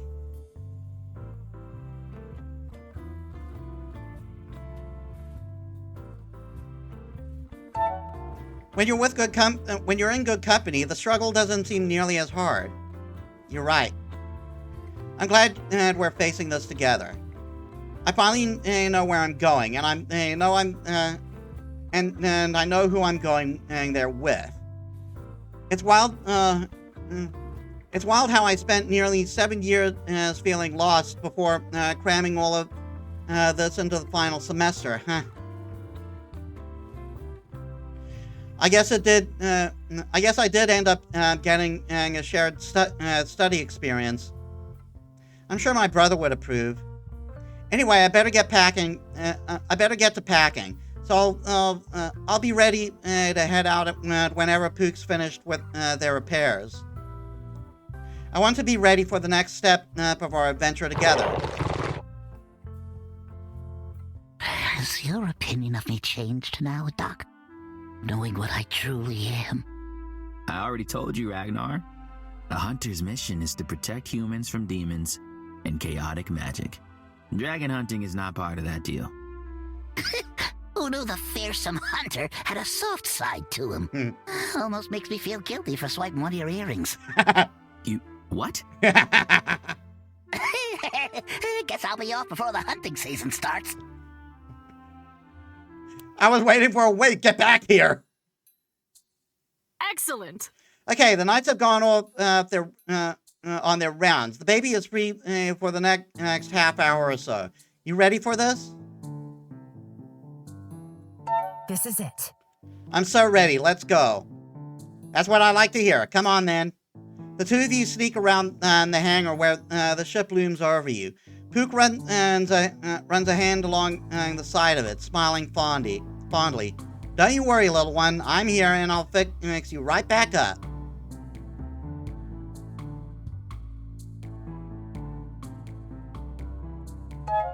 Let's hope the damage isn't too much for us to handle. I built her. And I will make her fly again, whatever it takes. Now let's take a look. Pook opens the hatch and begins pulling out wires. Those fools really did a number on you, didn't they? But it's nothing I can't handle. Pook's hands light up with yellow magic and they get to work. For 20 minutes, they work in silence, only occasionally asking you to pick up a tool for them or hold a pipe while they welded it in place. And finally, the spirit seed. There's a click followed by a hum, and the ship comes to life. Pook's eyes are sparkling. It really worked, and it's very loud! Can such a small stone really hold so much power? No wonder Sullivan went to such lengths.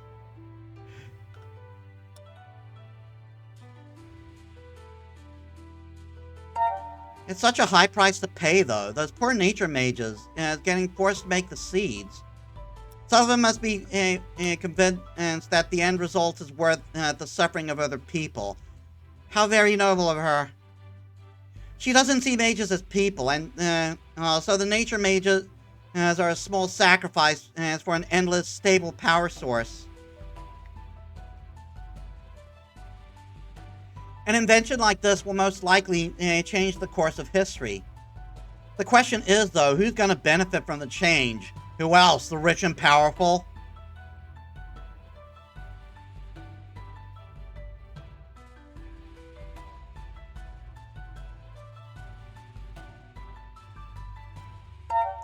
You're still thinking about who might have leaked the research to Sullivan? Exactly. The Academy stands to lose the most of these crystals are put to use, and the Academy controls the restricted section where the blueprints were stored. So who could possibly want to leak that to Taruna? If you ask me, it's hard to believe this is the work of just one person. I wonder if she had help, or... The sound of stomping boots announces the knight's return.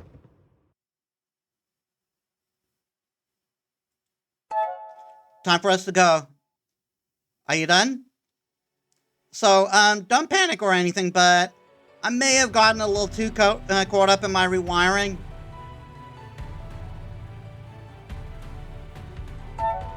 What are you talking about? I'm stuck.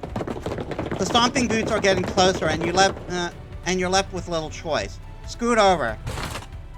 You squeeze in next to Pook and close the hatch after you. Jeez, be careful. Corkscrews. I think your foot is in my face.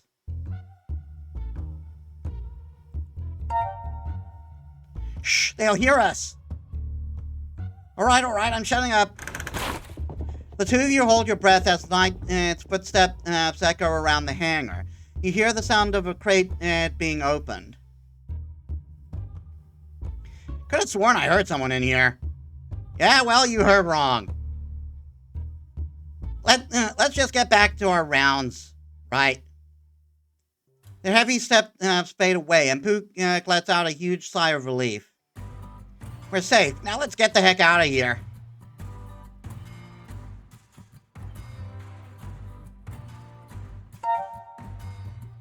I'm on the case. You throw open the hatch, and the two of you gulp down lungfuls of fresh air. I'm so ready to get out of this place for good. You help Pook get themselves untangled from the wires with only a minor amount of cursing, before you both clamber down to the ground. Thank you, Paragon. Thank you, Paragons. I'm glad that I had you here. Getting distracted almost got me caught. Whatever the truth is about these crystals and how Sullivan heard about them, I guess we'll find out when we're somewhere safe. Gotta handle our problems one at a time.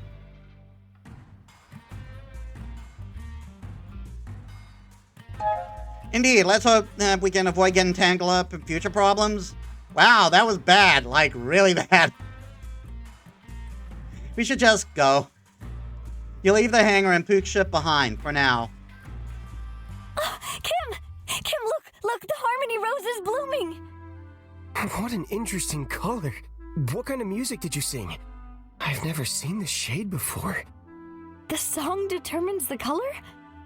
Either that or the difference lies in the quality of the sound waves. We normally use recordings in the greenhouse, but even the best Tinker Magic can't truly mimic a live performance, so we're never able to properly test it. Fascinating. You know, Hyben would have been over the moon at this result. He had a theory that this was the case, but when he tried to test it with his own singing, the whole batch shriveled up and died. He really was a great man. He really was, wasn't he? 07's for Hyben.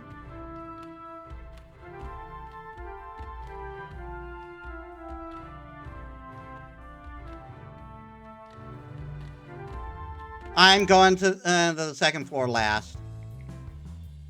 You step into the illusionist's classroom. Catherine is nowhere to be seen. Where could she have gone off to? Those knights had better not be bothering her. Listen. She is so gay for Catherine. Catherine can take care of herself, but it wouldn't hurt to look around.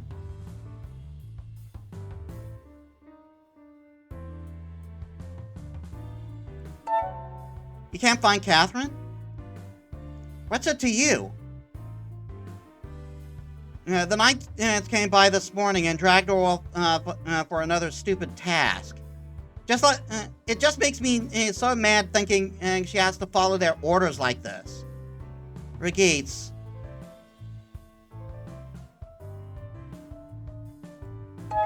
I'll look around too and see if I can find her. Playing at being the hero, are we? Whatever, do as you please. We'll be in the ward searching if you find anything. The two of them walk off, leaving you to start your search. Down the hall, you pass a couple of knights. A snatched fragment of their conversation makes you pause and listen. Did you hear little Miss Prefect scream when we closed the door? Stupid noble kids are all just whiny little babies who are afraid of the dark. So they're bullying her. She better hope that the dolls in that dusty place aren't cursed. So she's in the storage room then.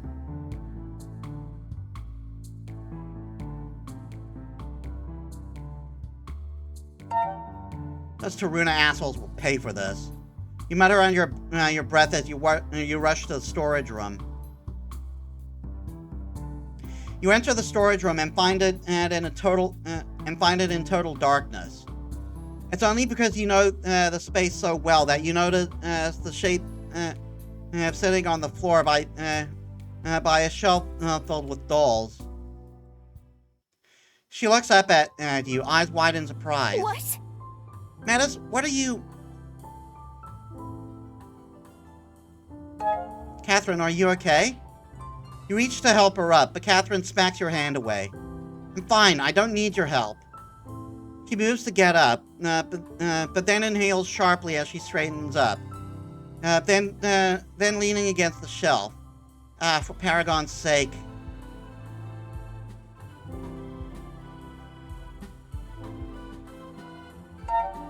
Catherine, did the knights do this to you? Don't be absurd. Those brutes might be unhinged, but they haven't resorted to direct violence yet. That blasted knight cut the light and slammed the door shut. I couldn't see. I tried to find a way out, but then I fell over this crate and I think I pulled something in my leg. I'll take you to the ward. Come on. I already told you I don't need your help. She sits back down and with an exhausted sigh. Just leave me alone.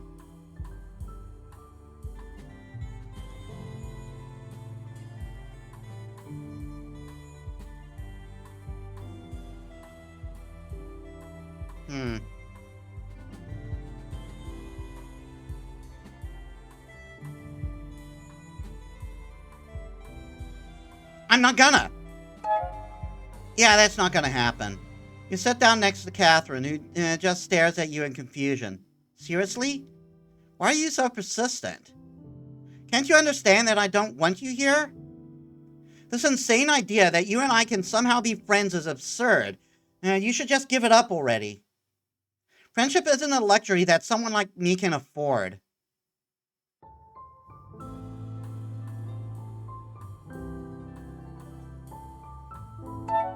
Well, Julian and Rukit seemed pretty worried about you just now. You owe it to them not to stay here hurt and alone. If I did leave you, Julian would poison my dinner for sure. Those two were worried? I told them not to get involved. Friendships don't last in this place. I can't allow myself to rely on them.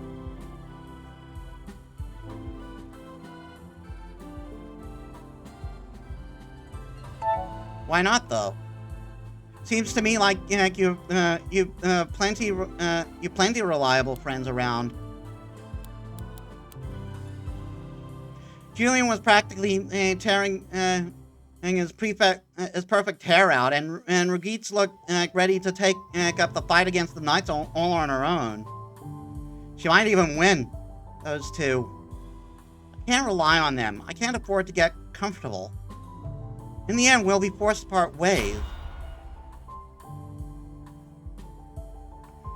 Why should Catherine put her faith in her friends? Nothing is forever, but they're here and now. If you don't want to lose them, then fight for them. You keep talking about friendships like you've lost them even before they've begun. I didn't take you for a coward, Catherine Clancy. If you want something, you have to fight for it. Right now, Julian and Regitz are fighting for you, and you're just going to leave them hanging? Huh. You really are such an idiot. But then again, so am I. Catherine gets up with a wince, leaning heavily on one foot. I'll go to the ward. Julian will probably give me an earful for walking on this, but maybe that's okay.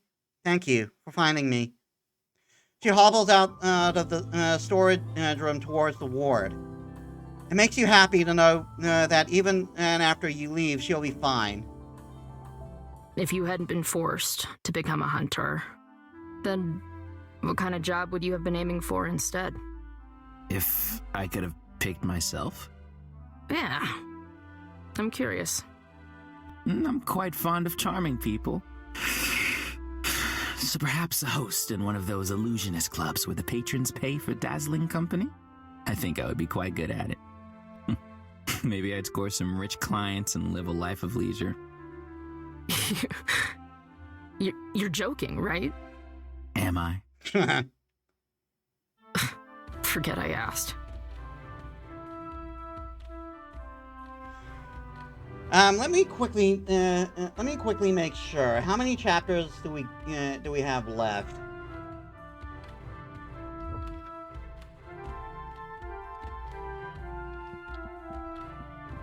I just want to make sure this is the last one.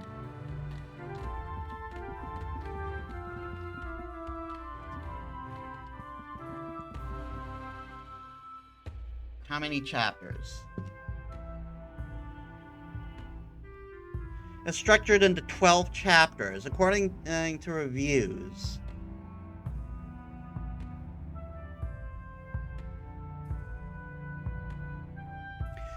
So then next session will probably be the last. So I guess we'll get close enough to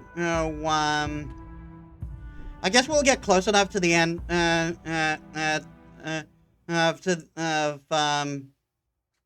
we'll do a couple more scenes and then we'll do the rest next week, which will probably be the last chapter. Which will probably be the last chapters.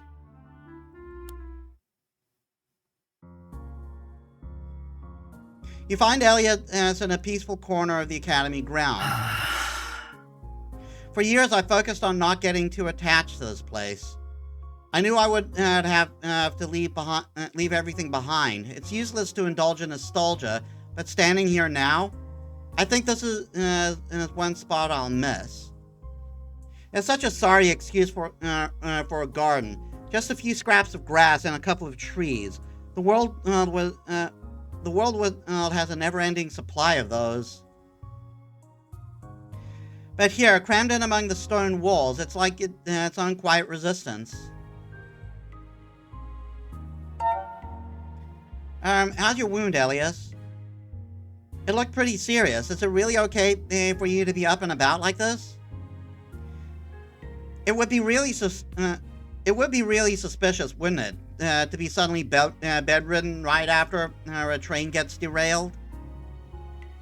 We have to keep up appearances just a little longer. Don't worry, I'm being careful. Well, you know your own body best. Elias winces and leans against the wall.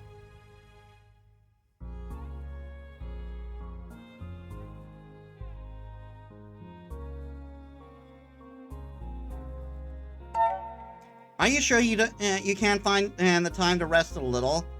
We need you to be ready for our next mission. I'm not entirely sure you do. Listen, what you did in the forest.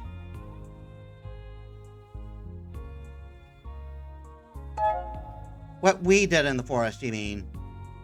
We're a team, remember? You were very brave. You're not one to dish out compliments like this, Elias. What's going on?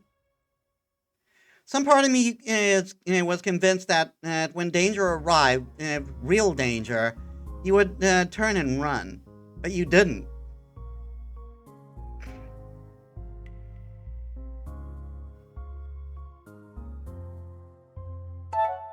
I don't think I could do that. Just leave my friends to their fates? Apparently not. When I was growing up, loyalty, bravery, they were things only really associated with the hunters beyond these walls. The heroes of fairy tales, saving the civilian, and so they could go about their daily lives. I judged you based on a child's worldview. I'm sorry.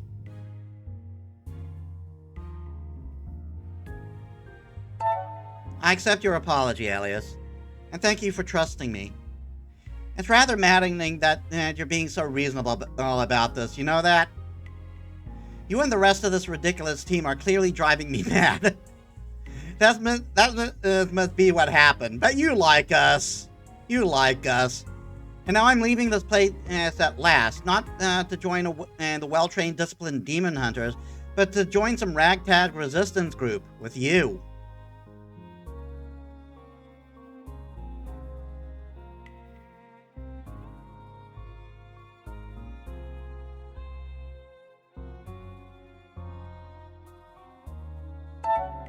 And we're glad to have you around, Elias. I suppose it could be worse. Elias pushes away from the wall and dusts off his jacket. I think that's enough sentimentality for a lifetime. Let's get back to the mission at hand, my friend. He walks off, leaving you to wonder if you misheard. Despite everything that's happened, I'm glad this chaos made the two of us spend time together again. What brought this on? I started thinking I almost couldn't recognize this new you. I was scared the friend I knew was gone. But the more time we spend together, the more I'm seeing flashes of him again. He's different, but he's still the kind kid I made friends with. It's nice. Don't go around saying stuff like that now. I have a reputation to uphold. Oh, is that so, Mr. Brooding Hunter? Want me to tell everyone about the shrimp incident? That should soften your image, I'm sure. I take it back. I prefer the less rebellious side of you.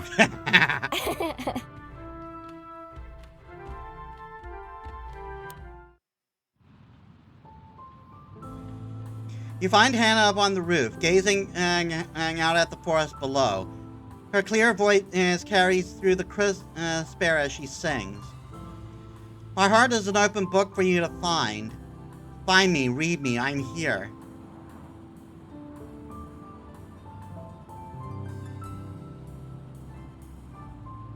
That's amazing! Beautiful. Whoa! Eek! How long have you been standing there? Port of guard, Hannah loses her footing and starts to fall. You quickly rush to catch her, but the fresh snow is slippery and the two of you fall together on the ground and in a flurry of powdery snow. Gosh, I'm sorry, are you hurt? The two of you lie tangled together on the frozen stone floor.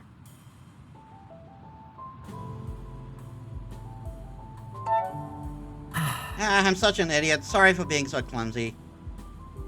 Hey, I'm the clumsy one, or at least we're both as clumsy as each other. Yeah, she gets to her feet and stays close to you. Actually, you scared me, you know. When you disappeared into the forest, I really thought.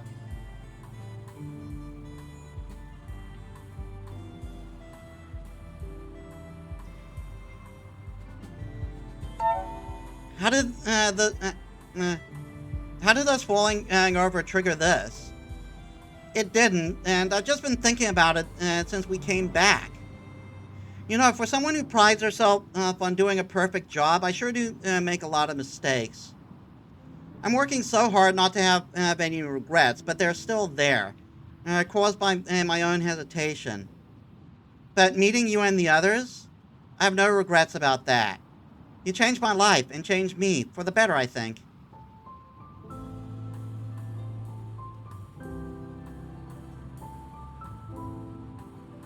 About that. Is this related to that song you were singing earlier? Oh, that? It's just something I wrote, or am writing. It's not really that good. I just feel like singing for myself for once.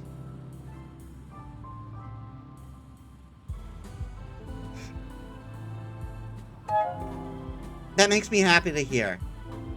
I don't mind an audience, though. Do you mind staying? I'd love to hear what you think. Hannah stands up and begins to sing. Let me explain. Since I met you, life has not been the same. The snow in spring, my walls melt away, leaving snowdrops to sprout like purest intentions.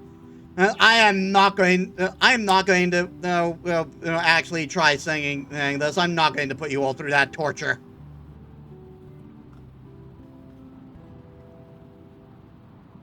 Spring is here. So what do you think?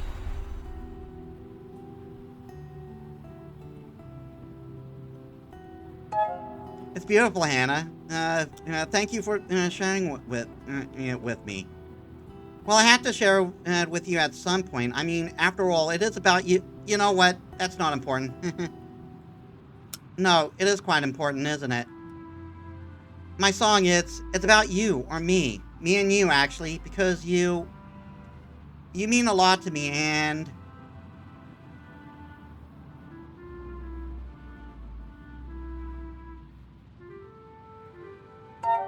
it's about me. Hannah nods shyly, toying with her hair. You're precious to me. You're someone who's seen me at my worst and watched me grow. Who saw value in even in me, even as I failed, and you just make me smile and laugh and feel like nothing else matters. And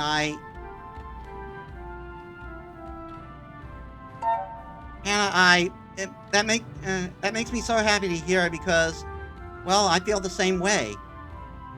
You do, and that's a relief. Then I hope that means you won't mind if I... Hannah steps close to you, rosy-cheeked, but with determination in her eyes. She pulls you in for a kiss. Yes! It's as if the snow melts around you, and all you can feel is this bright star of a woman in your arms, her light enveloping you like a glittering blanket. Wow. Her eyes seem to have doubled in size as she stares up at you in wonder.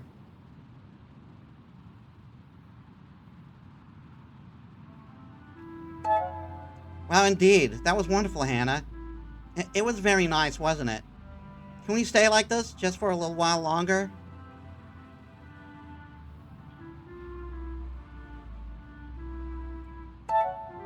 For as long as you'd like, Hannah. I won't let go. Thank you. The rest of her head, she rests her head against your shoulder. As you stand there in the snow, you've never felt so warm. I can't believe it. What is it? I've had this super annoying song stuck in my head all day. I've tried everything to distract myself, but then as soon as my head's finally quiet, it's like a demon is whispering the lyrics into my ear. I hate it. Really now? A demon? That's unfortunate. You're the one doing this, aren't you? Well played. Smoochies! Yes! We are locked into a relationship with Hannah.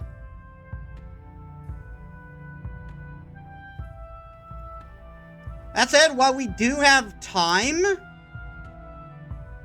I think I want to optimize the time. I want to optimize the time, and we have.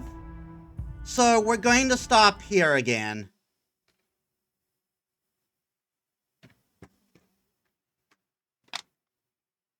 Ah. My tablet cord. Get up there. Up there. Up. Up, please. Not in my face, please. All right, then. Okay, so we are almost done. It seems like we'll probably finish. We'll probably finish with within like 2 hours or so next stream, and next stream will probably be a shorter one. And I'll probably play. I'll probably play something and I'll probably play something else in order else to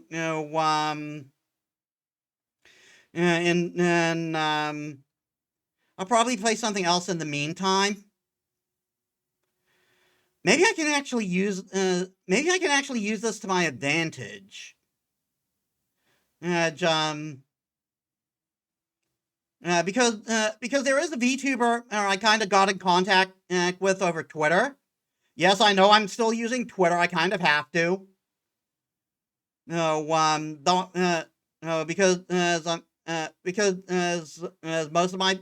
most of the people I'm following are still on there. But like, she put up the thought of doing a collab next week, and I thought maybe we could finish this off and then go into that collab. So perhaps I can make arrangements with her. We'll see about that, because we are on the same time zone, at least right now. So let us set up a raid.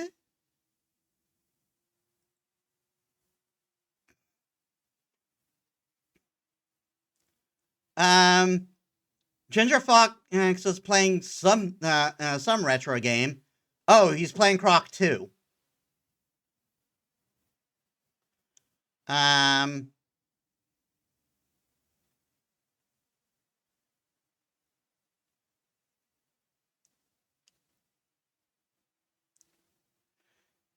We got Prince Jazu, who's doing a collab playing Crash Bandicoot.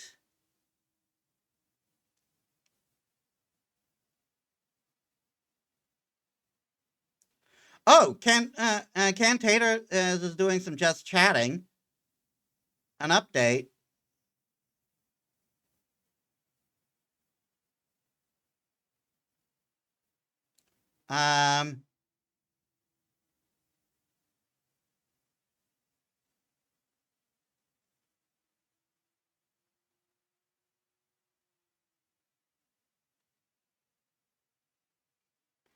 Cheryl Mouton is playing the Ace Attorney.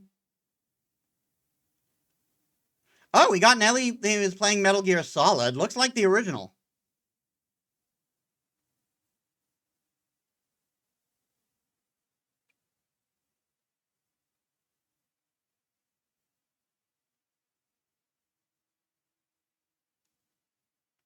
Let's raid Taters.